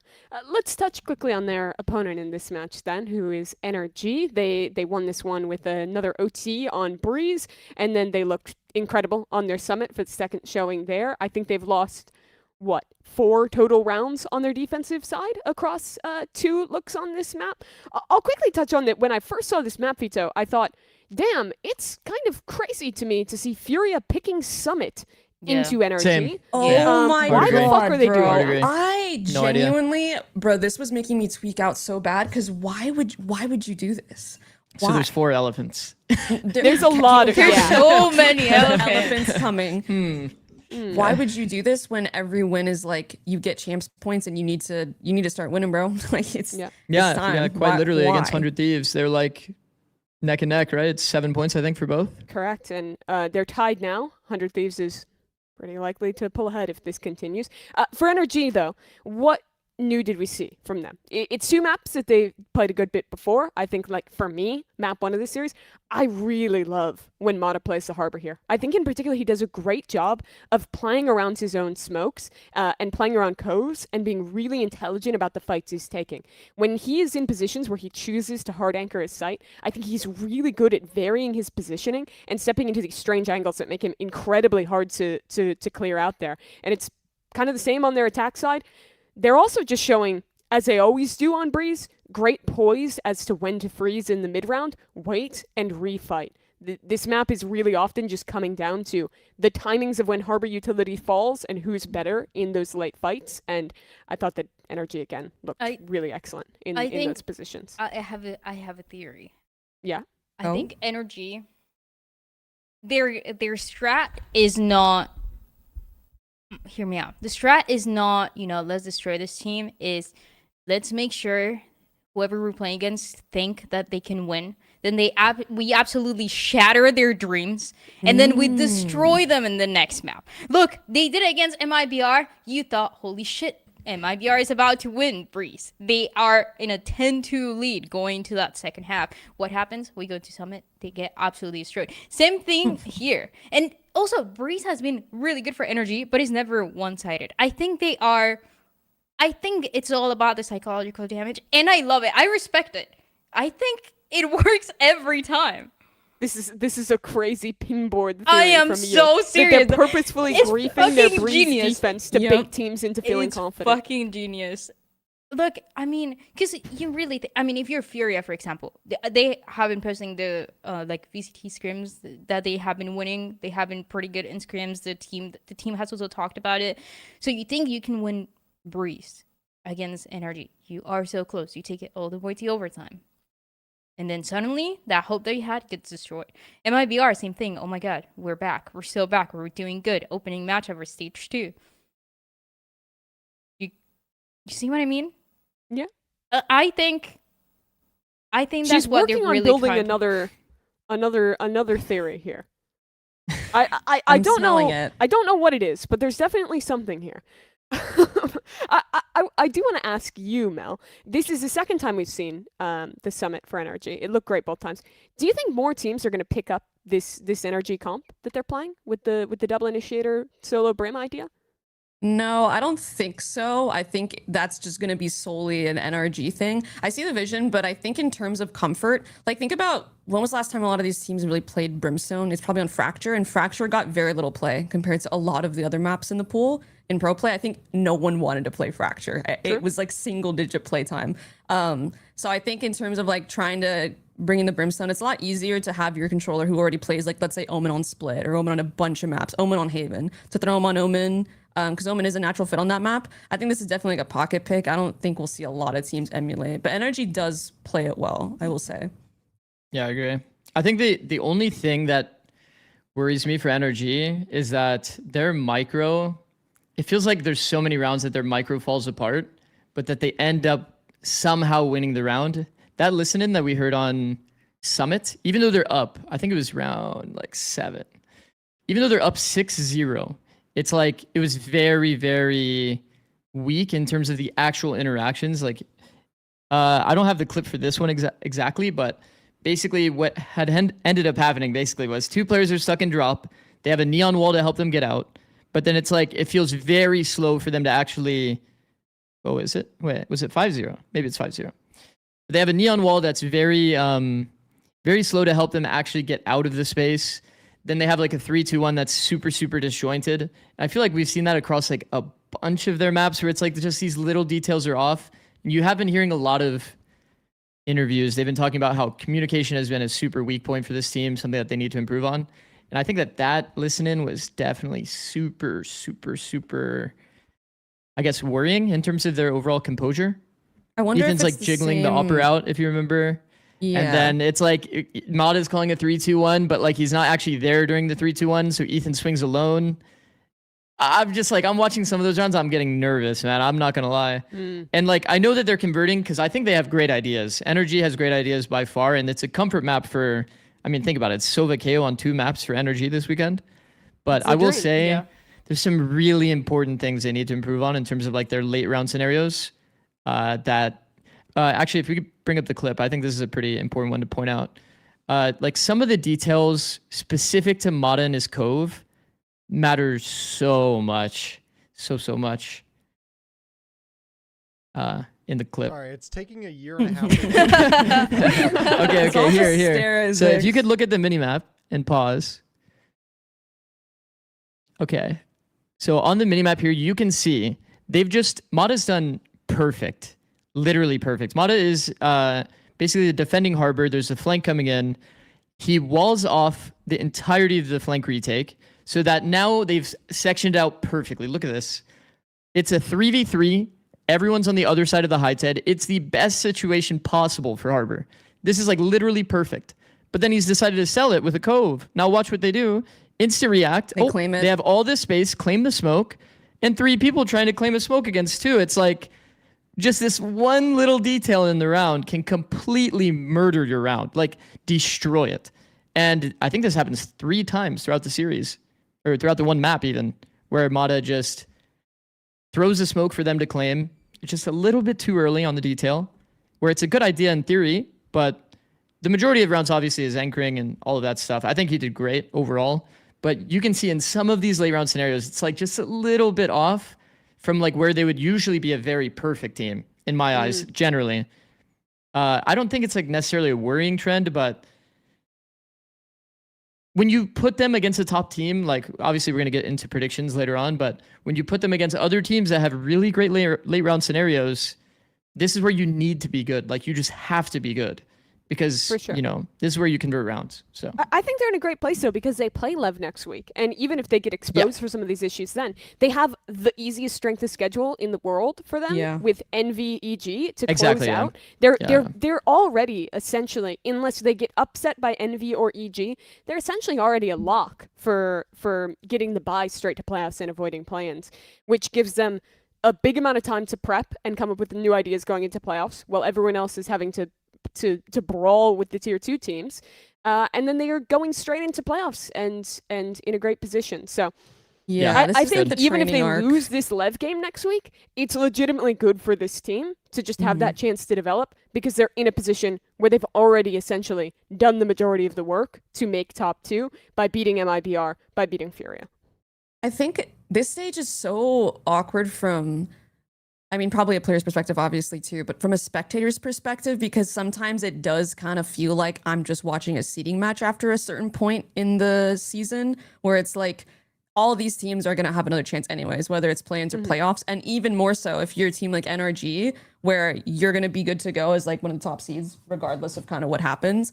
I'm not saying these are glorified scrims whatsoever. Obviously, every match is important. You want to build confidence. You want to destroy it before going into an important playoffs event. But it kind of feels that way. Like they have a lot of time to just kind of cook, and there's not as much leaning on these matches compared to others that make it a little hard to not watch. It's still obviously these teams are bringing up some cool shit and they're working. It just feels like we're all just kind of watching a training arc for the next 3 weeks. True. I almost wonder if having one team eliminated in the groups and not going to play-ins might have added a bit some more level of stakes pressure. to the group I agree. stage. I completely agree with that. That would be interesting. But the format is exploding next year anyway, so it doesn't really matter all that much. Let's move on. Dan, you're back. Hello. What the fuck happened to crew? Why? I know Under Thieves is immediately good. interrogated the moment why she are they gets getting back. 13-0'd? What happened to the game I love? What happened to the stage 1 crew? Nothing that I can really say. Oh. Oh, okay. No, I just All I right, think all I right. think okay, 100 Thieves is really good. Sure. But I think crew. What do I think? Hold up. I don't know what I think. Play the metal pipe.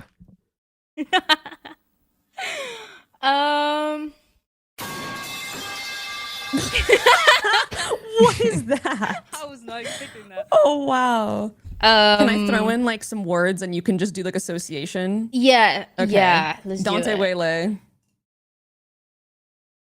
Nothing. What? Just blinked. Okay. Give her another word. Give her another word. Less rage peaking round 12 B main getting a kill. First opening kill of the entire half for them. That was a lot of words to associate. Let me try again. Yeah, that was a lot. 13-0. What's the first word that comes to your mind? Just like shock. No, okay. Less Are you shell shocked? I think so I don't want to talk specifically about this matchup. I just want to say things are not working out because I think they didn't adjust and they haven't adjusted from stage 1. Obviously stage 1 was amazing, but mainly it was because Dante was incredible on Neon, and that is not something that he's been able to do as much anymore, or, I mean barely at all. I think they should have tried something else, and I don't mean necessarily like, oh, let's have Dante play something else. I just don't think he's that type of player that is going to be going first and farming if it's not with the Neon. I think it has always been like that when we used to watch him when he was playing challengers and whatnot. He was incredible with Neon, but that's kind of the meta where we got to see him. On top of that, I don't think they look like they have any hope in them. Damn. Oh shit. You just said they have no hope in their eyes. The glimmer is gone. It is completely But faded. I just remember Holy stage 1. shit. You see them, they were celebrating, they were laughing. And this time, yeah, they were laughing about their 13-0, but not because it was funny. It was because it's rough. Ain't shit funny. I think that What can obviously, you do but If you don't when laugh, get you 13-0? cry. Yeah.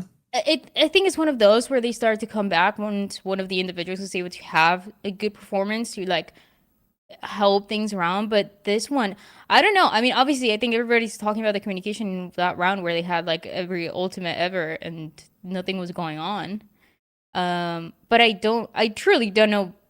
I think there's so many layers of things that are not working out. And I think part of it, look, this is really just what I think. They really thought they could make London. That was their peak. And I think it's going to be really hard to come back to that. Yeah, I have very low hopes, I think. I honestly, it makes the fact that Spike is able to put up the performances he does on Neon now so much more impressive when you see a player like Dante, who clearly was very good on Neon, have 0 place now after the nerf. And somehow a player like Spike is able to still take over games like we saw. I forget, was it versus... It was Envy, where he's like plus 30 almost. it makes them that much more impressive. I feel like Dante doesn't really, his role on this team is kind of cooked. And I also just not a fan of the comp they're running on Split. Like double dive, like we're not just going to try to copy paste the Lev comp, run a Phoenix. I don't know. We have to look at the disaster class round. There's a really bad round in there. Is that the oh, like, you're the fucked in ults? that. No, we need to watch this round. I need you guys to be put through this like I was. I don't want to remember this round. All right, you can start the clip. Bring us through it. Okay, so basically for the listeners, it's a B main pop, like B into B. So it's a B control, and they're going to hit B. And you can see that they actually have a lot of ults. A lot of ults. You can pause here for a second.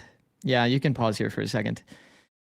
So before the hit, they have Fade ult, Waylay ult. I can't see the rest. But basically, they're going to do a full B hit here. And when you have this many ults, usually it's kind of like, let's use the ults. And then outside of just using the ults, yeah, they have 4 ults there. Let's see how we use the one ultimates. off his pit. So they will have 5 ults this round once he plants. Yeah. Thinking we Fade ult here, get information So if they scan. the dash puts us directly in the center of the open. A Raise Rocket goes into our own Omen ult, by the way, and then he tries to shoot his own Fade Blind, or Fade Eye. So that is, a Omen ult that's getting rocketed by our own team on the entry. A Waylay that's dashing into the open, no actual landing spot that makes any sense. And a Fade Eye that, once again, has basically landed where your Waylay already landed in the open. So when you really do all of the math here, it's not looking good. It's just really not looking good. Yeah. I think that just crew in general, yeah, it's just rough, man. It's so rough. They're always making noise. And this map in particular, they're just running first timing in a meta that feels like you have to do a bit of pump faking, getting the util out, baiting. They're playing against the Lev comp as well, which 100T did pretty solid job at refighting. They kind of even said in the interview they just copy pasted the Lev comp, said they can probably play it just fine. And they did. They played it just fine. But it's also crew taking every timing on the first go instead of pump faking, getting refought and dying on repeat over and over and over. It's just such a brutal watch. Obviously, it looked a bit better on Ascent. There was some nice moments by Heat where he was countering the 100T macro pretty well. Yeah. I did like that. But yeah, I mean, I came away just I don't even want to think about crew too much. 100 Thieves still looked insane. Sell me on They 100 looked Thieves. great. What, Yeah. obviously, they're I a think- fantastic team. Did we learn anything new about them this week, or was this just business as usual? They're still just as good as ever. So for those that don't know, during EWC, they got owned on Split. I think it was a 13-3 or something. They just got absolutely slaughtered. I can't even remember the team that did it to him. Maybe it was Nongshim. But so obviously this is them coming in with a new comp, copying from Lev. Took a lot of the ideas, but they obviously looked great doing it, which is nice to see. I do want to shout out Timotino. I think that Timotino had insane impact. I don't even remember what the VLR stats was or anything like that, but in terms of his individual ability to take a lot of risk in the round and re-push space. Okay, yeah, it's he's middle of the pack there, I guess. But his ability to constantly push the extremity so that his team can stack, it gives me the PRX something kind of vibes of pre-London and during London, where it's this guy is always taking the risk on the extremity. He always has the deep line, and that's even in the rounds that he's not killing people. He's making it so his team can win the round no matter what. And it's partially on Crew's game plan and how they default that space, but Bro, he's punishing it well. That's kind of the Dude. point that I want to make. In mid, I'm not sure if you're thinking of this round as well. There's a round where Timotino defense is sent. He's opping mid, gets pushed off, immediately goes market, immediately repasses B main, then peeks tiles from B main. Yeah, That's the kind of player Timotino is. Bro, Yeah, having so someone good. like that, the thing is you need a really specific player to do that. There are some system duelists that would never do that. Some system duelists get this pick, they sit and they hold B main from literally anywhere else. The way he did this, also, the fact you pulled this up so quickly, Kerr, holy shit. Impressive. I genuinely had no idea where I would even find this in the half, but he goes and then he peeks, he goes to peek B main after a bit, and then he takes the deep tiles line. Maybe it isn't this round, but it was, bro, he's super mobile, and it's exactly what you want from your Jet. I think it's a different round, but he's really such a special player. I love Really 100 is. Thieves. They're great. And Yeah. that's what we were waiting for, Dan. I'm happy to hear that. Let's move on to another game that was an absolutely dominant match.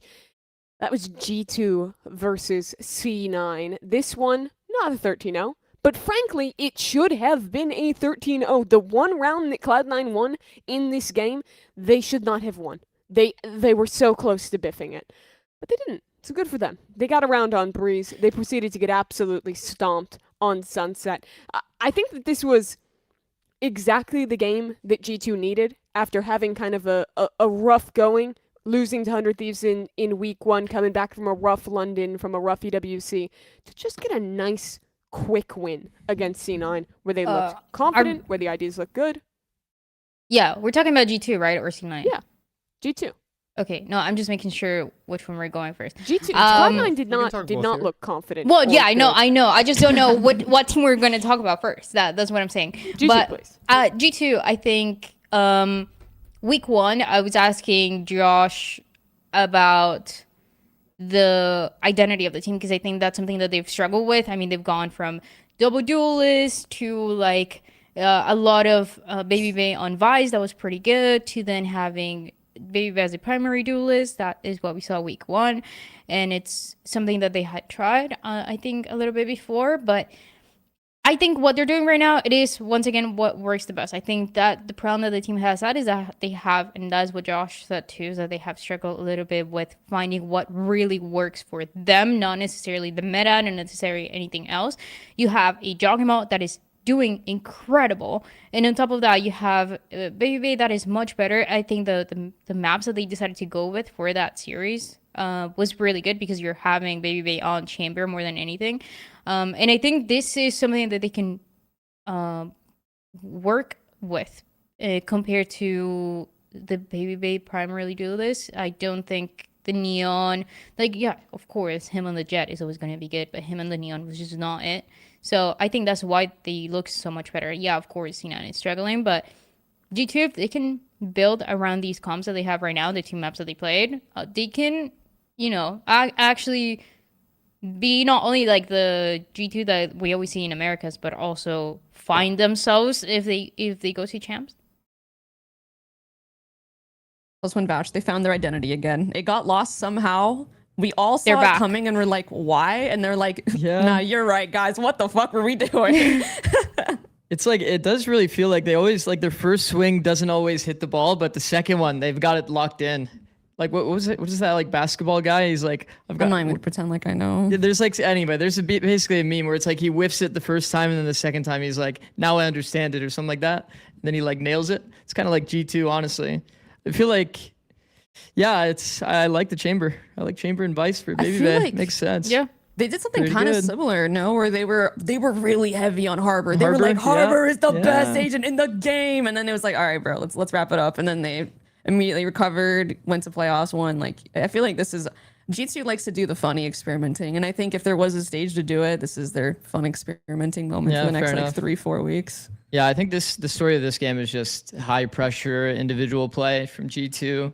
The listen in was super insightful on, I think it was Sunset for both matches that they've played now, which is against 100 Thieves last week and then now against C9. You could tell the dead comms have improved so much in their like low man scenarios. Like when they're in 3v3, Valorant had super good dead comms on like how to coordinate things, and it was very clear that they had worked on it for sure. And actually, I need to send clip because C9, man, C9. Should we talk about I'll play defense. I'm gonna play defense for C9 a little bit, just a little bit of defense, very small amount, but it felt like, okay, yes, they find themselves in, this is a perfect round, by the way, here we go. So they did this pistol round where the idea was they're gonna fake the B, they updraft dash into the cove, they ended up picking Jogamo because Jogamo has the reaction to peek main, and then it's around this time where it's like, it just feels like they fumbled a bag. Composure and slow playing micro is fantastic by C9 here, but it's directionless. Like they're just holding forever until what? Here, if they walk into backside, they do like a flash together. They go for this play instead. Their KO's thrown a flash at yellow. when they need to take this section, you know? It's like Yeah, in the middle, yes, exactly. It's like in the middle ground of like them trying to piece together where they need to go, they have no idea where to go. But in terms of like their composure, it definitely increased. I mean, composure was better. But I mean, at the end of the day, you kind of need to win the round. Like closing the round is pretty good. Like, wait, really? It seems to be pretty good. Like, yeah, basically here it's just, this was kind of the story for them. Once again, they improved. You could tell what they wanted to do. But man, did it fall apart at the seams in the mid round. Yeah. Like every mid round scenario just, oh wow. It's too little too late, honestly. Yeah, I agree. I want to talk about the clip that's been going around online. Let me set up for this. Everyone's perspective I on have a this. take. I'm ready. We're wheeling out another elephant, and it's the clip from We don't have Zelsis. any more room. It's coming in. Let me tell you, it's gonna be here shortly. This was Zelsis's speech to the team after they lost this match. And Kurt, I just want to play it out, listen, and then let's discuss a little. We did play well up to that, leading up to that, but just we play my way, my fucking way, and we lose my way. It's not your team. It's not your team. It's not your team. It's not your team. It's not your team. It's not Johnny's team. It's my way in the game, and we listen to EMEA. Because when we lose, it's not on you guys. It's on us. So we play my way. So when we lose, it's my way. Otherwise, you can call, or you can call. That's fine. If that's what you guys want to do, go ahead. But if not, my way. Or leave the highway. That's fine too. Don't care. But I'm sure none of you want to leave. You've already left. But the rest of you, my way or the highway. So what do we make of that? I want to see something first. Please. So obviously, this everybody was talking about because of the way that he's saying it. I mean, he sounds, just by the tone, of course, he sounds like very aggressive, like he thinks like he's the only one who owns the team and nobody else has power in it. I understand that is the feeling, and that is why he got so much hate. But I think it doesn't take too much effort to understand the real meaning that he was saying of like what he was trying to say is that it's his responsibility whether the team wins or loses with the strat, with the work that he's been putting in. He wants to take responsibility for it. I know that he didn't really say it in the right way, and I think that is something that he realized, but I don't think he had any bad intentions. I think it was a mix of maybe, by the sound of it, maybe a little bit frustrated with a delivery that maybe it just, that turned into that delivery that wasn't the best way possible. I don't think he deserves all the fucking hate that he's been getting, because it's obvious that you can tell what he's trying to say. Did he say it in the right way? Maybe not. But regardless, Cloud9 should not post that. That video got deleted from their social media. That should not be posted because you know people are going to misinterpret it. And that is exactly what happened. I think the players, his teammates listening to it, understood what he was trying to say more than anybody else. And that's what really matters. Why would you post something that you know people are going to hate on and going to misinterpret because you don't want to see past the, oh, he's yelling and saying my team? I think that is really unfair. I think, again, delivery could have been better, and I think that's something that he realized, and there's no need for anybody to even tell him that. I just don't think that should have been posted. I don't understand why they did that, and I just don't think he is like an egotistical, like self-centered leader, whatever you guys want to say. That's not Celsius. Yeah, I can honestly, I think your take is valid. I have a lukewarm take that is kind of similar in that I'm seeing it from like an IGL's perspective. I understand at the base level his core frustrations. I understand what he's trying to say, and I understand why he feels the need to absorb the blame for the team, because leadership at the end of the day, like if I'm going to get philosophical about it or anything, is like service. Like true leaders serve their team. They do everything they can to put other people into their best moments and set them up for success. And he truly believes that let him take all the weight and all the brunt from like the publicity. Like if we lose, if you guys just listen to me and we win, awesome. If we lose, then I'll take it. I'll wear it. I totally get that like deep call. And like you're saying, I don't think it's coming from a place of malice. However, I do completely disagree with that philosophy, and I think his delivery was really not helping him. From the team, I think people, what's the word? Not babyfy, but like when people see pro players, they infantilize them. One of the first things you learn when you're on a team is like you need to learn how to separate the tone from what's said sometimes. And there obviously is a balance when you're the person telling things. You obviously can't just scream at someone. But pro players, like they've been on a team, like they can dissect this and take what they need to glean from it. However, also agree it should not have been posted. But I think that this philosophy, I think also one of the first things you learn when you get onto a team is you win as a team and you lose as a team. I completely disagree with the concept of when we lose, it's my fault. When we win, it's my win. Do you guys see like the slippery slope there? I think it takes away agency from the players. It doesn't build trust. And I think instead what he should be building is a sense of camaraderie and not a it's me against everyone else kind of vibe. That's my take on it. I think leadership is service, but he's taking it too far. Okay, I'll play devil's advocate for fun. I don't even fully agree with this, but like, what if that's the pre-agreed to system within their team? If the pre-agreed to system within their team is like, Zelsis is like the only big voice and nobody is listening to him on stage, isn't that like a valid level of frustration in terms of like, people aren't letting him do his job? Yeah, I mean, I've been there too. It's like if the agreed upon system is listen to Mel or listen to Zelsis, he's gonna like listen to his calls. It's like the opposite of the situation we described earlier with other teams where it's like we need to agree on the first idea, too many voices. It's like, listen to Zelsis. And then maybe in the server, it's like people are scatterbrained. They're not listening to him when he's obviously calling things. That has been an issue for sure. And I could definitely see that. But at the same time, I think it's just an odd thing to, it's just odd the way that they're going about it, I think. I don't think it's a good system by any means, by the way. Which is why I said I don't even fully agree with it. Yeah, it's like my overall take on it is just, one thing that I like that he does, since mostly it's been about the bad things that he does in the speech, I like that he points to each individual when he's like talking about how it's not your team, it's not your team, it's not your team, etc. Because it like takes away that bystander effect. I think like the number one thing I see in esports, to be honest, within team cultures is people will say like, we need to stop playing post plants like this. And then nobody actually ends up taking accountability for it. The power in him quite literally going to each person and doing that, I think was actually like a good form of leadership. And then the also very tense environment kind of taken to be less tense by his joke that he made about Vic leaving, even made everybody in the, everybody watching laugh. I think like there are some good traits of leadership in there. Obviously, it's not a perfect scenario, but I think when you're after a frustrating loss, like kind of is what it is. Like people are going to just speak their mind fully and just full stream of consciousness without thinking. That's why he's also repeating himself so much, like my way or the highway, my way or the highway, my way or the highway. So it's like, I feel for him. I think it's a rough situation.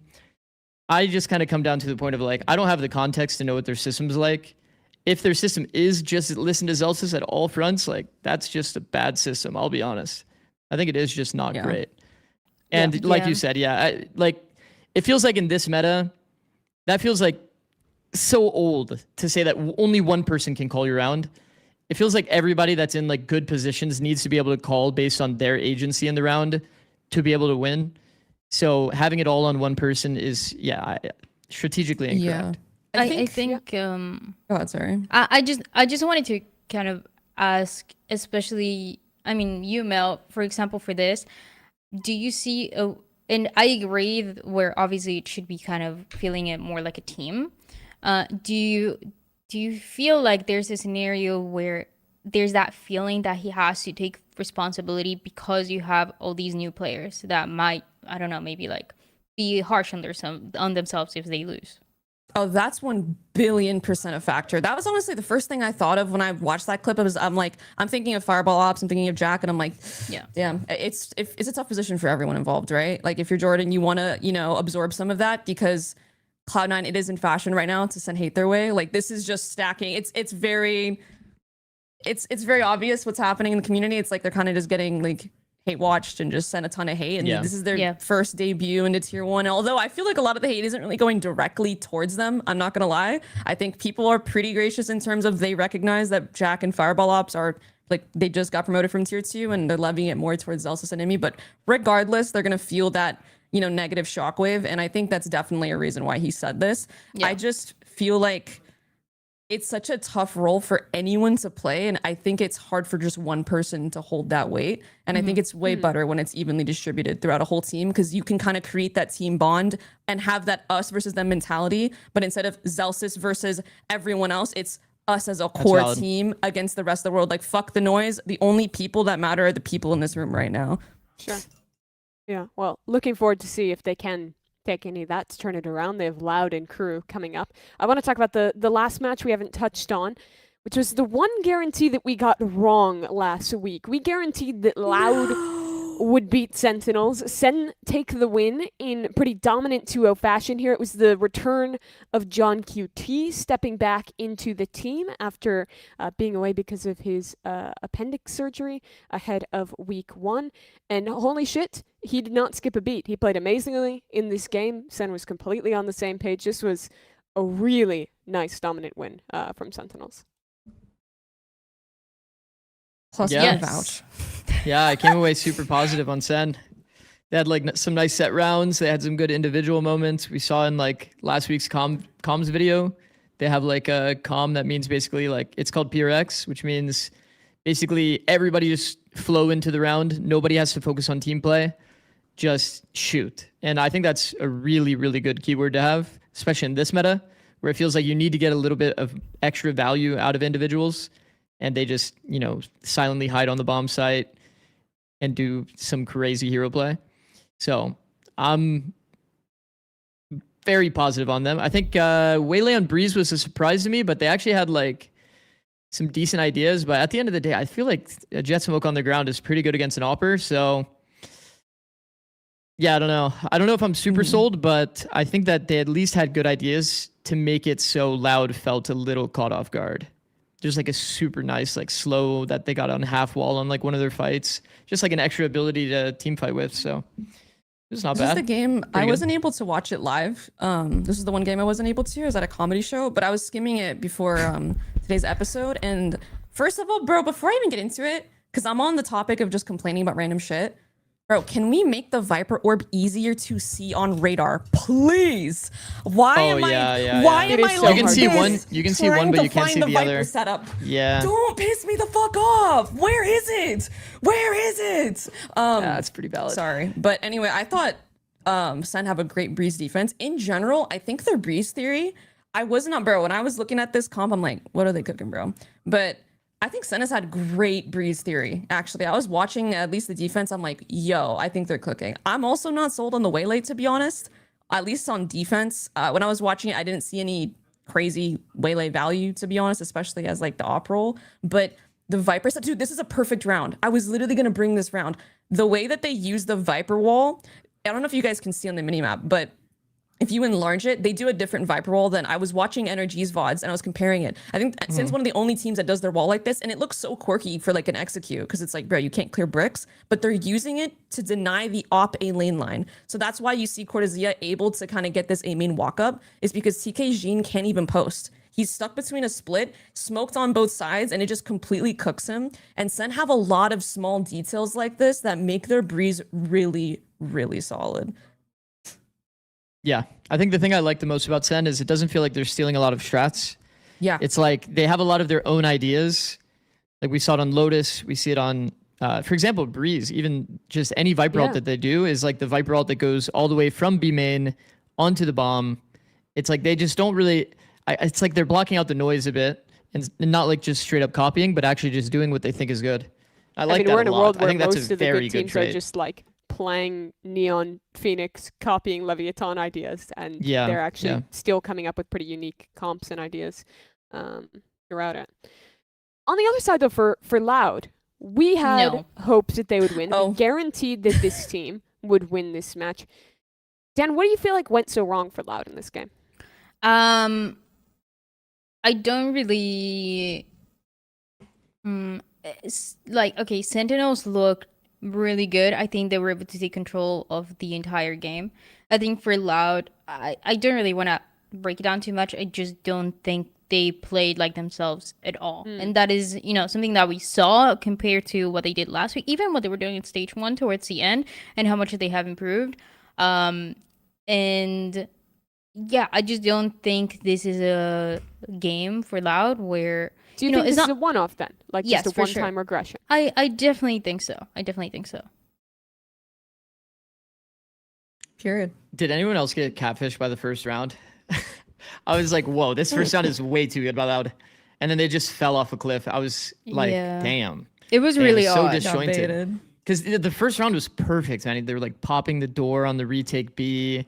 They're super slow playing it, baiting out peaks, punishing. Then they like Then finally the rest went. is Lotus. And the The second team round. fighting looked so bad. They were so Exactly. passive. Why were they so fucking It was like, passive? oh, jeez, man. It was rough. It was a rough watch. Insane. After that first one. Yeah. I think when I was watching, I didn't get to catch too much of Lotus, but when I was watching back Breeze, I've been singing Erde's praises for a while since he got added, to be honest. He's really surprised me and really impressed me. But I think his calling kind of regressed this week on Breeze, where I was kind of seeing him do things that I think like more inexperienced IGLs would be calling out of like, it's just easier to call in the moment instead of taking, like, for example, like just calling like oh guys, just cut noise, let's re-hit A. Meanwhile, Sentinels, like, they're a good team. Like, on Breeze, they take B main control. The solo guy will just walk up and sit in that spot under window and just sit there, and they will have full faith in that guy holding B. So Sen isn't going to just move their setup, you know? Like, they have very good understanding of this map. And I'm just seeing Erde, when I've seen him call on Breeze before, he doesn't just call, like, let's just sit and re-hit. But I was seeing a lot of that from him this week, and I was like, damn, bro. I want to see that more experience that you were showing me before that I was really impressed with. So I think maybe it's just like an off week, just in general for the Loud roster. But also Sen played great. I love what I'm seeing from them on Breeze. Yeah, I think it was definitely a mix of both. It was Sentinels played really well. I think that, being able to play with John as well helps so much. I mean, they already looked good first week, and now with your IGL, even better. But yeah, for Loud, they just felt super odd. I think again, like, they were so insanely passive and Lotus. I was losing my mind. I mean, more than we've seen from them before when they were playing with Verdi, when they were playing on Breeze. I remember that they were just not taking any space. It was kind of the same case. That's Still, slow. I think that was way nice. Way too nice. Yeah, this round was sick. I do think, though, that losing this game has pretty big implications for Loud. Obviously, in this group, it doesn't mean the world because there was basically no shot that they were going to be one of the teams going straight to playoffs. But if you look at their strength of schedule, they play Cloud9 next week, which I think that they should hopefully win that game. It's kind of two squads looking for a big bounce back. But then they have G200 Thieves to close out. So if they wanted to be like the 3 seed coming out of this group, I think they really needed this win against Sen.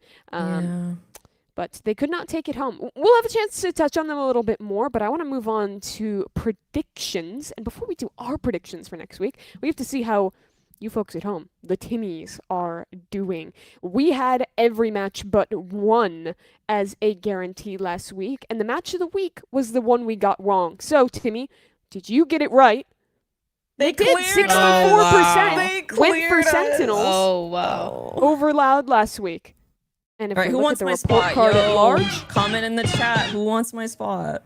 A B-. Pretty Wait, good. really? Maybe they do deserve a spot. 2-1. Okay, that's on the not good record, enough, bro. I'm 27-17 overall. That's not nearly good enough. I take it back. No, you need an A from them. Bro, to we take need at your least spot? a 4.0 GPA to hop on the fucking Plat Chat podcast, right? Surely, bro. What are we doing? B-. Okay. Real. Well, they'll have a chance to improve with our match of the week this week. But the first game is not that. It is Crew Esports playing against G2. And it's a guarantee for G2 Esports. Did anyone waver whatsoever? This seems like one of the most clear matches it could be. Very dominant showing last week for G2. Crew's kind of in free fall. Nah, I think G2 has this one in the bag. I think I saw some okay things about Crew on Ascent, but yeah, it's just too disjointed on the first map. I think it would be a pretty huge upset if it went any differently. Our second match, though, should be interesting. Sen has been on a roll. We were just talking about them. They play 100 Thieves, who's also been untouchable, and this is our match of the week. You guys got it right last time. Let's see if you do better than us here. As we've guaranteed 100 Thieves. Yeah. Now, this one, compared to G2 Crew, I think there could have been room to maybe waver a little bit, but still, I feel pretty damn confident in 100 Thieves. They have been on an unreal run since winning in Paris, coming back to Americas. I think they've had some of the best theory in how they're playing these comps. Their team fighting looks amazing. Everyone is in excellent individual form. Like, Sen is on the come up, but 100 Thieves has just been so good for the past 2 months that I would be pretty shocked if that momentum stops here. Yeah, can we bring up the Sen versus 100 Thieves like history? Bro, like, I was just we need to see The something all-time here. record. This has never happened before. I promise you, the Plat Chat guarantees never swung this way in this Classico. Yeah, like, I mean, if you matchup, just ever. like, there seems to be a pattern that's building here, and it always has kind of been this thing of like, if people believe too hard in 100 Thieves, then maybe they won't actually win. So Well, I'm gonna swap the Sen here. You are? Out of that. No just because of the way. pattern. Yeah, because of the pattern. That's it. Well, no other if reason. the pattern is true, Okay, bro. then 100 Thieves always beats them once and then loses 4 times in a row. So this would be the second loss in a row of that pattern if it does hold true.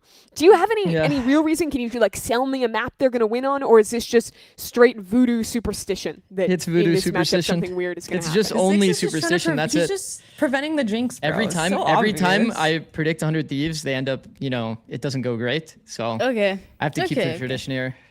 All right. Fair enough.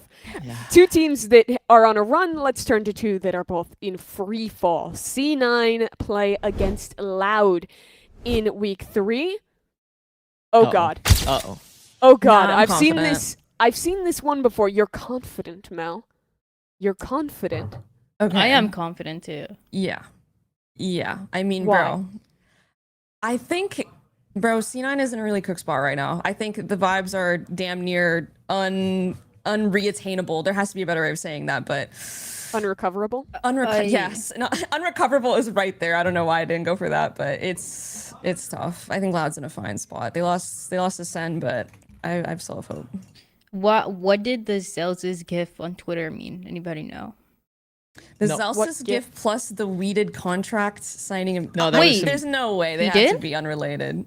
Weeded did tweet a contract signing gift, but there's literally no way they don't even play the same role. Wait, did not see the Yeah, we did I one. think it's just coincidental. I think it's just coincidental. Okay.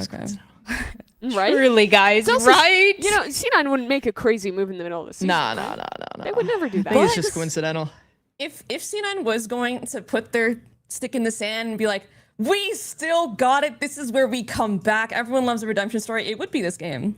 I think one thing I was going to mention earlier is like the whole like my way or the highway thing falls really flat when C9 has been just flop the whole year, like it's really hard for that to like hit. But if there was ever a time for it to sound amazing, like some Odyssey shit, it would be now. You know what, fuck it, I'm flip-flopping. Give me right. C9 now. Give me C9 now. I'm believing. I don't know why. You said you were confident. I don't care.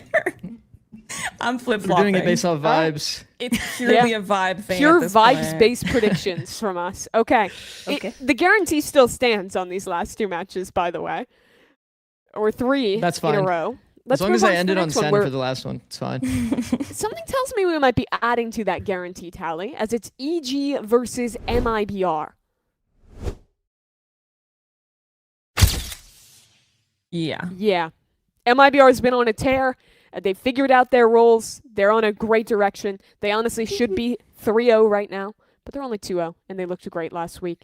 EG they've shown some promise in some of their games. They got that win in week 1, but I agree with some of the ideas you were bringing up earlier with them, with like swapping a lot around. I think like I still don't see like the super clear EG identity yet, whereas I think MIBR have really figured out who they are. They're playing simple stuff. They're executing it well. Their players are in great form. I'd be pretty surprised if this went the other way. Shout out EG because they gave me the shirt that I'm wearing. That's all I have to say. That's big. Thanks, Dan. Yeah. Is it a good shirt? It's pretty nice. It was a whole summer collection. I really liked it. It sounds like I'm getting paid for it. Did anyone give you a shirt in the next series? Envy versus FURIA. Yes, Envy. Okay, and which means she'll pred it's Uh-oh. definitely not a plat check guarantee, right, guys? Oh no. No, this one feels okay. This is fine. It's It's okay. guys. It's okay. It's Envy. Yeah.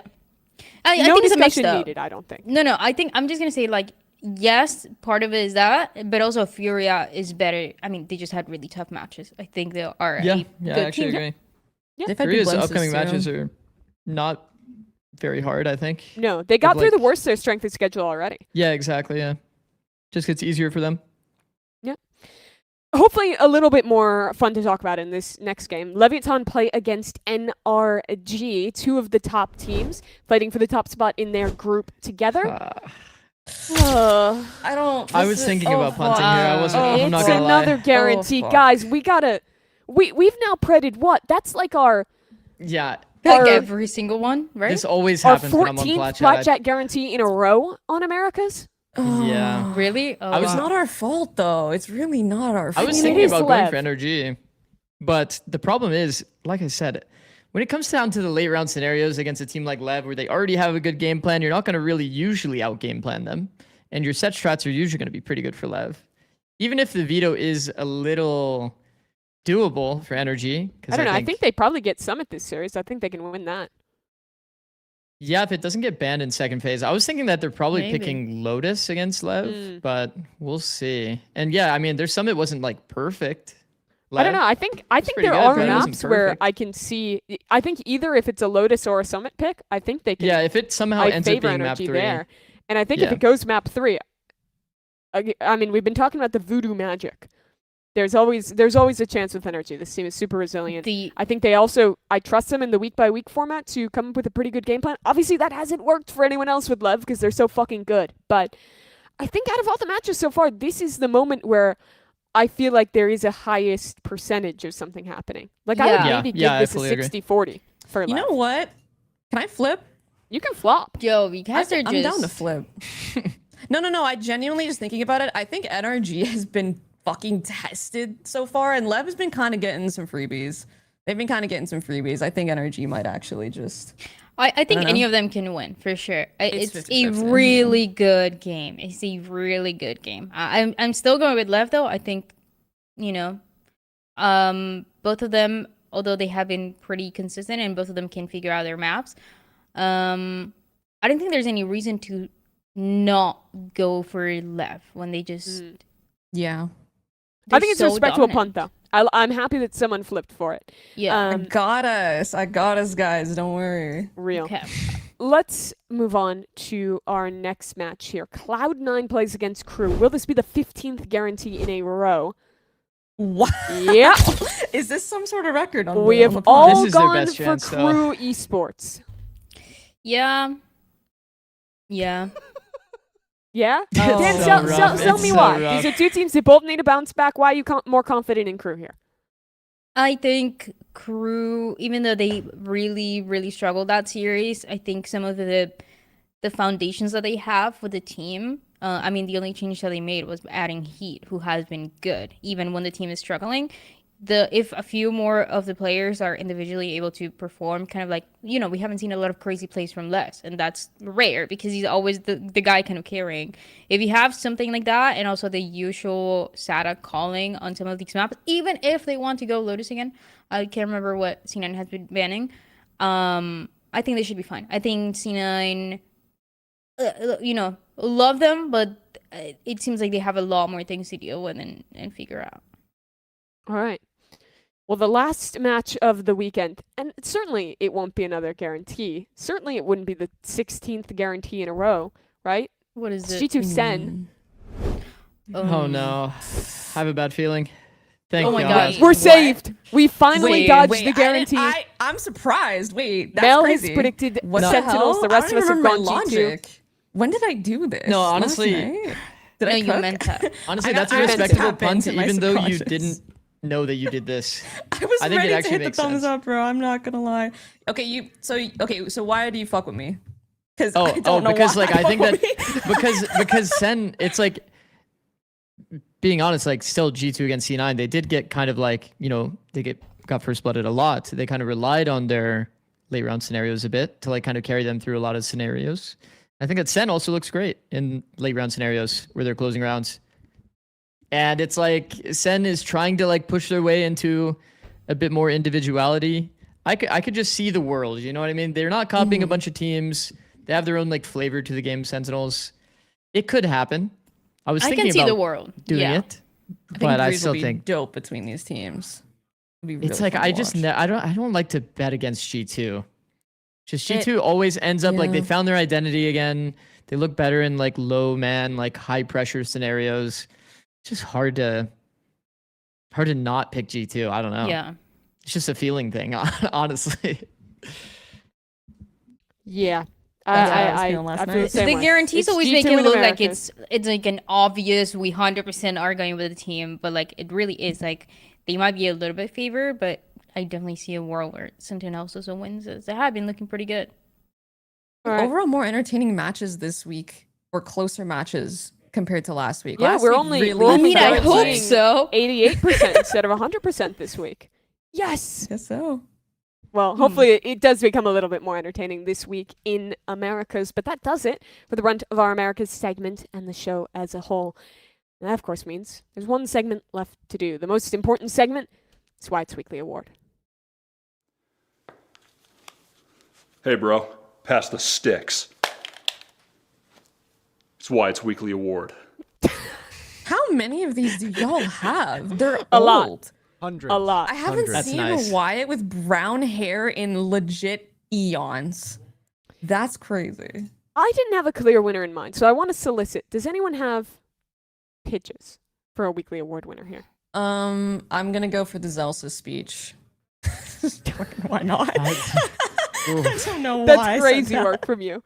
Okay. Fuck it, bro. Any other pitches? See, there's a nepotism angle here.